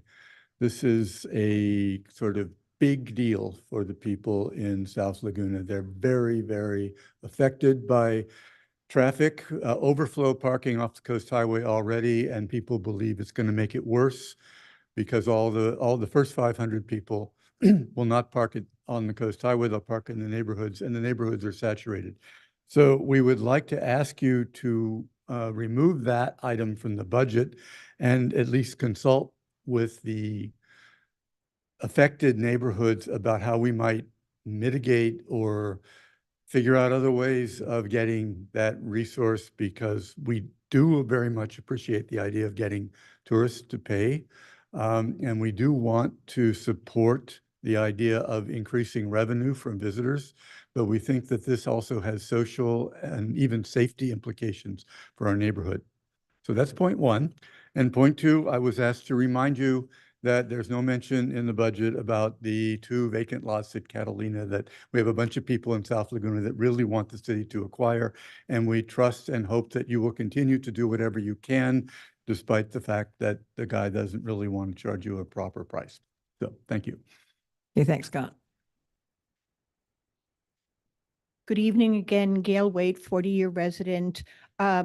I generally am in favor with most of the budget items. I certainly support, funding our first responders. They've done fabulous work for us, obviously, over the years, and we want them to continue. And I think there was an expansion in, obviously, the marine safety. So some of the added staff is explainable, while others are not. So, but I also have another 2 items I'd like to address from this item. I want to address postponing the city treasurer's salary review until reviewing the transition plan for managing city investments. The treasurer is elected by residents, and in most of their minds, it is expected that the treasurer has oversight and influence on the managing of the city's budget and spending. City council members know well that this is not the case. It is the full-time city finance department staff that oversees the budget and spending with council's approval. During the past 24 years of her tenure, the current city treasurer has managed the city investments in line with the council's direction and has achieved good results. To now spend additional funds by using an outside consultant and possibly cut the city treasurer's hours seems unnecessary. My big question for the council is why not institute more cooperation and interaction between the city's finance department and our city treasurer? Outside independent audit firms reviewed the city finances and found deficiencies with following standard accounting practices. It is important to have our city treasurer and financial staff members work more closely together to manage resident tax dollars. Many residents want to see the city treasurer position become more of a checks and balances safeguard. My second point that I want to discuss is adding paid parking stations on Coast Highway in South Laguna, and I believe it will absolutely push more cars into residential neighborhoods. Everyone wants to avoid paying for parking. I was a South Laguna resident for many years and know the impacts of visitors parking there. I now live in downtown Laguna on a street with no parking stations or meters, so I would request a parking study done to add pay stations in my area as well. Right now, Public Works funds are wasted by sending a street cleaning machine out on Mondays. Due to the on-street parked vehicles, the machines can only clean the center of the street. It never reaches the trash tossed mainly by tourists on the sides of the street. So let's look at a good parking study. Thank you all. Okay, thank you. I'm John Thomas. I'm here to try to find you some money. At the last city council meeting, the Revenue Enhancement Subcommittee was directed to stop looking at a business license fee and focus only on a hotel tax as a possible ballot measure. I suggest the council reconsider and direct the subcommittee to keep looking for a way to close the revenue gap between visitor revenue and visitor costs, either by a business license fee focused only on bars and restaurants that will be largely passed on to the day trippers and other visitors who we now find are 80% of Laguna restaurant business, or by a meal tax, which has been used successfully to help cover visitor costs in other U.S. cities. We know that revenue to the city from visitors does not cover the costs they create for the city, so the residents subsidize visitors more than $20 million every year. The subcommittee had been looking into a business license fee, but the council called that off at its June 11th meeting without any real data to support, just some vague comments like, I hear the restaurants might close, no data, no facts. But the real facts say otherwise. Laguna's restaurants now have average revenue of nearly 3 million per year. And revenue is up more than 30% compared to the 2019, the last full year prior to COVID. That's 8% more than inflation. And nationally, restaurant sales are up as well. So consideration of a business license fee aimed at restaurants should not be ruled out. If Laguna wants a way to collect revenue from day trippers and other visitors, there is data showing that 70% of visitors eat or drink when they are here, and that about 80% of Laguna bar and restaurant business is from visitors, mostly day trippers. So the way to collect revenue from visitors to help cover more of the costs they create is through the bars and restaurants where they are 80% of the customers. Structured properly, a small fee passed on to a large number of visitors could eventually generate nearly as much revenue for the city as a hotel tax. And the revenue would be collected from the correct visitors, the ones who generate most of the added costs. And we have recently come across another way to do the same thing. Collect from, which is to collect from the day trippers. Cities like Denver, Washington, D.C., and tourist destination Virginia Beach each have a meal tax added to the restaurant sales tax. It's as much as 5.5% in Virginia Beach. That's in addition to sales tax. These taxes are viewed as a very efficient way for the city to capture substantial revenue from visitors. If city council members are tired of hearing about residents subsidizing visitors, the city should look at these possibilities. Thank you. Thanks, John.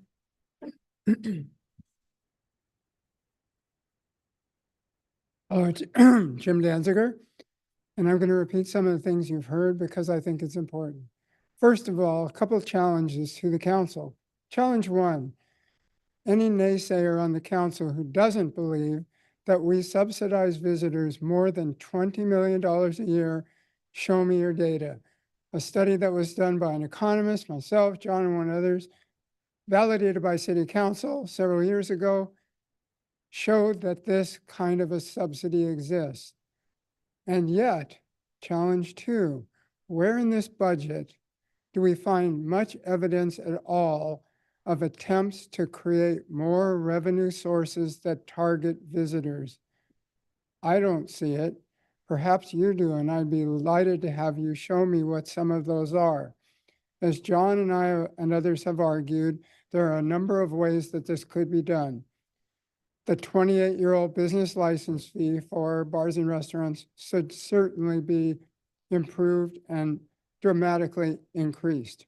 Secondly, this intriguing idea of a meal tax, which is instituted on a lot of East Coast cities, is another great way to target tourists, visitors, to help cover the costs that they generate for the city and residents. Third, I'm totally supportive of parking revenue because it's perhaps the most direct way that we can link up a user charge with our visitors. And so I have advocated that it should be broadly done. I do not support the idea of simply putting it on Coast Highway in South Laguna. We're overwhelmed on our streets already. You push all those other people that are looking for parking up and it becomes catastrophic. And this is, hyperbole at some level, but if you live on a street like mine, you know that every day in the summer, every weekend day, we're already overwhelmed with trucks and cars that do not pay anything. My proposal is that we move all of the pay parking inland about 6 blocks from the beach, perhaps throughout the city, and make that pay parking. Residents would have a tag that would allow them to park unlimited for free, as always, but any visitor, whether it's a tradesperson or a day tripper, would pay to park on our streets and therefore generate funds that would be available to cover the costs that they're not providing us now. Final point, if we were going to hire a few more people to staff our city, I would suggest it would be parking wardens.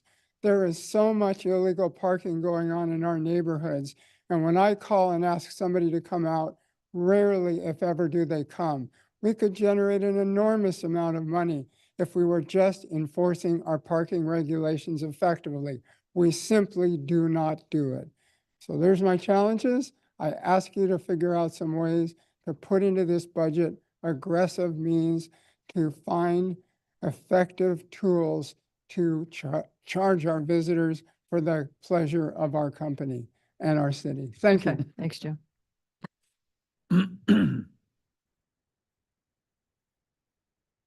Good evening, council. I drove back from my institute just to talk to you guys. Don't you feel special? No. First, to clarify, as far Name, as please. my name is Anne Marie McKay. To clarify, as far as the city clerk's salary, I'm not at the top of my salary range. So in addition to the COLA, whatever that may be, this year it's 4%.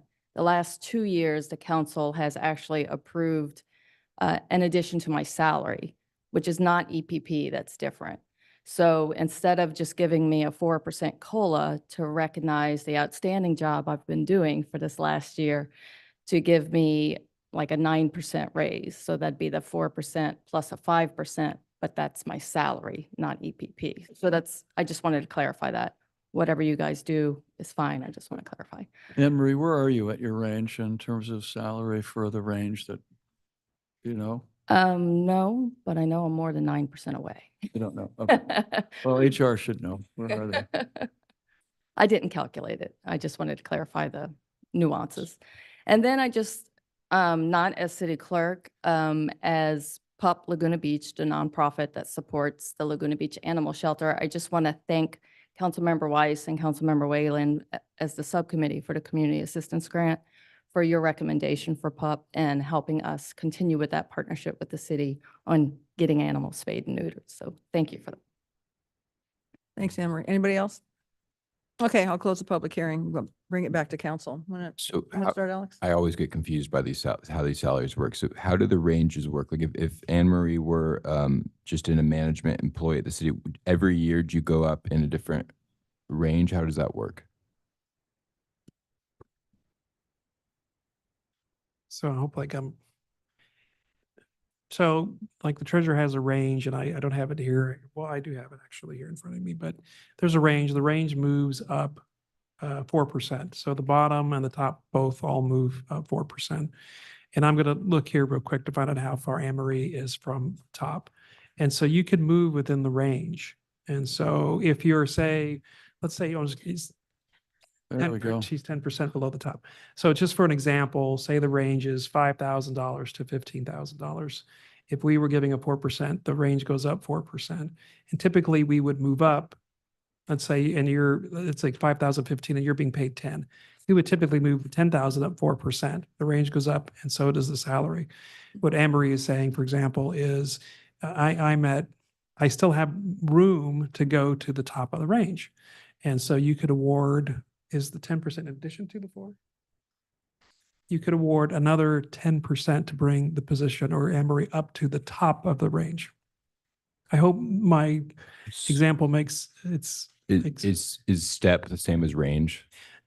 Steps are not necessarily the same because in steps, every step is in a range, say 2.5% apart or 5% apart. So if you said, I'm going to go from step 1 to step 2, it's a 5% increase, or step 2 to step 3. With managers and say the elected official ranges, it's anywhere within the range. There isn't a set steps. So so for managers, it's a range, not a step. Is that what you're saying? Correct. So is it expected that when you're a manager, every year you go up in a range, or how do you determine whether someone would go up in a range or not? Like, So- what does it mean to go up in a range is what I'm getting at. Performance. And so, for example, if you hired someone as a manager and you said, I'm going to hire you at the middle of the range, and then there was a 4% COLA. Okay, I'm going to give you the 4% COLA, but the middle of the range is say 20% from the top. You can still give more because, say, for example, you hire someone and their performance really shows that they have grown in the position, that they've showed progress, that for example, a manager has really learned more about what Laguna is and can, perform the duties better after a year. And so they are compensated for that. And that's where you move them up in the range because, with experience, becomes better performance. I hate you use that way. But as you're here with the city, you can perform better because you understand how Laguna works and operates, and you perform at a higher level, which then generates into higher compensation. Okay, Hope I anybody else? explained that well enough. Any other Thanks. questions? Yeah, the other question, so for the parking meters, that's not something that we could do tomorrow, right? We'd have to go through the coastal commission. Yes. Do we have more of a blanket permit or it's a very specific permit for parking? I don't know if I have an Michael. answer to that. Then Michael may know. Michael may know.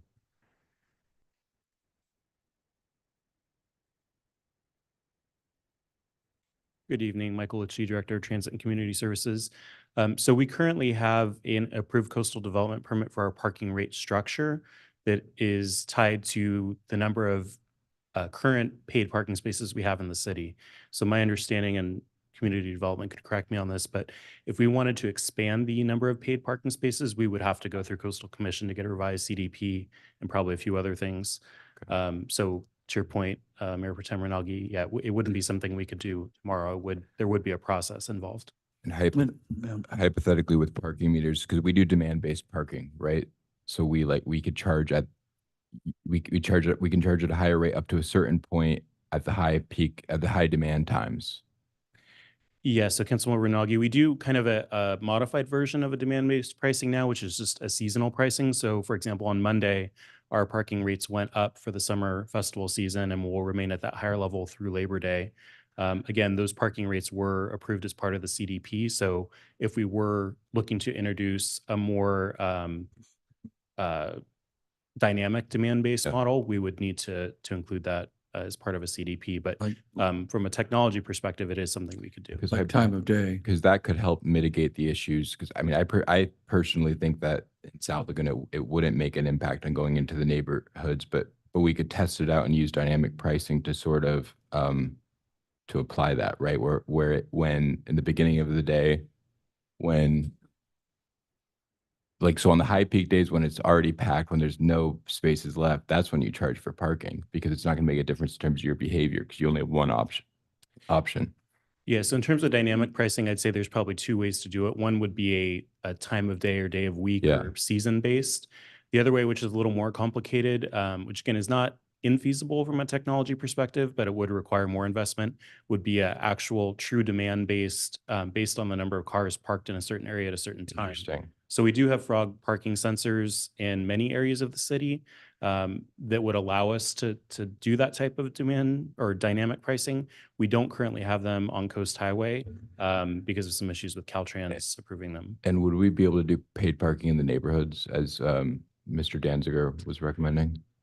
You know, that I'm not sure that I technical could answer, standpoint. other than it would also require Coastal Commission approval. I do know that Coastal Commission in the past has been very clear that they would not approve any sort of a residential parking permit for people, for residents to park in the neighborhoods. No, I get that, but paid parking in the neighborhoods from a technical standpoint, would we be able to, I mean, there'd be issues because where would you put the meters and things like that, but do you think that some of those could be worked out?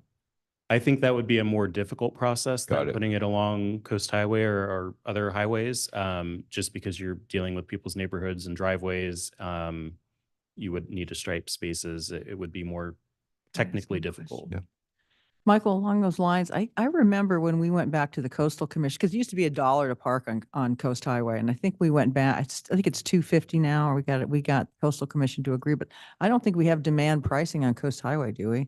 In other words, do we have summer rates on Coast Highway as well? Yes, Mayor Kemp, Okay, we good. do. So basically outside of downtown, whether you're on the south end of the city or the north, it's $2.50 per hour. During the summer, that increases. For example, this summer, it's $3.30 per hour. Okay, good. So the CDP that we had has variable rate pricing. For 5 years in the non-summer season, the pricing is static, but every summer, both in downtown and outside of downtown, the prices increase by 10%. But the prices in the downtown are way higher. They are, yeah, the Okay. hourly rate is higher. 550. What's the challenge with Caltrans and the frog system? Coastal or Caltrans you're talking? Yes, so Councilmember Orgel, the issue with Caltrans is basically just because it is a state highway, they own the pavement, the highway. So we several years ago, went to them to try and get an encroachment permit to put those sensors in. We basically kind of reached a stalemate where they asked us to show them the paperwork that proved we had approval to put meters in the first place, which have been there for decades.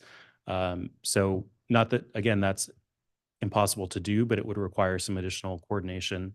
It's easier for us to be able to put the sensors in streets that the city owns.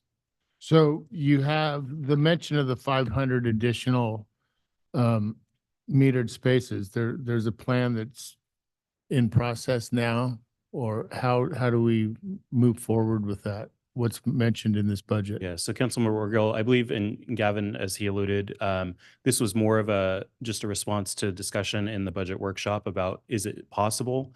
The 500 spaces is a high level estimate from some analysis we did a couple years ago when we were submitting that CDP for the parking rates. So basically looking at the existing on-street parking in that area of town along Coast Highway, which is not currently striped, but doing a measurement of the linear distance and then figuring out, if you did stripe it for parking, roughly how many spaces could you have? There hasn't been a detailed design study or any of that sort of thing. But this was just to give you a flavor of, if you wanted to move forward with that and a more detailed study, approximately how many spaces could you fit? And then what is the, again, high level estimate of the revenue you could gain from that. And that's based on our existing revenue from parking meters nearby in the south or southern part of the city. Yeah, well, I would be in favor of moving forward with whatever it takes to start the parking meter process down south, and also revisit areas in town. I live on Catalina Street, and the meters do come off of Coast Highway above Glen Eyre, up Legion, and then they stop at Catalina. But I can even see room around my neighborhoods when I'm walking around where there's extra room for some additional meters that I think would be beneficial. Michael, I was wondering, along the lines of this discussion on parking. So I see we have on the tentative agenda for July 23rd that we're going to talk about the parking and transportation demand study. So that's part of the parking management plan we're bringing back as our update to kind of see where we are. Maybe we can have a discussion about, give you some more time. We can have more discussion about this at that time so we can get more detail. Yeah, I'm all in favor of collecting parking revenue. I do want you to address, if you can, what South Laguna Civic and John Thomas and Jim has said about intrusions into the neighborhood.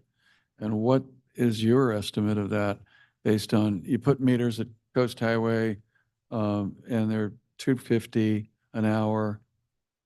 People aren't used to paying it for one thing. What is it going to mean for the neighborhoods, in your opinion? Yeah, Councilmember Weiss, I think that's a difficult question to answer. I mean, we can look to other areas of the city where we do have parking meters, and I think parking in residential areas in any beach town is an issue you're going to face. People are looking for a place to park and get to the beach. So we're hearing from residents that there's parking issues right now in South Laguna without the meters in the neighborhoods.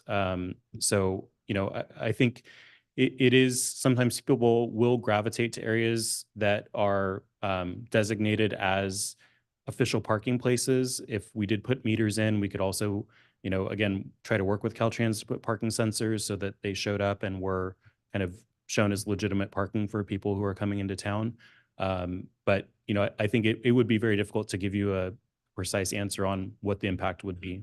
Well, if you look at this weekend, it took an hour for somebody to get to Wesley Drive to Crown Valley, they said, and it was just booked at 3:00 in the afternoon. It was backed up. So I think what the neighbors that South Laguna is saying is it's going to make it worse. They'll be intruding into the neighborhood, but they already are. How much worse can it get? Right? That's, yeah, I don't Councilmember know Weiss, if I it'll, think being a popular beach town, people are going to be coming here Yeah. regardless, especially on a warm day. They did this weekend. Yeah. And everybody's talked about it. So thank you for that. I have another question though on Second, George, I just want to make sure, are you done with your questions? Okay, go ahead, Sure. George. I have another question about community development grants or community assistance grants. Bob and I worked on this and we came up with a number that was lower than 251. It was about $6,000 in, added or left over that we were going to let council decide. And I see it's 251. So I'm wondering who put some added numbers in there? Who was the elf or the gremlin? One of the two. Is that, I don't know. Anybody have any idea who changed anything? I'm gonna have to go back to my old. I don't think we'll know, but just asking the question. Page 34. We were about 5,000 or 6,000 short. We said, I let council allocate the rest. And I don't remember it by heart. Anyway, not important, but I just wondered who mucked around with the numbers. What was it? What was the total budget? It's 250, and it came out to 251, but we didn't allocate the full 250. We allocated about 245 or 244, something in that range. But, I don't think it's a big deal. Now we have to come up with an extra 1,500. Oh, Michael, okay. Oh, Michael Litch again. So Councilmember Weiss, you're referring to the community assistance grants, correct? yes, sir. So yeah, my understanding, and finance can correct me if I'm wrong, there was actually $258,300 in the Okay. budget. Okay. So you're actually under by about 6,800. Okay, so we're just leaving it at that. Okay. Yeah, you It- could opt to It didn't say that increase in the amount. Okay. Okay, I didn't see the budgeted amount, so you're right. Thank you so much for correcting that. So we're just going to keep the $6,000. All right. Unless you want to Spend on allocate it. Microgrid. Unless somebody, revolving fund, 6 more thousand. Okay.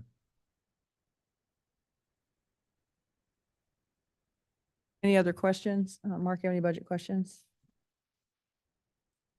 All right, caught you in that. Okay. All right. Goodness one. Okay, we have a series of recommendations. And remember, number 7 is off the table. That had to do with the appeal fees, so we won't be voting on that tonight. Let me ask one question. Yeah. Would it be worth talking about the business license fee any further? I'm still intrigued with not limiting your discussion, the ad hoc committee's discussion, to saying, would you consider the bed tax as well as the business license fee? I think there's merit in putting it back on the table. I don't know if we appropriately, I don't know, Megan here, we appropriately noticed it that way. At the last council I action. mean, I would like it. I would agree. even if we wanted to do it, I mean, it's our consultant pointed to the study, the survey that showed like, I think 62% would have been opposed to it. So, I mean, the odds of it passing are slim. Well, one consultant said that they thought with education that percentage would change. Do you remember that, Gavin? Yeah, I think that was true. Some education on it. Education helps. I can't say how much it pushes the needle one way, one more. It just education would have helped. I mean, we did have Education a can help. unique situation in that the chamber supported some adjustment. How long has it been since it's been adjusted? 28 years? I'm going by memory, but it was not, I think 1996, I believe, was the last years. time they changed the business license. Okay, so 28 years. I mean, even if we simply adjusted it for inflation. Yeah. That's true. Let me ask you this, Dave, so if we wanted to get it back on the agenda, what would be I don't think we left the door open for continued discussion. Maybe by what date would we have to have a council determination to put something on the ballot? So we have what? 1, 2, we have We were only 2 meetings in July. And I planning think, on the second meeting in July, but is that the drop dead date also? yeah.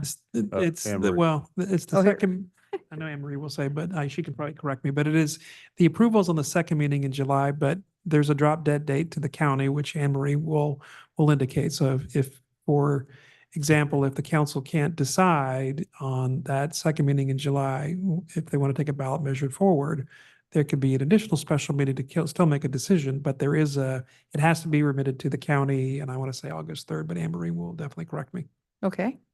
So the county requests that we have everything, including the arguments, to them by August 2nd. The drop dead date is August 9th, but you're making me nervous. Well, conceivably, though, the council could, to comply with the Brown Act, put an item on the agenda on the 9th Yeah. of July, and then discuss it between the 9th and the 23rd. Yes, that would be much better. No, we could do that at council member request at the end. We could Mhm. get three, Yeah. we had 3 votes to put it on the agenda. We do put it Okay. on the next agenda. Are we go, which one are we on? Well, we have, what, 11 there's 10 recommendations here. One of them is obvious. We just approved the budget, but let's just walk through these and just see where we are on these.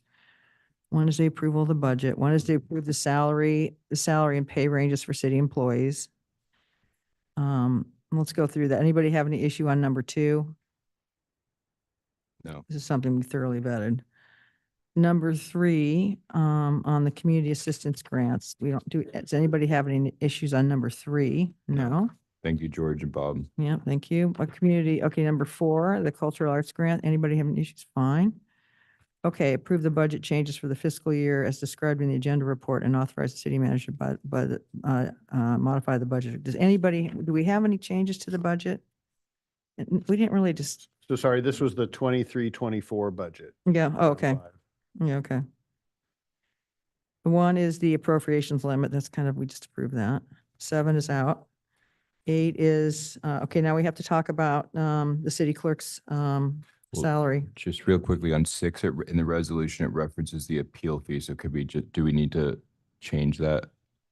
In 6? Yeah, just in the resolution. It talks Yeah, about we like- need to modify, yes, we need to modify the resolution on number 6 to remove the appeal fees.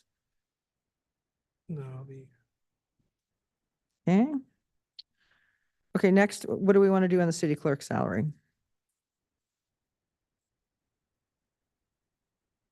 Let's just keep going.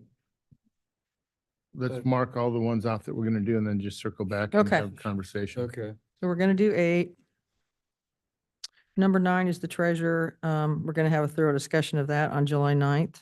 So will the discussion on July 9th, will that include what are the best practices of other elected treasurers and like what are their responsibilities and salaries? Or what's your plan for the city manager?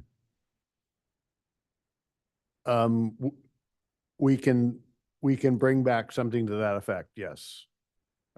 We had intended to bring back a discussion about the transition plan associated with meter and how that would change or otherwise the city treasurer's duties in terms of the hours worked. We could also bring back a study of related elected treasurer salaries. Roles and salaries. Because I appreciate where Laura's coming from, where there's been work given to her that wasn't allocated. So I just think we should look at what are the best practices, what should this role be, and then right size the salary based on that. That sound like something we can do in time? yes, we could do, there's 5 elected treasurers in, I think, Orange County, so we should be able to bring back that analysis pretty quickly for Okay. the night. Okay, so we'll include that. Everybody okay with that? Yeah. Okay, and then 9 is out. 9 is, we're voting on, we're going to vote on 9, but Being it's going to postponed. include best practices. Number 10 is legal services in-house versus the current arrangement. So looking at the city attorney possibly becoming in-house, what would be the trade-offs on that? I'm Just to supportive. be really clear, it's that, and it's a little broader that I'm stating that I'd also like to look at, for instance, in community development, we have some positions that are fully contracted, and whether or not I could come back a recommendation to you if it was cheaper to do a limited term position. Okay. So there's a lot of flexibility in that. I'm not trying to be too coy with that, but just to give me that kind of authority to Okay. study. But whatever I do, I have to bring back to you. And Dave, what is the actual goal here of the legal counsel? Is what amount of money are we talking about here you're looking to I think kind of save or to? That's a great question. What we would bring back is a trend line as to what we're actually spending now with the contract system. And then if we were to build an in-house system, what would that look like and what would the savings be? Okay. Yeah. Okay. So Dave, If there are savings, sorry. if there are other areas that, doesn't have to happen immediately, but just over time, we want you to kind of look into and see whether there's a better way to do things. Should we put that forward now or should we wait? I would always love to have that authority and but still be real transparent with you as to what I'm looking at and when. Okay, because I think I'd like to look at our approach to utilities just in general about how we're approaching utilities, and then also parking enforcement.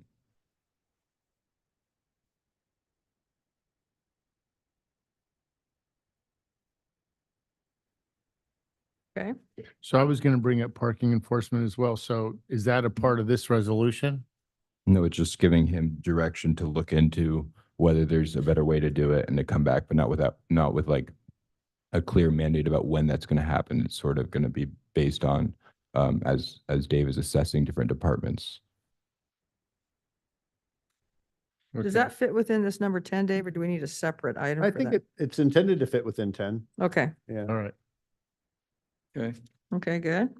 And then at number 11 is the memorandum of understanding between the city and the Police and Fire Management Association on their agreement. And that's it. Okay, So that then would the go back only to issue is 8. 7. so we have to go back and do 8, which is Anne Marie. Mayor, can I add just one comment on the community assistance grants? There was still $6,000 remaining. So if the council doesn't allocate that tonight, it'll just be moved over until such time the council chooses to do so. So if it sits, it continues to be there available to be future. It has to be, it's set aside for community assistance. So whenever the council decides to allocate that, if you don't do it tonight, I'm just Okay. mentioning there's $6,000 still there available if there was a change to that. Can we roll it over? Let's do that because we never know what the economy is going to do next year, so. Okay. Okay, so let's talk about the city clerk's salary here. So Anne Marie was basically suggesting instead of a 4% COLA instead of I think what she's suggesting instead of a exceptional performance pay that we just do a 9% increase. If you're I'd amenable like that. to know where on the range, Aggie, could you tell us, I think city clerk started at almost the lowest range or the first quartile of the salary range. I'd like to understand that when she started the job, so. Good evening, council. I don't have her historical information when she started her job. Just looking at the information that I have here with me tonight, she is at 10% from the top of the range currently. She's at 100% of the range? She's What'd you say? 10% from the top. 10%, okay, thank you. Mhm.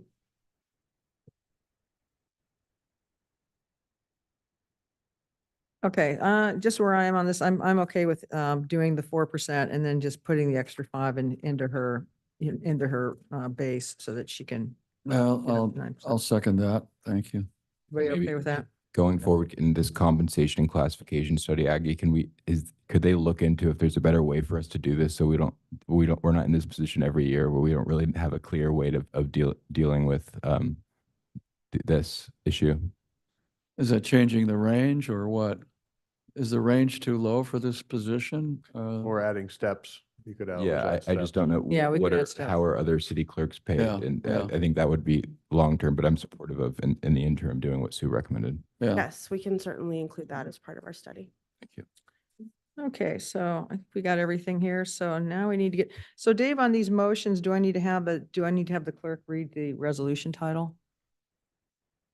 Are any of them ordinances? No. They're not ordinances, so I think we just We're make all set. motions, can't we? Yeah. I think we just Unless make, Cheryl says otherwise. we're okay? Okay. Okay, good. I just want to make sure because, you know, Megan's not here, so she can't know what, she can't slap my hand. Or I think I can try to state your motion. So you're moving items 1 through 11 with the exception of item 7. Yep. There would be an internal amendment to item 6, which takes out the appeal fee section relating to the GAN limit. Yep. And for item 8, the direction is 4% COLA plus 5% range increase. Yep. Okay. Oh, and sorry, with 10, there's a little expansion that would include a look at utility functions as well as parking enforcement. Yep. Okay, I think that's everything. When best practices. And right? best practices, yeah, Okay. for 9. Okay, so I move the recommended action as stated by the city manager. second.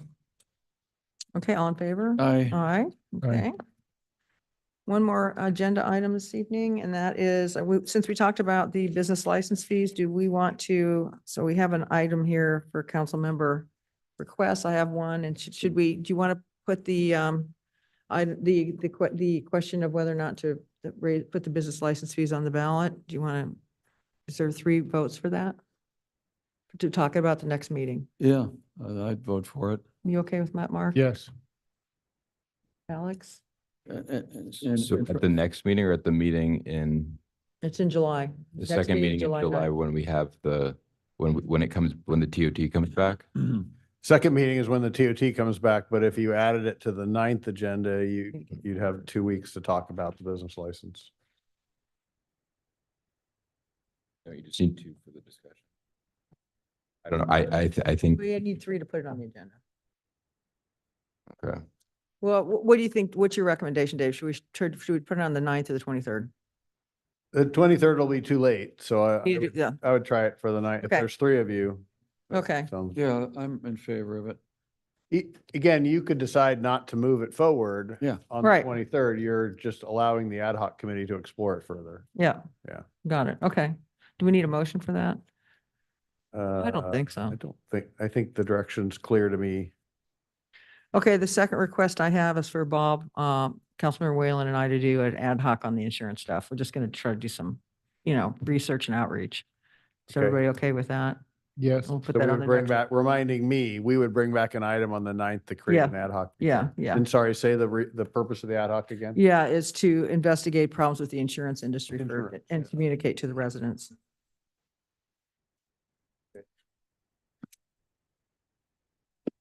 Councilmember Orgel, I don't know if this is a time we had talked with you about whether or not you wanted an ad hoc on, kind of an overall ad hoc on meeting RENA obligations citywide.